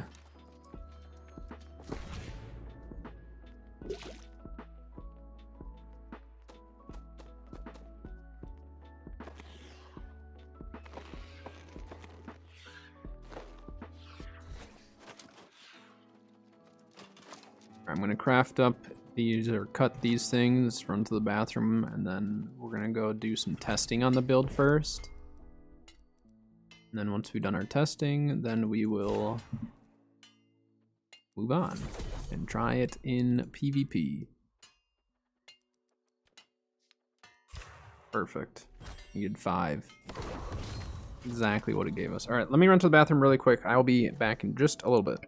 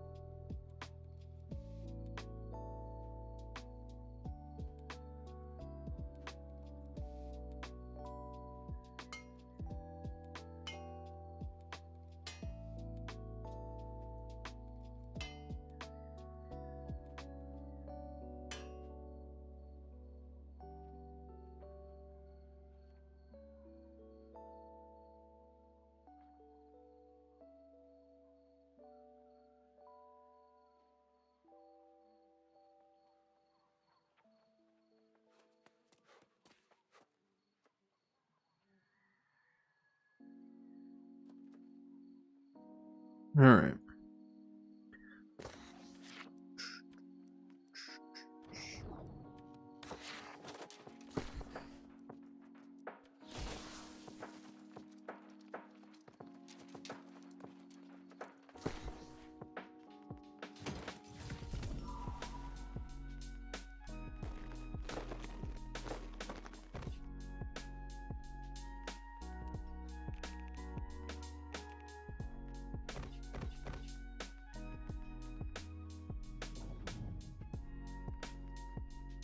Oh yeah, we'll do diamonds and everything then.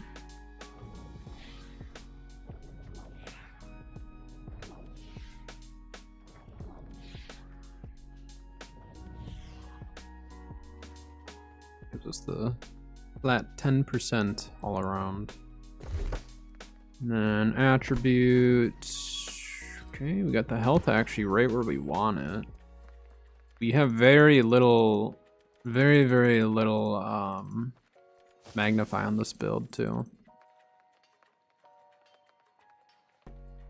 Are we really shy 1 point?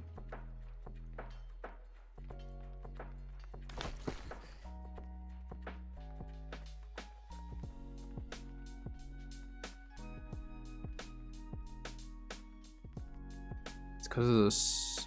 I have a split one. How am I shy just 1 point? It's because I'm 695. Do I have to get like...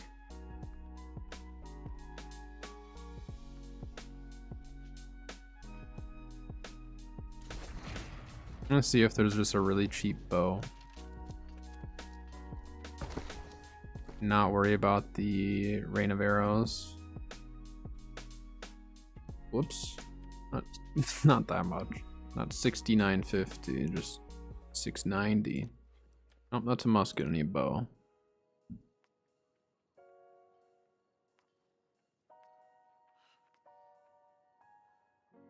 Let's just see. Whoops. Let's just go 700 and just see what's out there for the cheapest bows that we can find. And bow.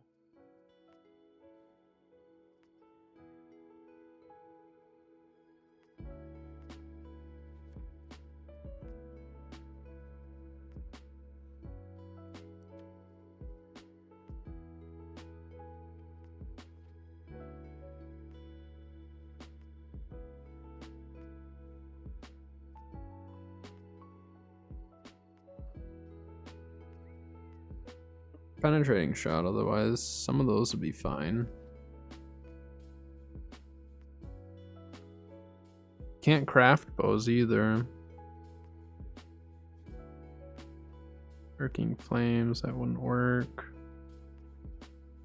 Yeah, I mean, we're gonna have to craft a bow with chromatic seals eventually.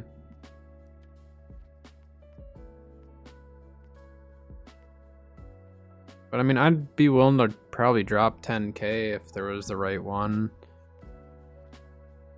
I don't know if I'd go too much higher than 10k though. Ooh, 10k, I just said I'd be willing to drop 10k. This bow actually matches exactly what I would want, other than it doesn't have lasting rain of arrows.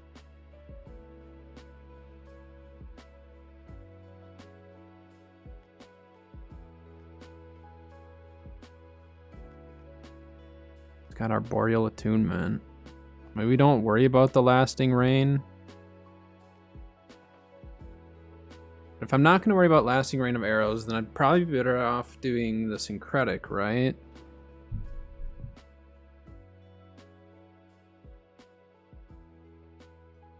I mean, then I would get the extra bleed, but I don't know. Do we drop 10k on this? Is this worth $10,000 to us? I feel like it is. Vorpal's not my first choice, obviously. But it does make those headshots land a lot heavier.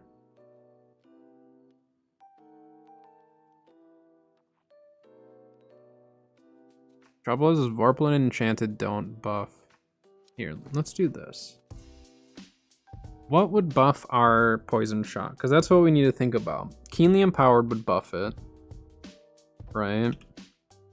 So we could do Keenly Empowered. So let's start there. 700 keenly empowered bow. Again, Vorpal doesn't do anything for us. And that's 15k, but that...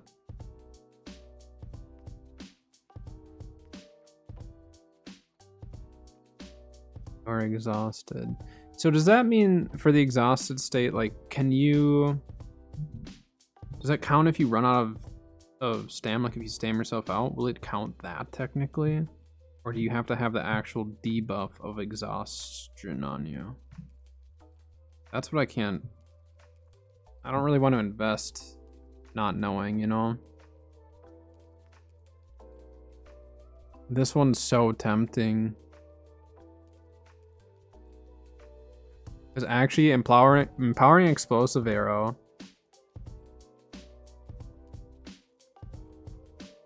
Would that apply to our... Hold on, we need to test something before I actually make this decision. Where's that syncretic bow? We're going to go and try... We're gonna go and test it, and this will tell us right away if that bow is worth 15k, because that's like most of my money, but on paper it seems like it's exactly what I want. But we need to go test it really quick. So for now, I'm gonna throw this in there. We can get more of those. So let's go down here. Go to the war camp, and we're gonna go test this out and see what happens, because my thought process is like, if we can actually empower our poison shot even more by landing an explosive arrow followed by a poison arrow, then I'll go that route, because explosive shot or explosive arrow is really, really good, but we need to see if it actually is buffing us or not. And so this test obviously is going to be not fully accurate just because we're shooting at the training dummies, and the training dummies are not obviously the greatest.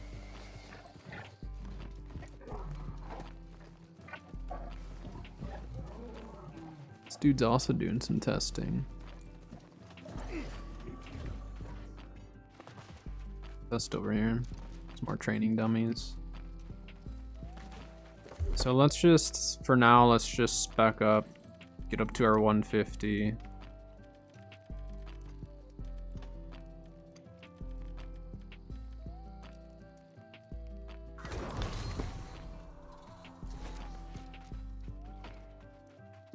Okay, so let's first see.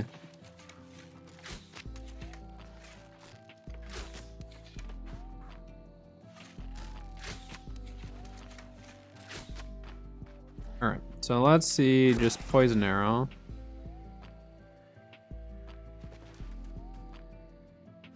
Okay. So 647 is what it's ticking for, no empowerment at all. The cooldown on poison arrow is really long though. So that's where like refreshing move may actually be better.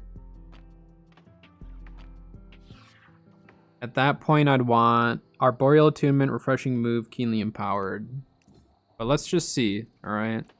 This has Explosive Arrow. So let's do it one more time. Let's just shoot that at the ground. 610 because I didn't have my empowerment stacked, okay? So we're just testing 0 stacks of empowerment, so 610 is what we're looking at.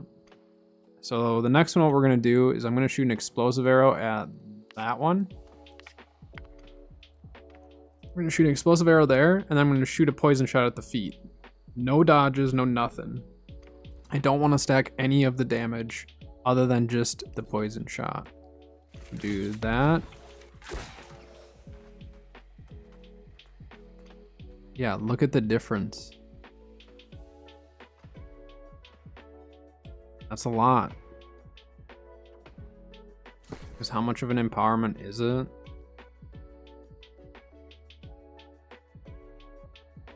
So can we hit empowerment cap then?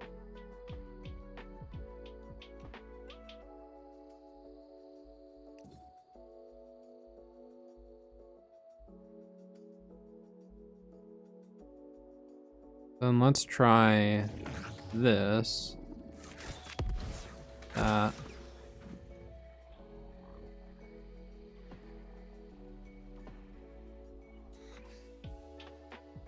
That's 784.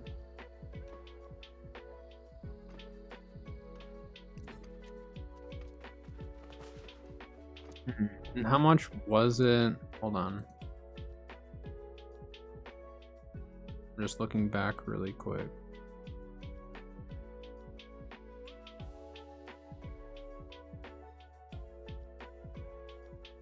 It's still 784. So we can't actually go above that cap.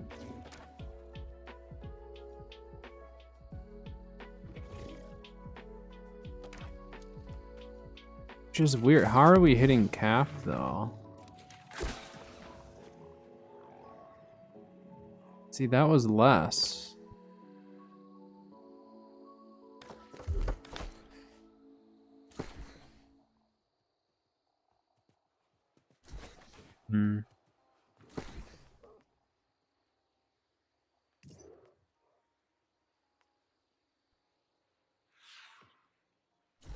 How does I'm trying to figure out how this works here. So if we do circle, explosive shot, then we can get 784. So it's the same amount. Okay, so then let's try one other thing. I'm just trying to understand how the empowerment stacks work for bow, since we haven't actually sat down and looked at it this closely.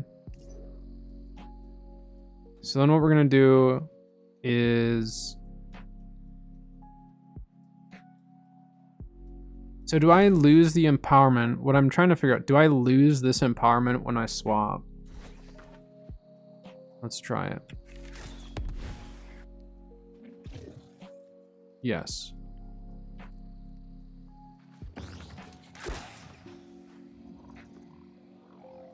So with just the circle, with just the 20% empowerment, I get 688. So I have to lead with circle and tether. I have to lead with my void first. Then we do this. Oh, it's on cooldown. Whoops. I want to see. So the combination that I want to test next is going to be Oblivion, swap, explosive arrow, dodge, poison shot. So I want to stack everything into the poison shot and see how that works. Okay, so we're gonna go circle, explosive, dodge, poison. So circle, explosive, dodge, poison. And we got that number higher. So it was 784. We got that up to 807. So,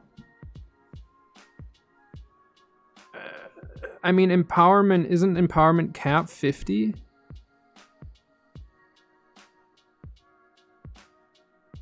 It's like it's stacking one of these empowerments different. It's like the dodge empowerment is its own separate deal. How did they actually phrase that? 15% more damage. It is not an empowerment. It is just more damage. That's why the dodge is like essential. Okay. And then if they're suffering from a debuff already. So now here's the combo, right? So circle.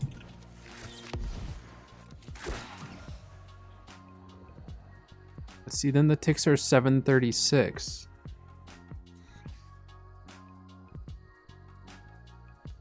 Okay, let's look back at the build. I'm just trying to get a really good understanding of this. 3-meter radius, poison cloud lasts 6 seconds. Foes entering the cloud are poisoned and take 20% weapon damage per second for 10 seconds. 24% weapon damage for 10 seconds. Dark hits against targets are more powerful and I'll deal 100% weapon damage, which that's fine. Haste. Debuff durations. So I think we drop this. I think we drop the haste. Let's redo the build.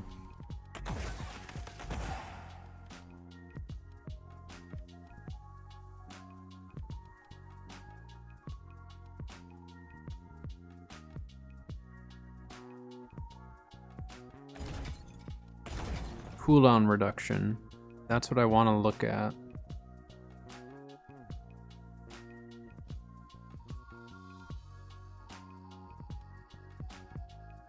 Assuming dots don't proc this. Hey, we for sure want that. We for sure want that. We're going with explosive shot.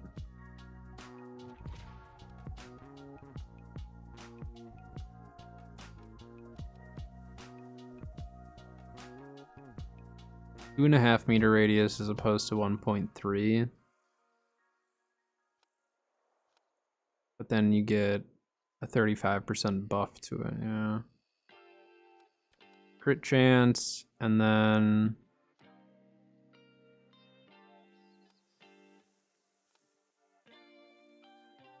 I think we go with this, right?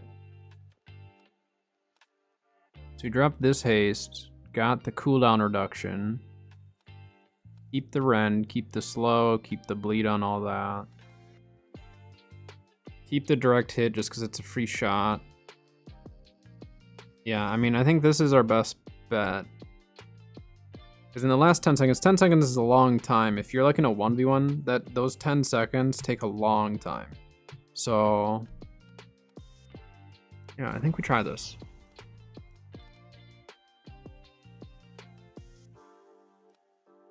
How did I have this laid out for my abilities here?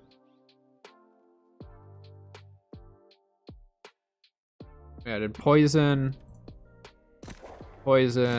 explosive. Yay. Okay. So back to the testing of it. So the dodge is its own separate damage buff.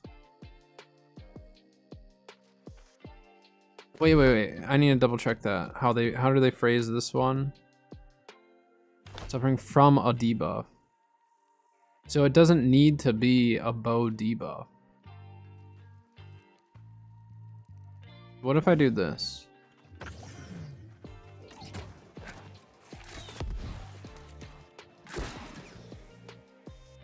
Yeah, so we can get our 807. That is our cap.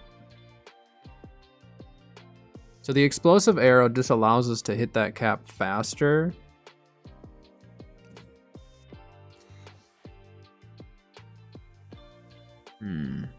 So 804, well, it was 804, right? So let me see. Can we hit the 804 mark? Can we hit the 804 mark without needing the explosive arrow? That's what we now need to know. Because, like, do this. 743.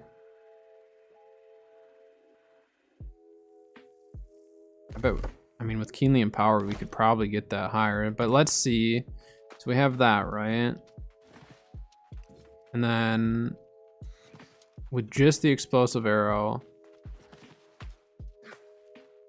yeah, with just the explosive arrow, we should be able to hit pretty close to that. So that's where, yeah, so let's do this. Do that. See, that gave us the 807.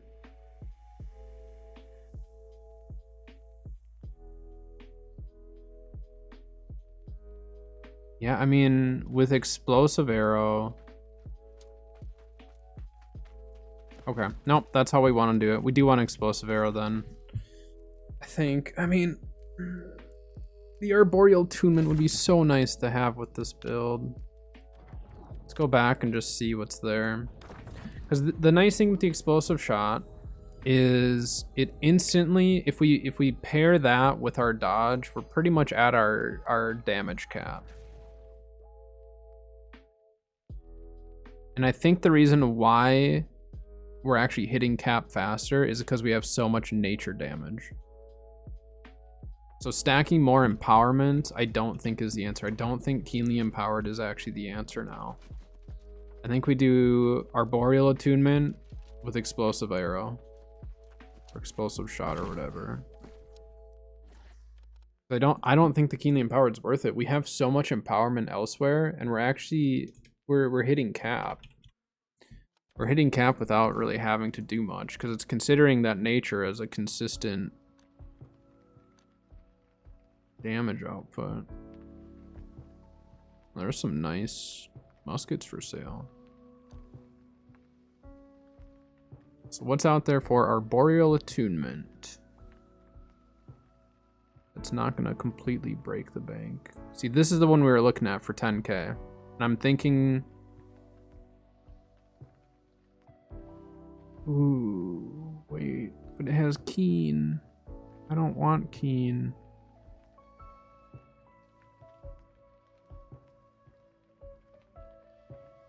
That's 20K.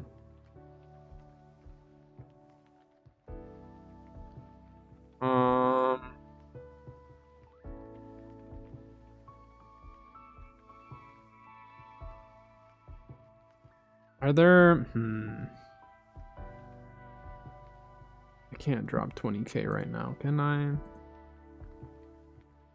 I mean, I haven't been spending money at all in the game. We could sell, I am sitting on stuff to sell. Let me see, are there any named explosive arrow ones? Vicious, explosive arrow. Wait, what? It says that this bow has rogue on it. Is that a thing?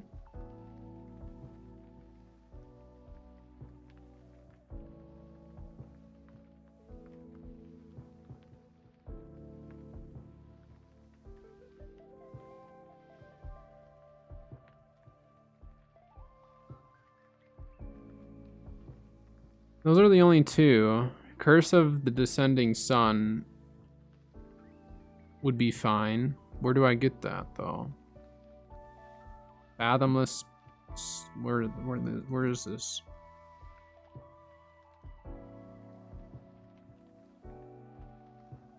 There's only one guy that drops this bow. For now, I'm gonna put that other one back on though.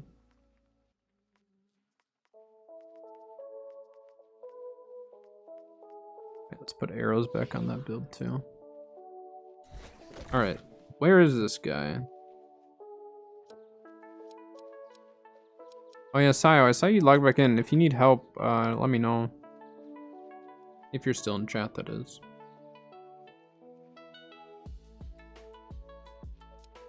This dude is like right there.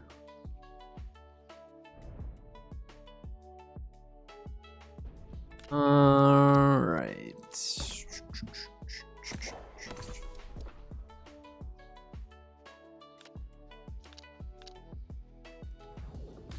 I don't know if I fought this guy. Or if I have, I don't remember.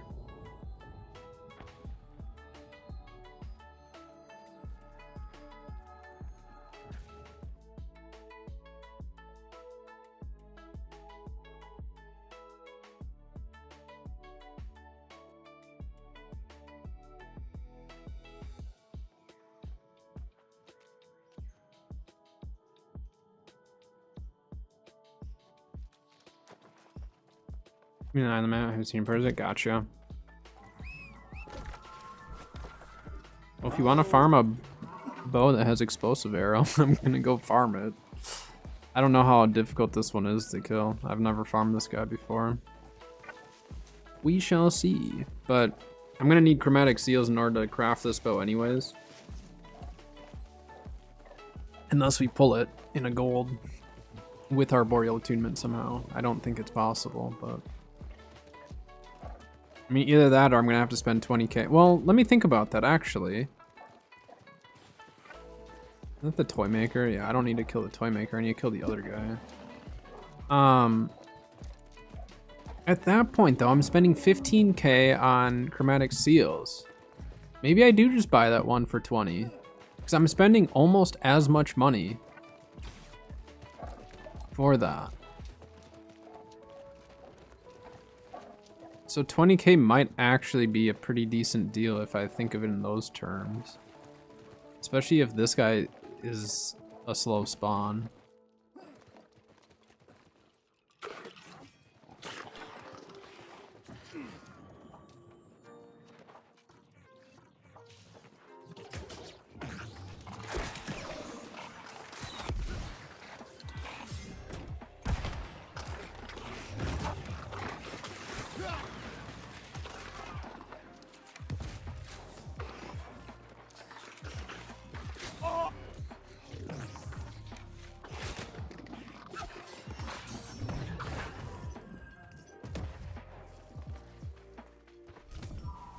If I spend $20,000 more,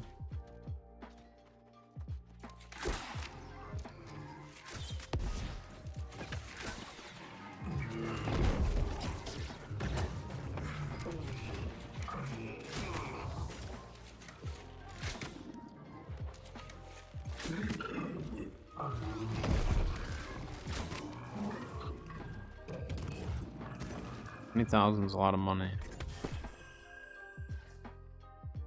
That guy dropped me 694 gloves. Actually really good if I ran in Tomb. Okay. Wait, hold on. There's a chance we actually pull a bow from our OPR caches.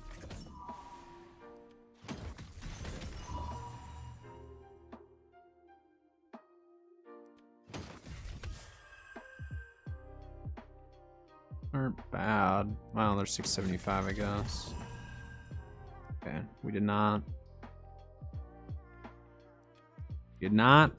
pull. I'm gonna keep this blunderbuss though. Not pull a bow. I don't know where this guy spawns at. Shows that he spawns over here.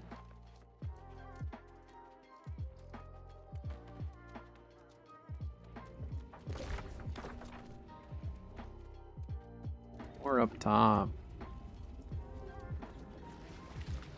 It's kind of a pain to farm this thing. I don't know. Do we just buy it? Do we just spend 20k?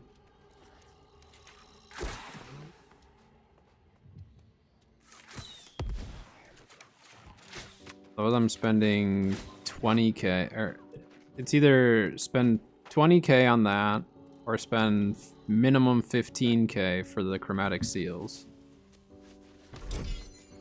And then I would be like, Vicious is okay. But Vicious doesn't apply. Yeah.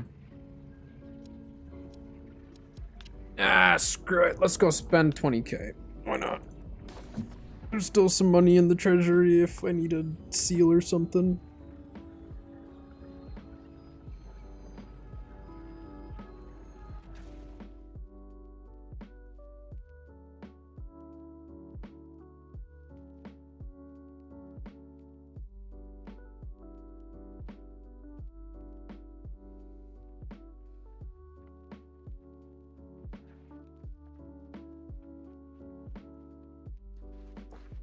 Yeah, so, oh yeah, because I'd need the Matrix as well. That would be over 20k, you're right.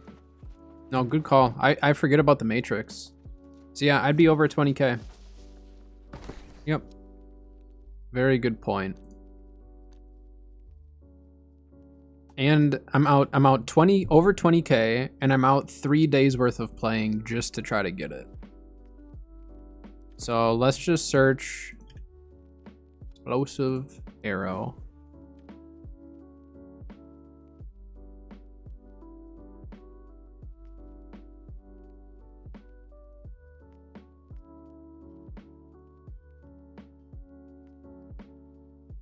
Because, yeah, Keen is not that great on a bow, right? Because you get so much increased crit chance anyways, that I think Keen is not actually worthwhile. Whereas in Vorpal, if I shoot someone in the head with a poison arrow, the Vorpal is going to apply towards that. So literally, if I do it this way, right, then every single ability, if I hit someone with a poison shot after my explosive arrow, like if I hit someone in the head with a poison shot right after that explosive arrow, they're going to take a boatload of damage, and then they're going to tick for a boatload of damage.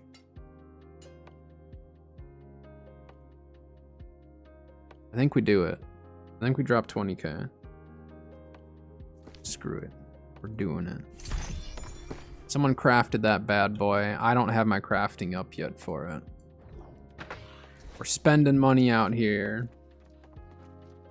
I mean, what good is the money in the game anyways if you don't spend it, right? I'm trying to I'm legitimately trying to get better at bow now. It's not just I'm gonna play around with bow and see what happens. If I get better with it, great. If not, then I won't play it. But no. This time, we're going the distance for it. Where are my mountain glyphs? We're even making rune glass. Wait, is it above glyphs that we need? What is it for the case of nature? River glyphs. Ooh. I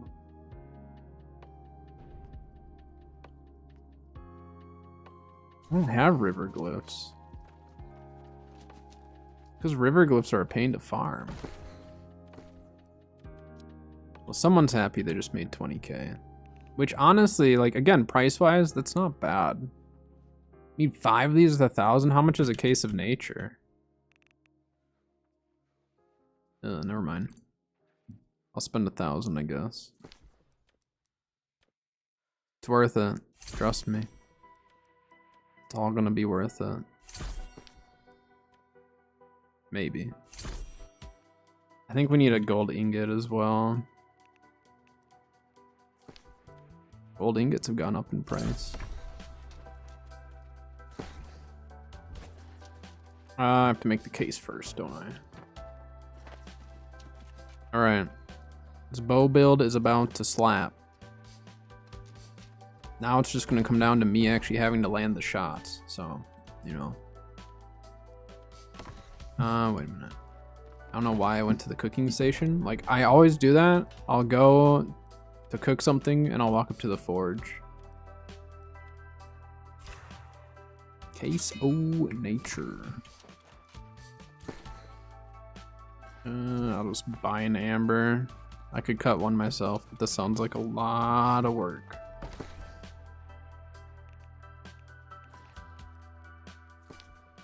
That came down in price. I don't really have the money to be just like spending on that stuff, but here, let's make a little bit of our money back.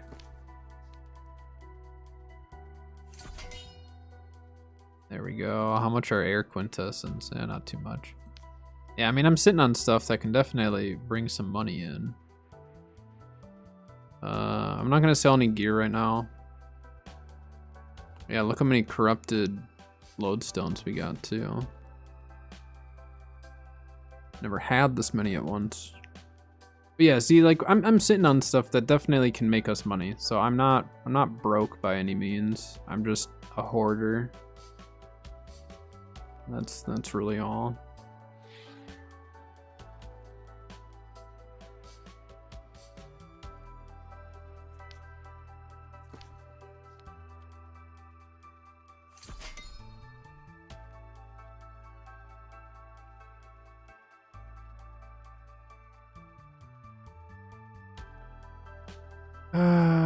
Let's sell all this. Why not? At least make our money back from our rune glass, you know?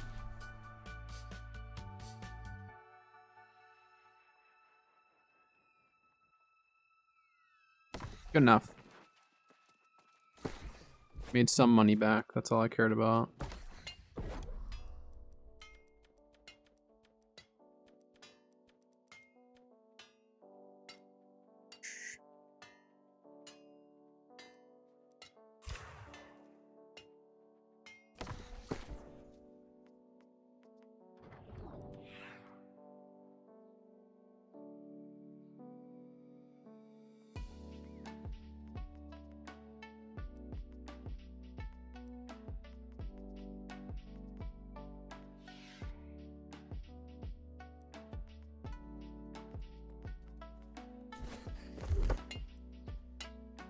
There, now we have a perfect layout. All right. Time to test it. Go to the training dummies. Let's see what we can get out of it.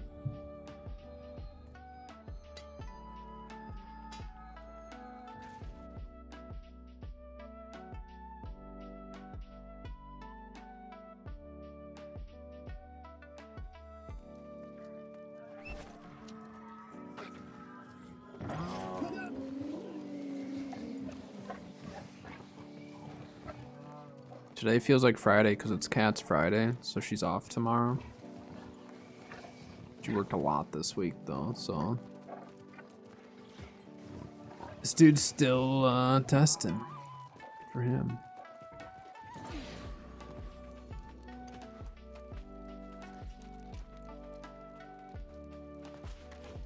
All right, let's make sure we're spec'd up.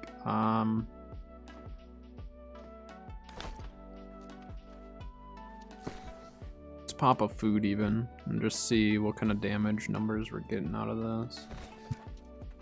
All right, so let's just start with just a poison arrow at their feet. 744. That's a lot of damage. All right, let's see.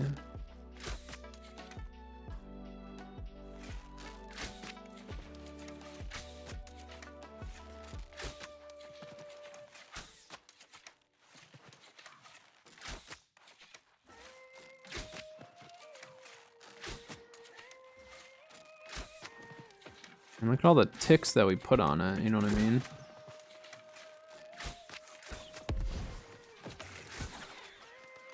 Look at all those dots. Oh my gosh.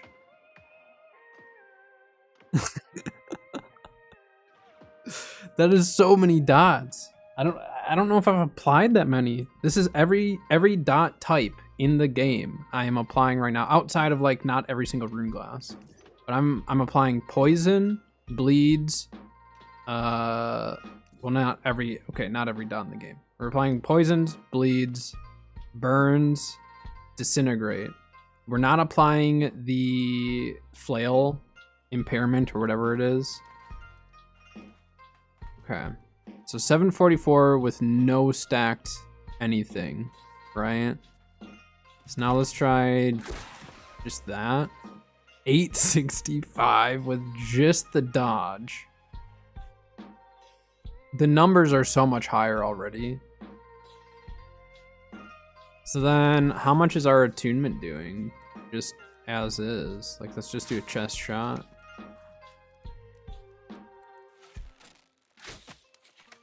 $460.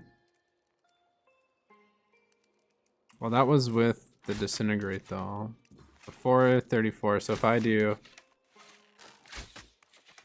so it's always 434. I know. I bet it's because I landed a headshot, and then the next shot will do more. No, it's still 434 and 534. So it bumps it an extra 100 with that. So yeah, the dodge is a separate empowerment. It doesn't actually count towards your empowerment total because the way that it's phrased, and I mean it matches up. Where is it now? Yeah, 15% more damage. It's not 15% empowerment. It's just more damage. And if we do...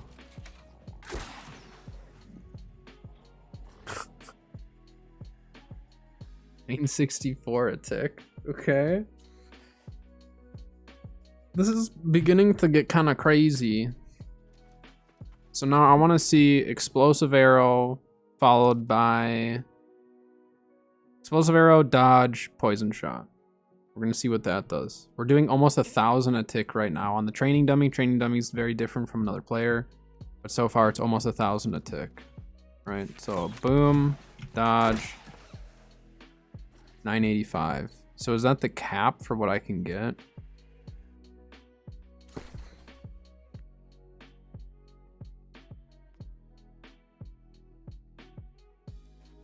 Pop that. Let's see, can we get that up to 1,000?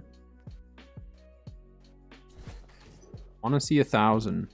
I want to see a poison arrow tick for over 1,000. Even if it's a training dummy, I still want to see it.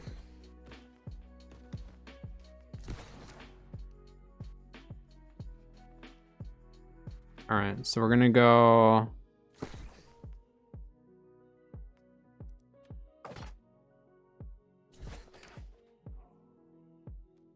So let's just try. I think, what do we want to do? So let's do that. So 985 still. So 985 was the cap, even with the honing stone. So we're hitting a cap of sorts on that. So now what we need to do is see if we add the void gauntlet on top of it. If it's still 985, then we're just hitting cap, whether it's an explosive shot or the void. So let's do like a full void combo and see what we end up getting. So we're gonna go boom, boom. So see, it's even less on that. So how does that work? Did I not get the empowerment from the explosive shot? Or like, why is it doing less?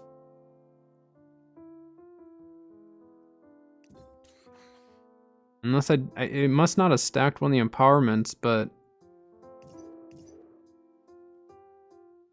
it should have been more. So what if we do this, this?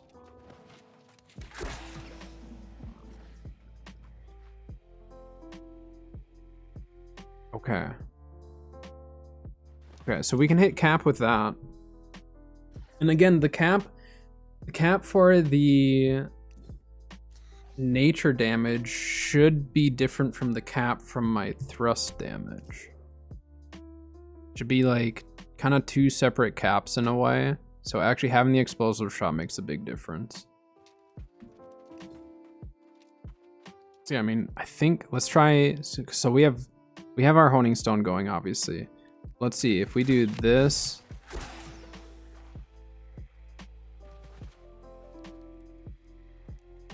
So you can't change the dots.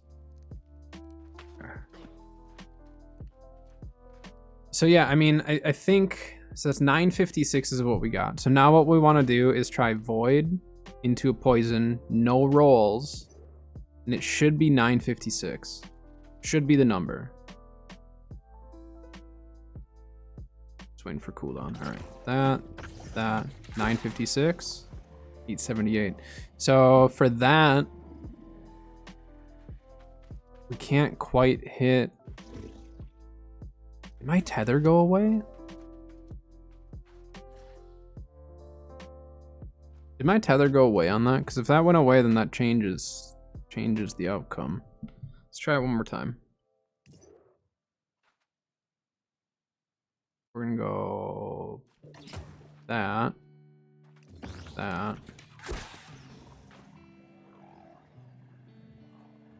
can't tell if my tether is staying tethered or not. I don't know if it's visual. I can't tell if this is like a visual bug or I'm just bugging out here. But either way, we know that if we do... So let's try this actually. That.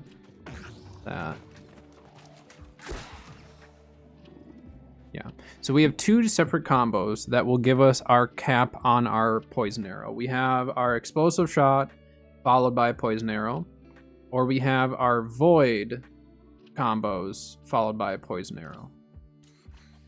Either combination puts us at our cap. All right, let's go try it out on other players. Wait, we didn't do any transmogging of our stuff. Do something different for this one.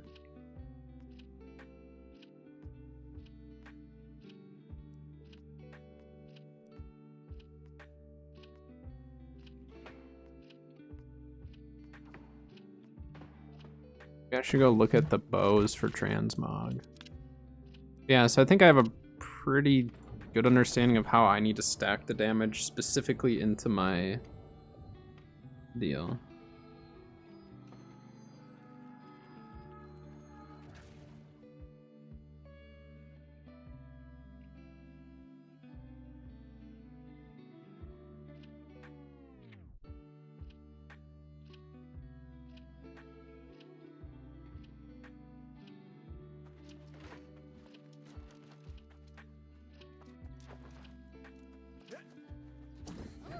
adventurer with style.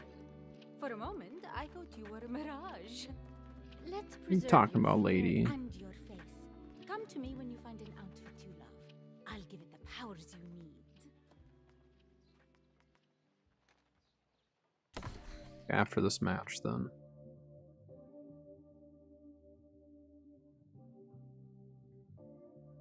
We have full nature damage. We have 5 pieces of nature harnessing and a ring with nature damage on it. And then we also have our bile bomb. So we're doing even more damage. Wait, that was without our arrows. I just realized we didn't have our arrows equipped for that. So we would have been hitting for over 1,000, I think, on the training dummy. Well, our dots would have been. But if I can land all my dots on someone, oh man, they better hope they have something to clear that, which, like, that's where if I get hit with a bunch, Purifying Heart will actually save my life. So there's going to be some strat for me to actually save some of that stuff, you know?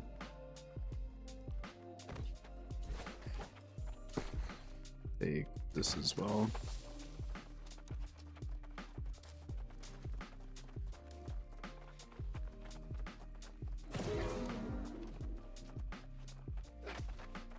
I don't think a flamethrower user has any right to talk down on Dex users. I'm just saying.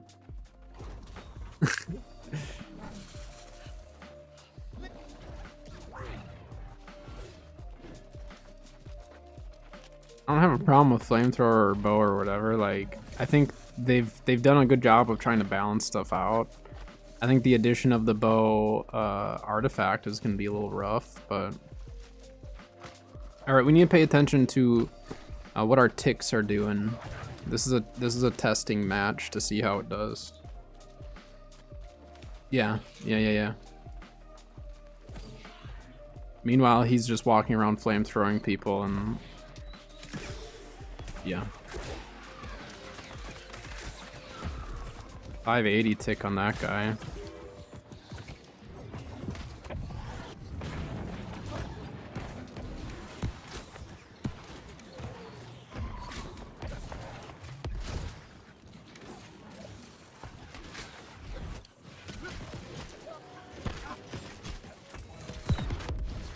Team, you guys need to turn around.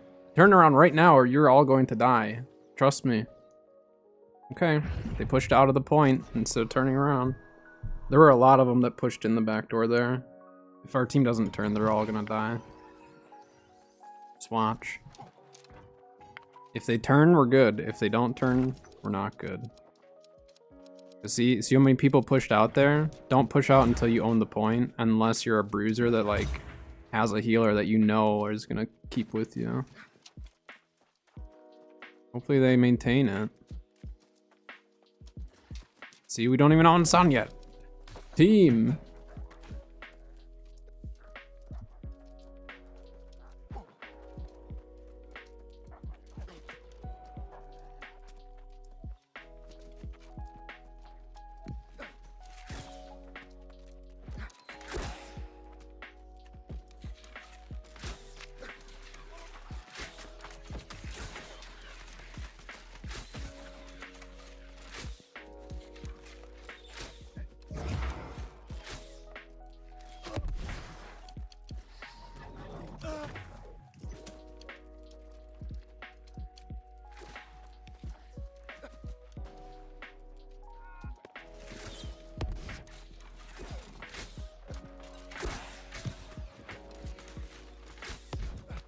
Someone kill him. I'm not going to. I'm not a good shot. Team. Team.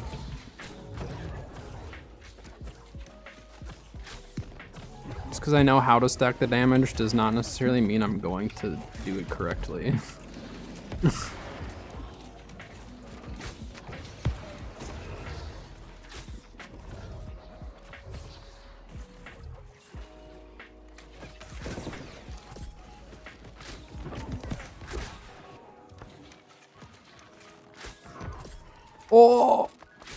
That guy turned back at the wrong time. I thought I missed that, and he literally turned back and dodged back to avoid someone else and just got destroyed by that arrow. That was crazy.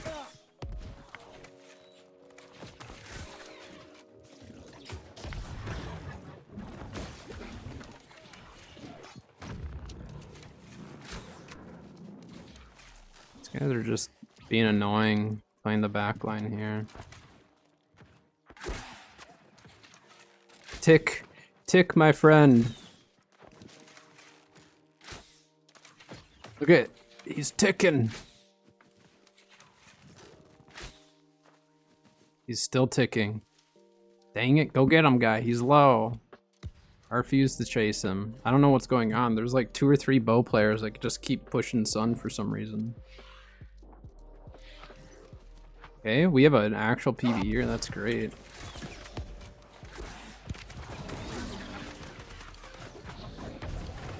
Where'd the bow go that was over there? That was shooting at me.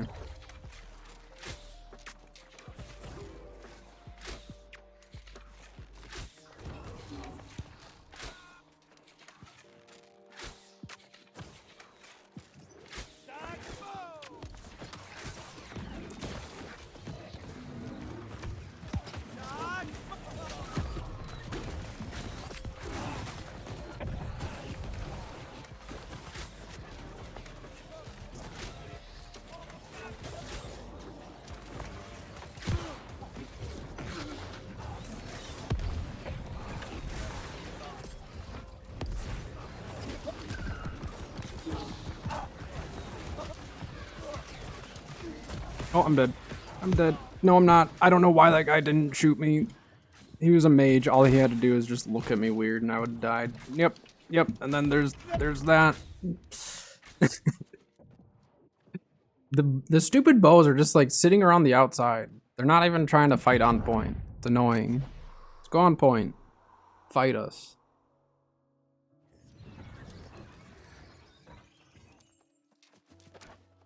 He was like way off to the side, like more than I thought he was going to be.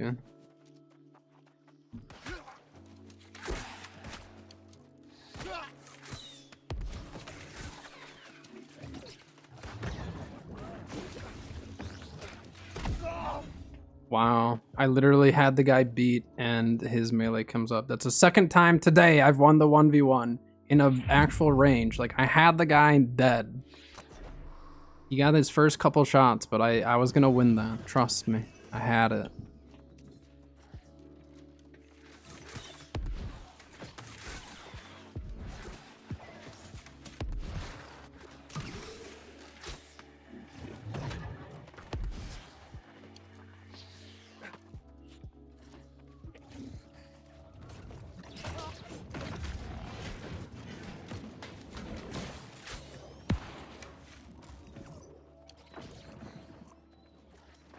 Backcapping garbage. I'm not gonna stay and fight that.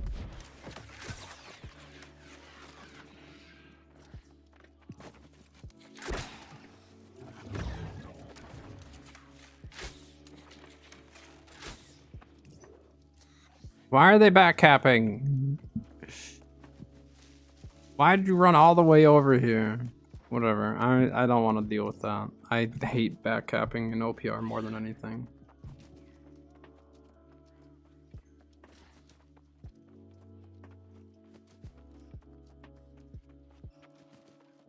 Cappers just like to go and kill the PvEers. It's an easier kill for them.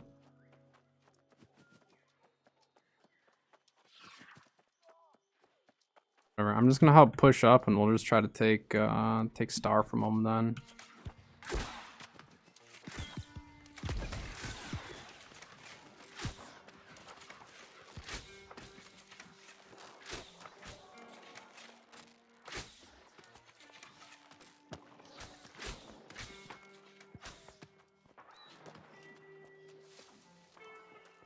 Push you, that's fine.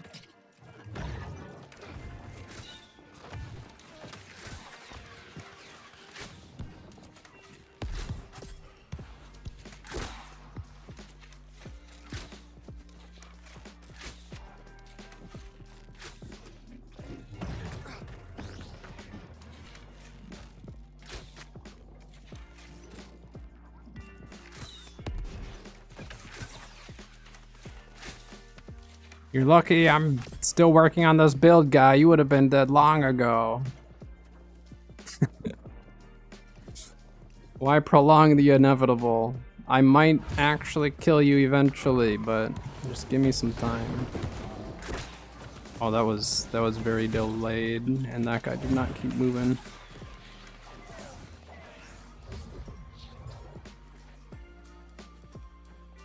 All right, to Sun. I mean, I'm definitely getting better. The build makes a world of difference, though. Like the poison build, I'm really liking. And then also being a poison build with full nature like this, it's really good against corrupt. So for dungeons and stuff, I can actually use this build for like Tempest. This would be a really good Tempest build.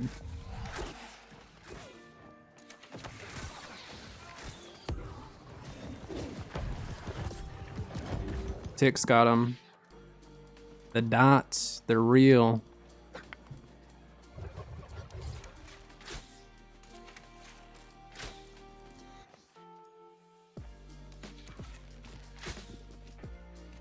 That would have been a crazy shot if I hit that, but that wasn't gonna happen. They're working on Star still. Do we have people at, yeah, we have 2 people at Star as well. There we go, got the ticks on him. Remember, he's backing up. We just need to take out their... He's gonna try to push, isn't he?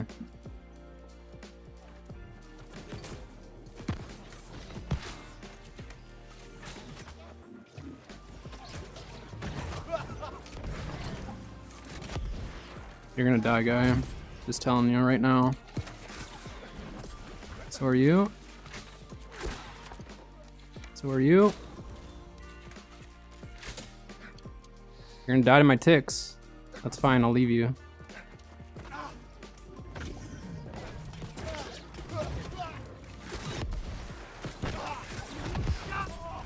Got another one. Oh my gosh, I just got like 3 or 4 kills in that push. Literally the only reason I died was because I kept respawning right there. Okay. I'm feeling it. I'm feeling it now. Oh, we need to go Baron team. I do this. Does that do anything? No. Oh, we locked them? Alright. Alright, then we'll keep pushing here. I was hoping that guy would have backed up. Is that our bear?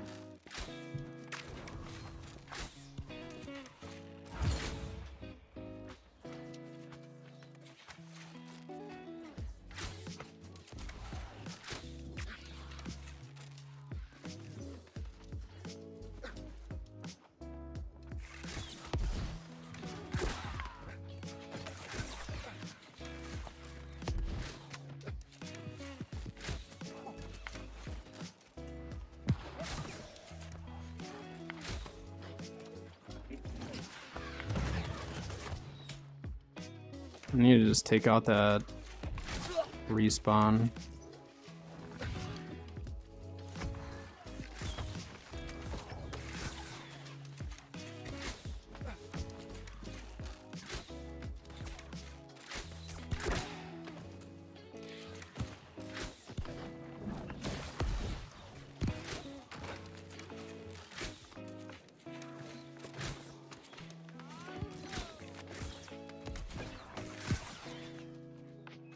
I'm just trying to pepper that as much as I can.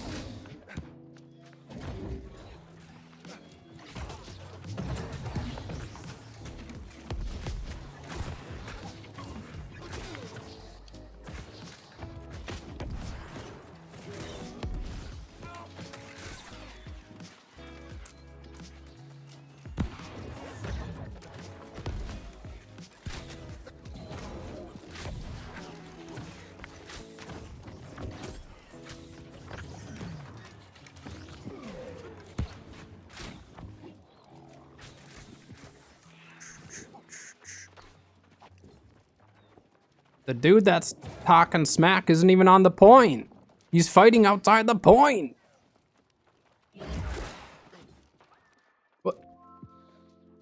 like, fight on the point. Help us cap it faster. The more people on it, the faster caps, guy. Ay, ay, ay.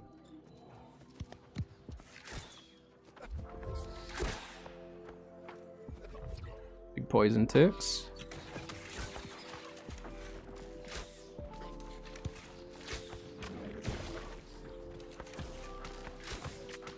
Bigger poison ticks. There's so many numbers on my screen, I can't see the enemy.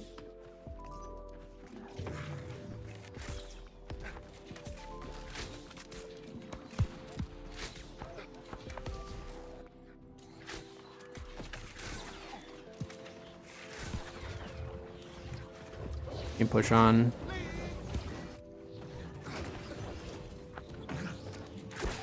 No, we don't. No, we don't. Our team did not push on with us.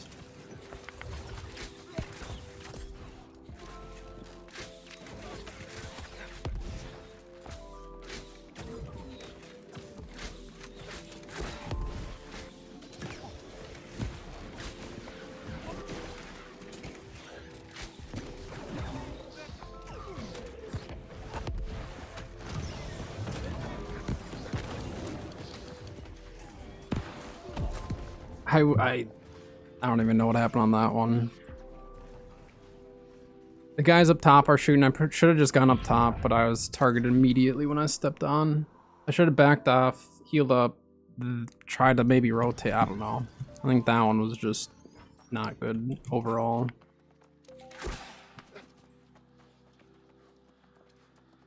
That hit an invisible wall. Look at that. There's an invisible wall right there. That's stupid. There's a very high chance we lose this match, which is kind of crazy. We're gonna try something here. Okay, our team, I don't know where we are right now.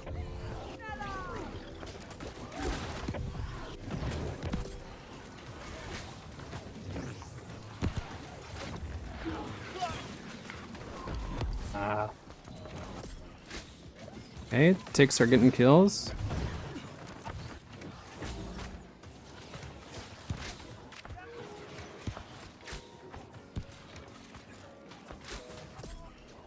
That guy shouldn't have peeked that.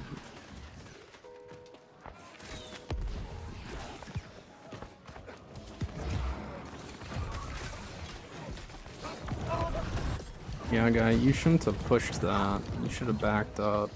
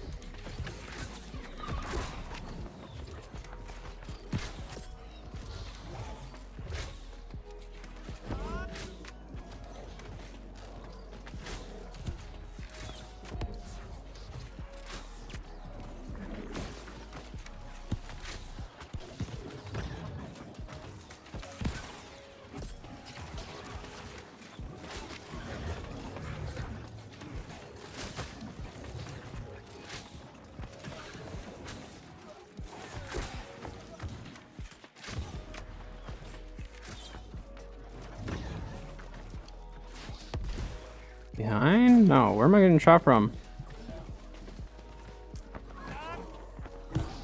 Thank you.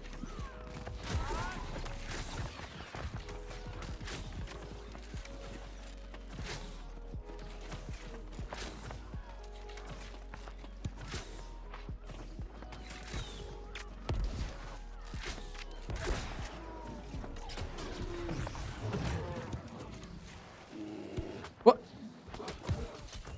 The bear retreated from right here? That's stupid.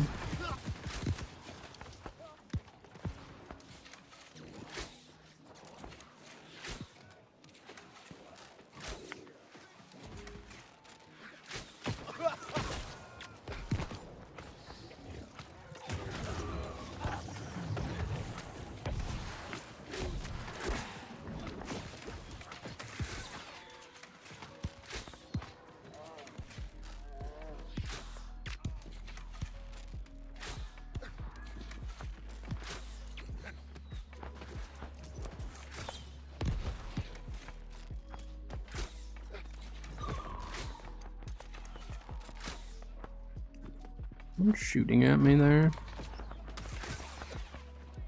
So I don't know where that lands. I missed that point. That was awful. Oh no, maybe I did get that up there.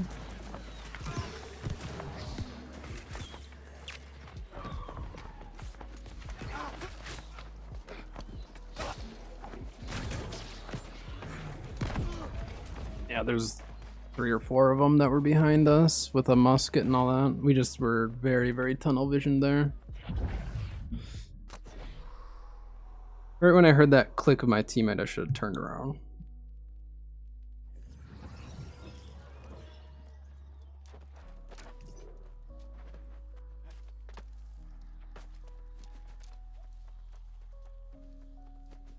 This is the best match so far as like me just feeling more confident with the build. So that's good.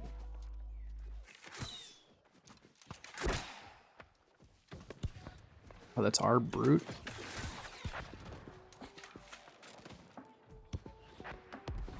Jump. Thought he was gonna jump down.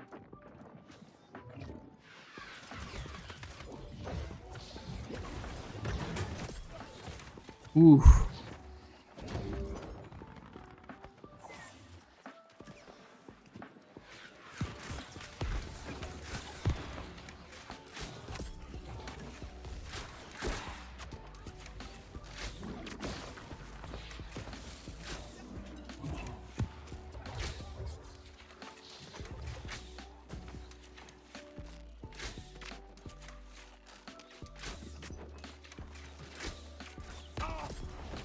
Huh?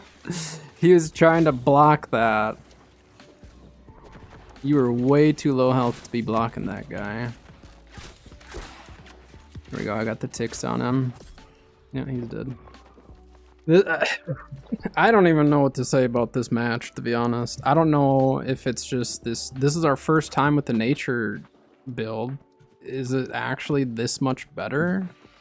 Or is it because we actually spend money to get this build proper, you know? I don't know. I mean, part of it is I've been playing bow all day today, so being able to be more confident with all that stuff helps.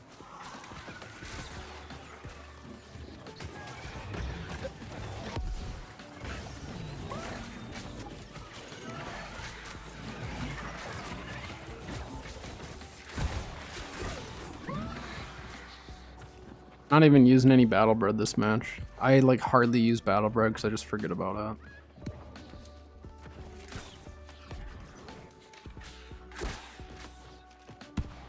Put poison out.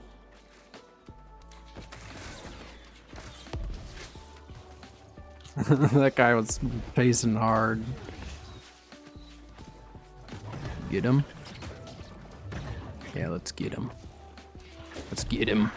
Slow him again.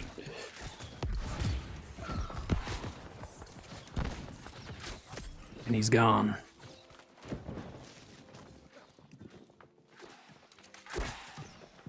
There you go, guy. I have some 600 ticks on that.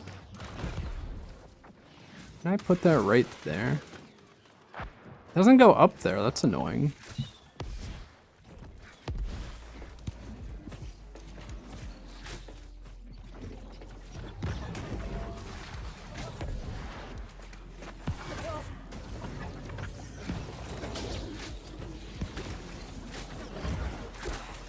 Fine. Put my poison down.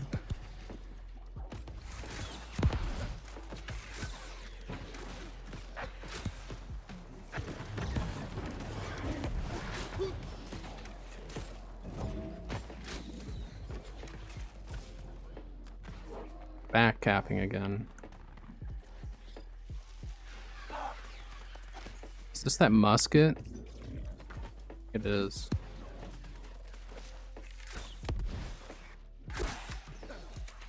No, it's not a musket.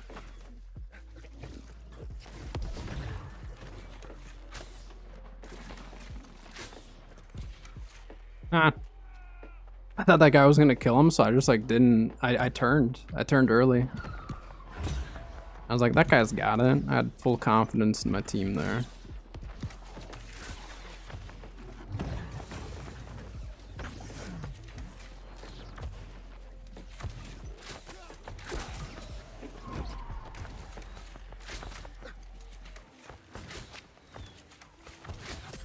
What was he thinking?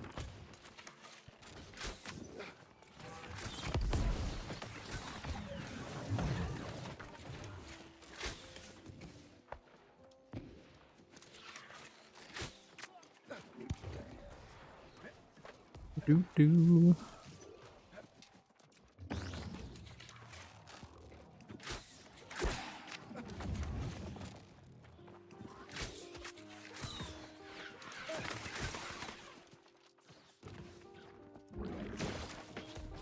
Puke over the top.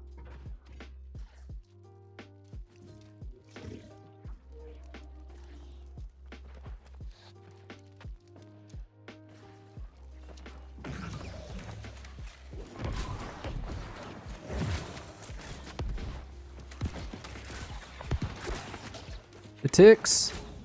The ticks.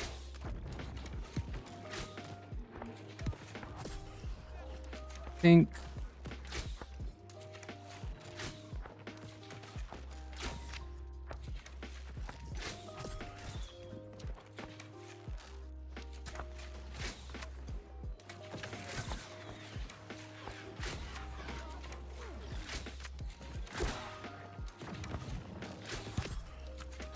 Pink.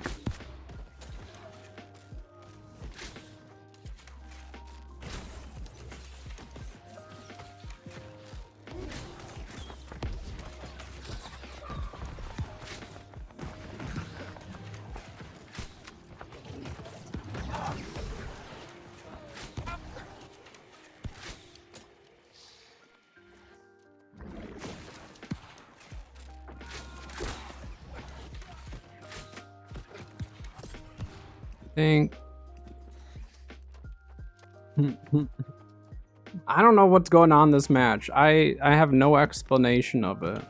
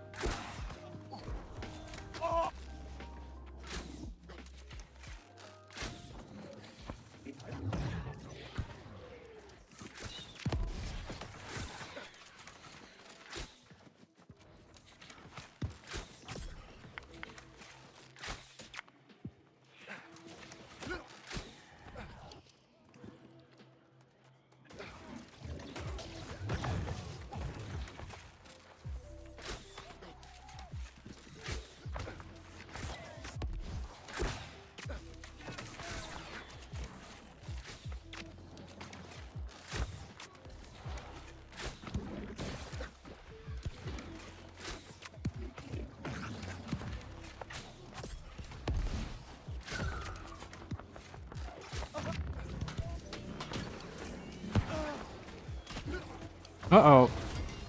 I was a little tunnel vision there, I'll admit it. But hey, it's a dub. 31 kills. What the heck? I think that's the most kills I've ever gotten.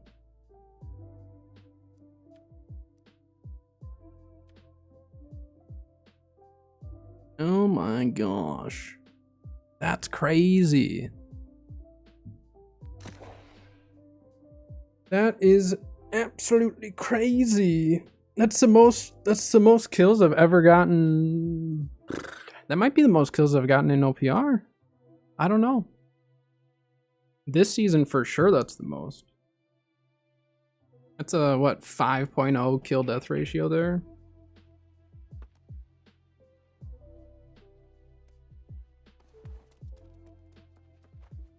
That was definitely an experience. Huh. Look at that, and we even got some money out of the deal. Let's go. Oh yeah, none of this matters, does it? We have enough for our... How much money do I have? I don't even have enough gold right now. Time is it? 4:21. Let's do one more OPR and then I'm probably gonna call it there.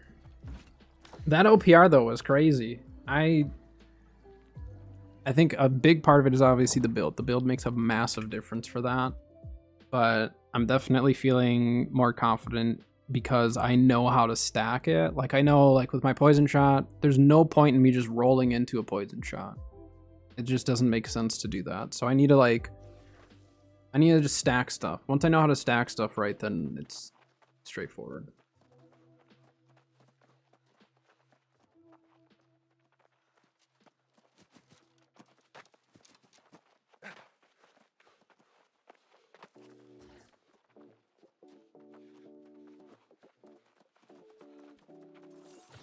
Got 8 HP on our team. They're a healer.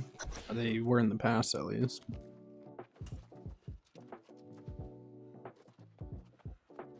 Looks like they're on Void Rapier. Void Rapier is a really dirty build. I'm sure it's even crazier with the artifact Rapier.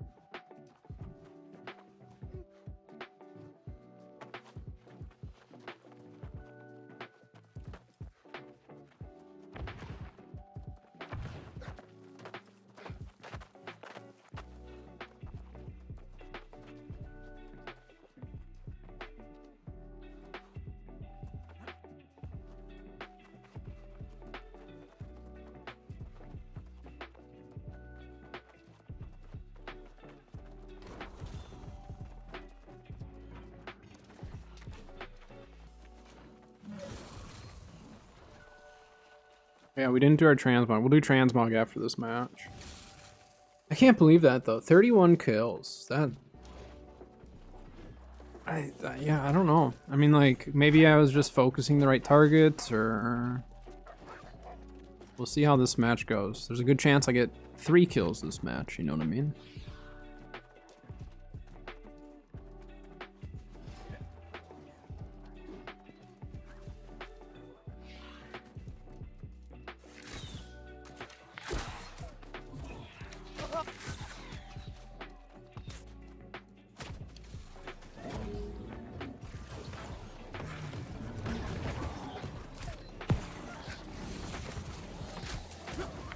Oh, you got old or something.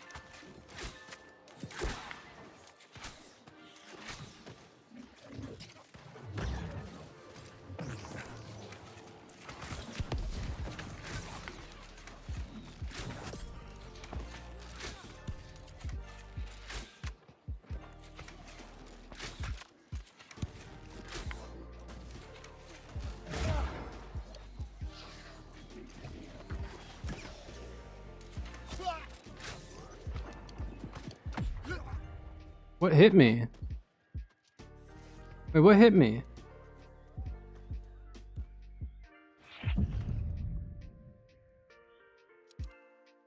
Was there a musket behind?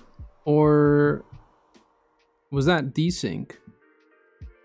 If that was desync, that was awful. That was terrible desync if that's what that was. We'll see. That was really stupid if that was desync. I sure hope that there was a musket behind us. Otherwise, what I was seeing and what that guy was seeing were two very different things.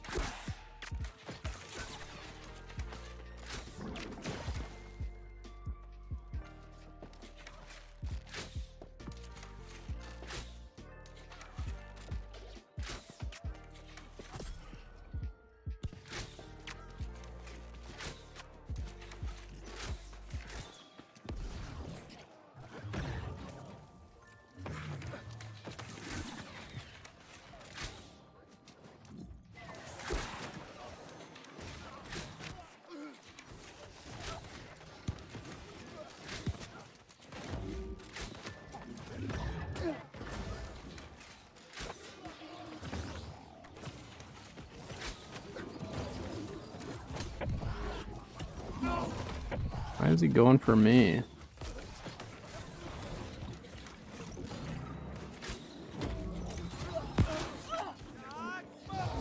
I'm gonna try to go pester these guys a little bit.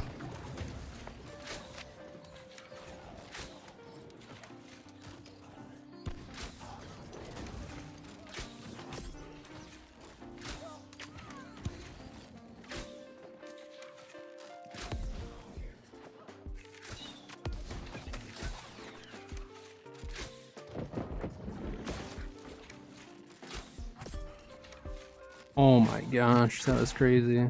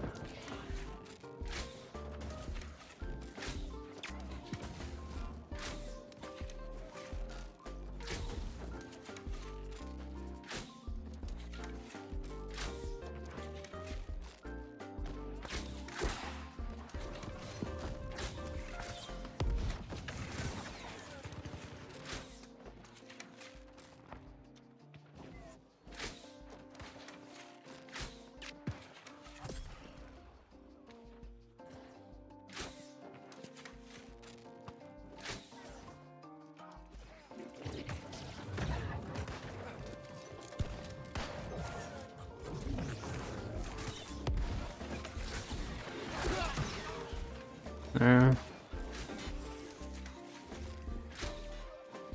They're so concerned with killing that tank, but we need more disease to take them out.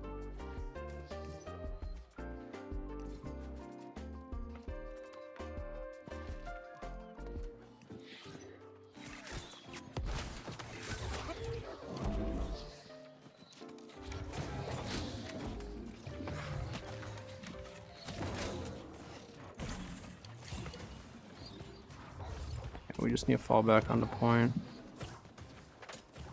My explosive shot back.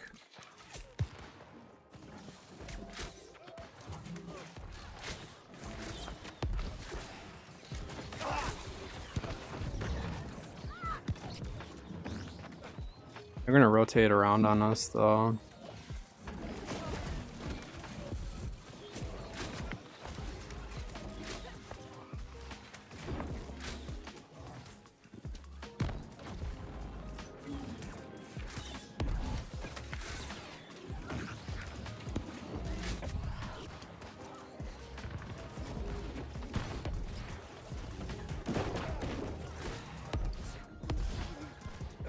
The stupid tank is so annoying. He's not like strong enough to really kill anyone. He's just tank.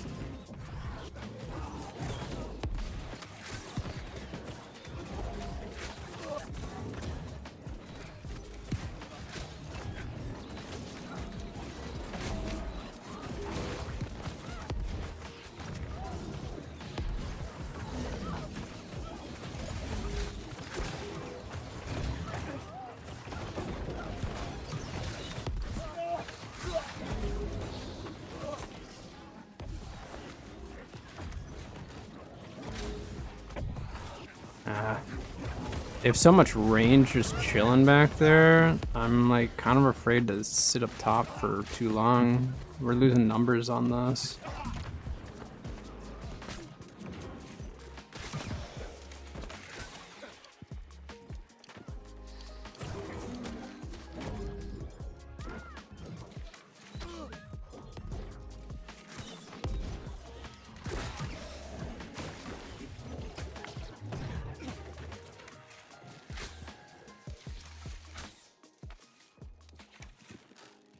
There's so many dots on him right now.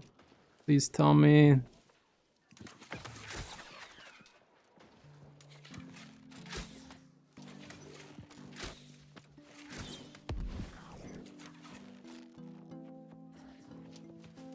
Oh, that scared me. I thought that was someone else next to me.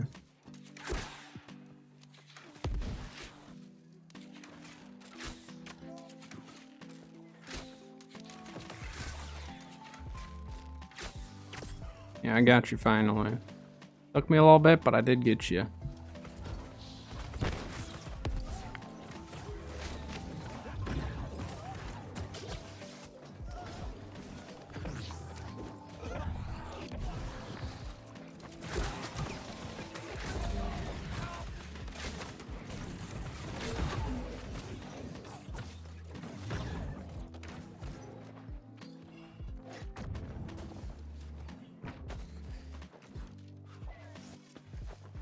When you go Baron, you forget about mid for now. Let them just take their time capping it, I guess.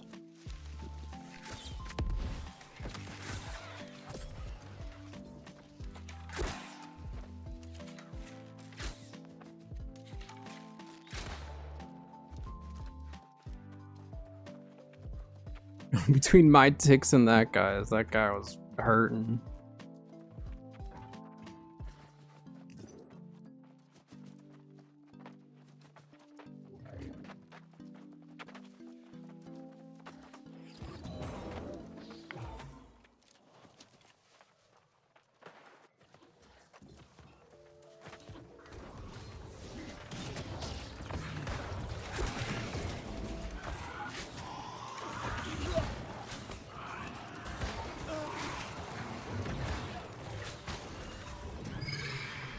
Easy Baron. Easy Baron.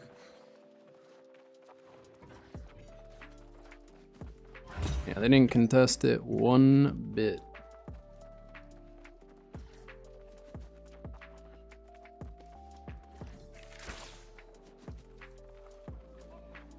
A little bit high on that, huh?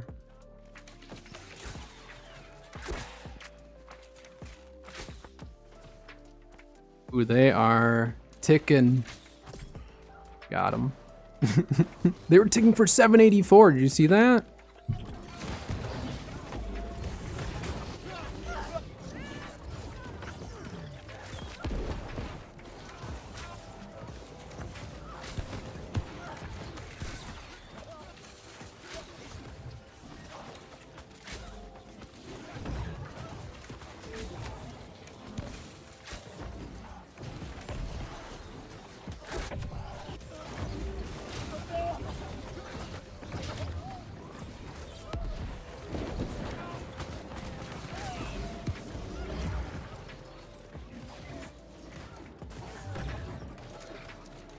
Oh, that guy just got pulled with Scorpion Sting.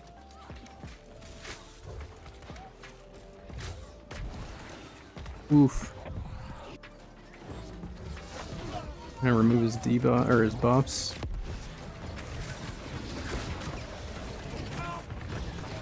Yeah, your tank build doesn't do you any good if your team's not here. That's the trouble with it.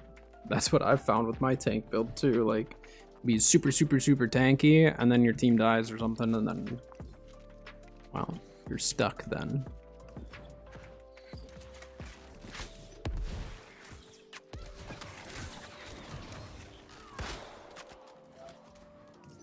It's a 4K headshot.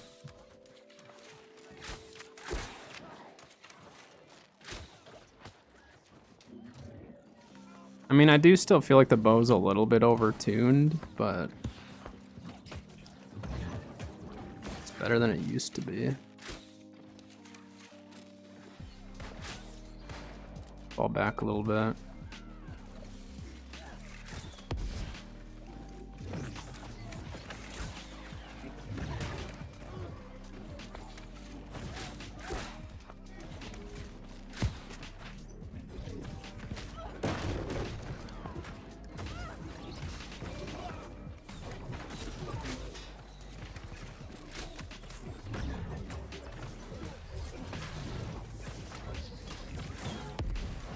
Removed your buffs, guy.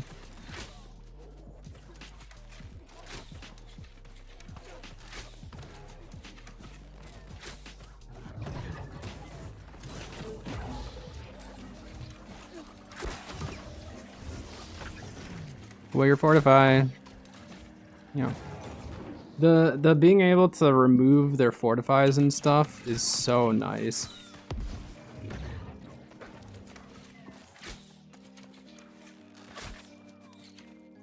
What the heck was that?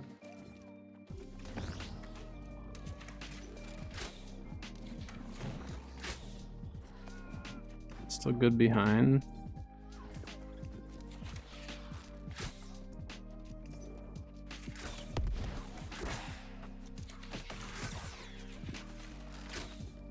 Stupid explosive shot hit an invisible wall or something.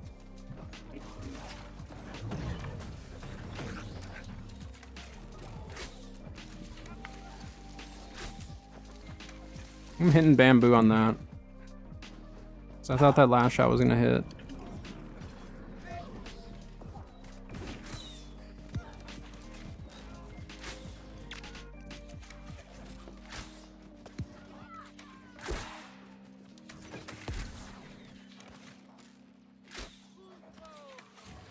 That guy's just gonna play the long game.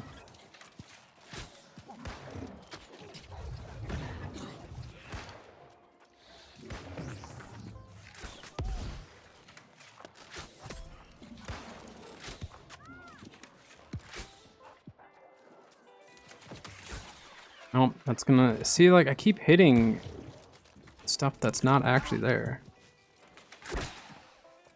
Getting shot by that bow. Or musket?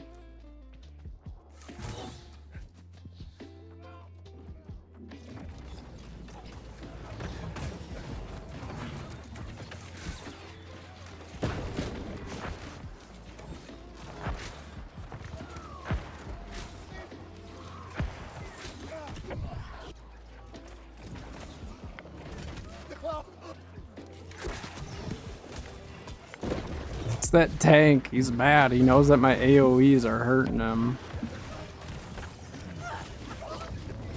Uh-oh. I might die here.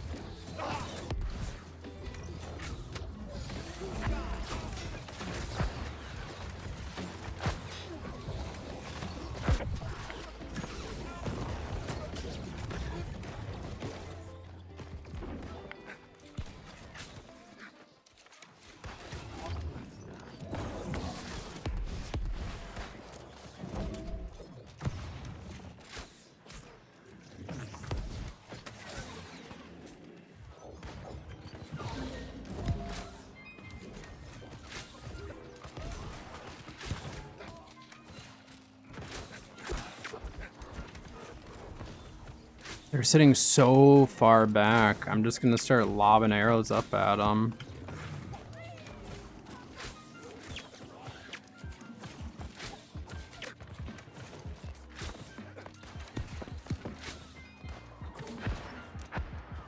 Remember, that's that tank. I really don't want to mess with him. It's just annoying.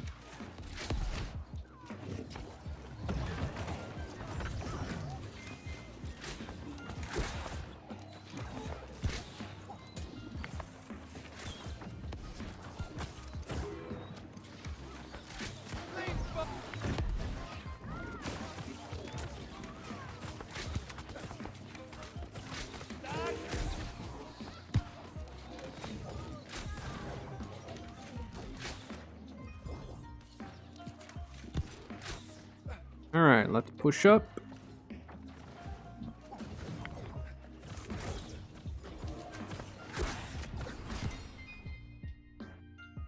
Yeah, I mean, I think the build is getting there. It is definitely getting there. I mean, 11 kills not 30 something, but still good.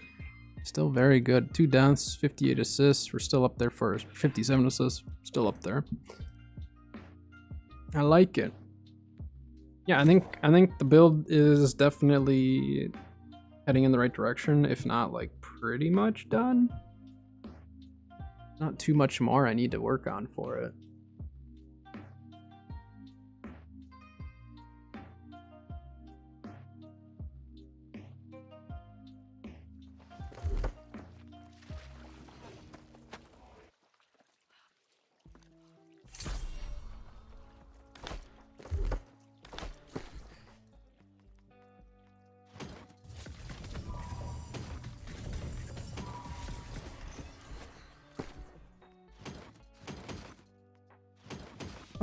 right.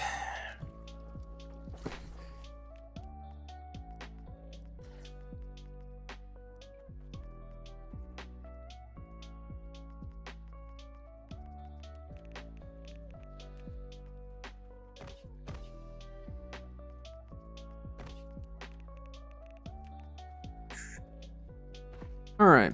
I think we are going to wrap up stream right there for the day, though. It was a nice almost 6 hours of New World today.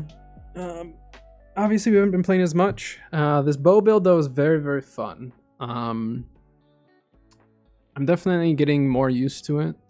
A lot of it just comes down to having to get used to the build, get used to the projectile speed, all of that. It's just very different from Mage as far as like leading your shots and stuff. But by the end there, I mean, we were getting it. We had 2 matches with almost 50 kills total between the two. So like that's honestly really, really good. So I'm pretty happy with it. But that is gonna do it for today. I'll be live tomorrow. Tomorrow is an ARC day, so we'll be playing some ARC on stream.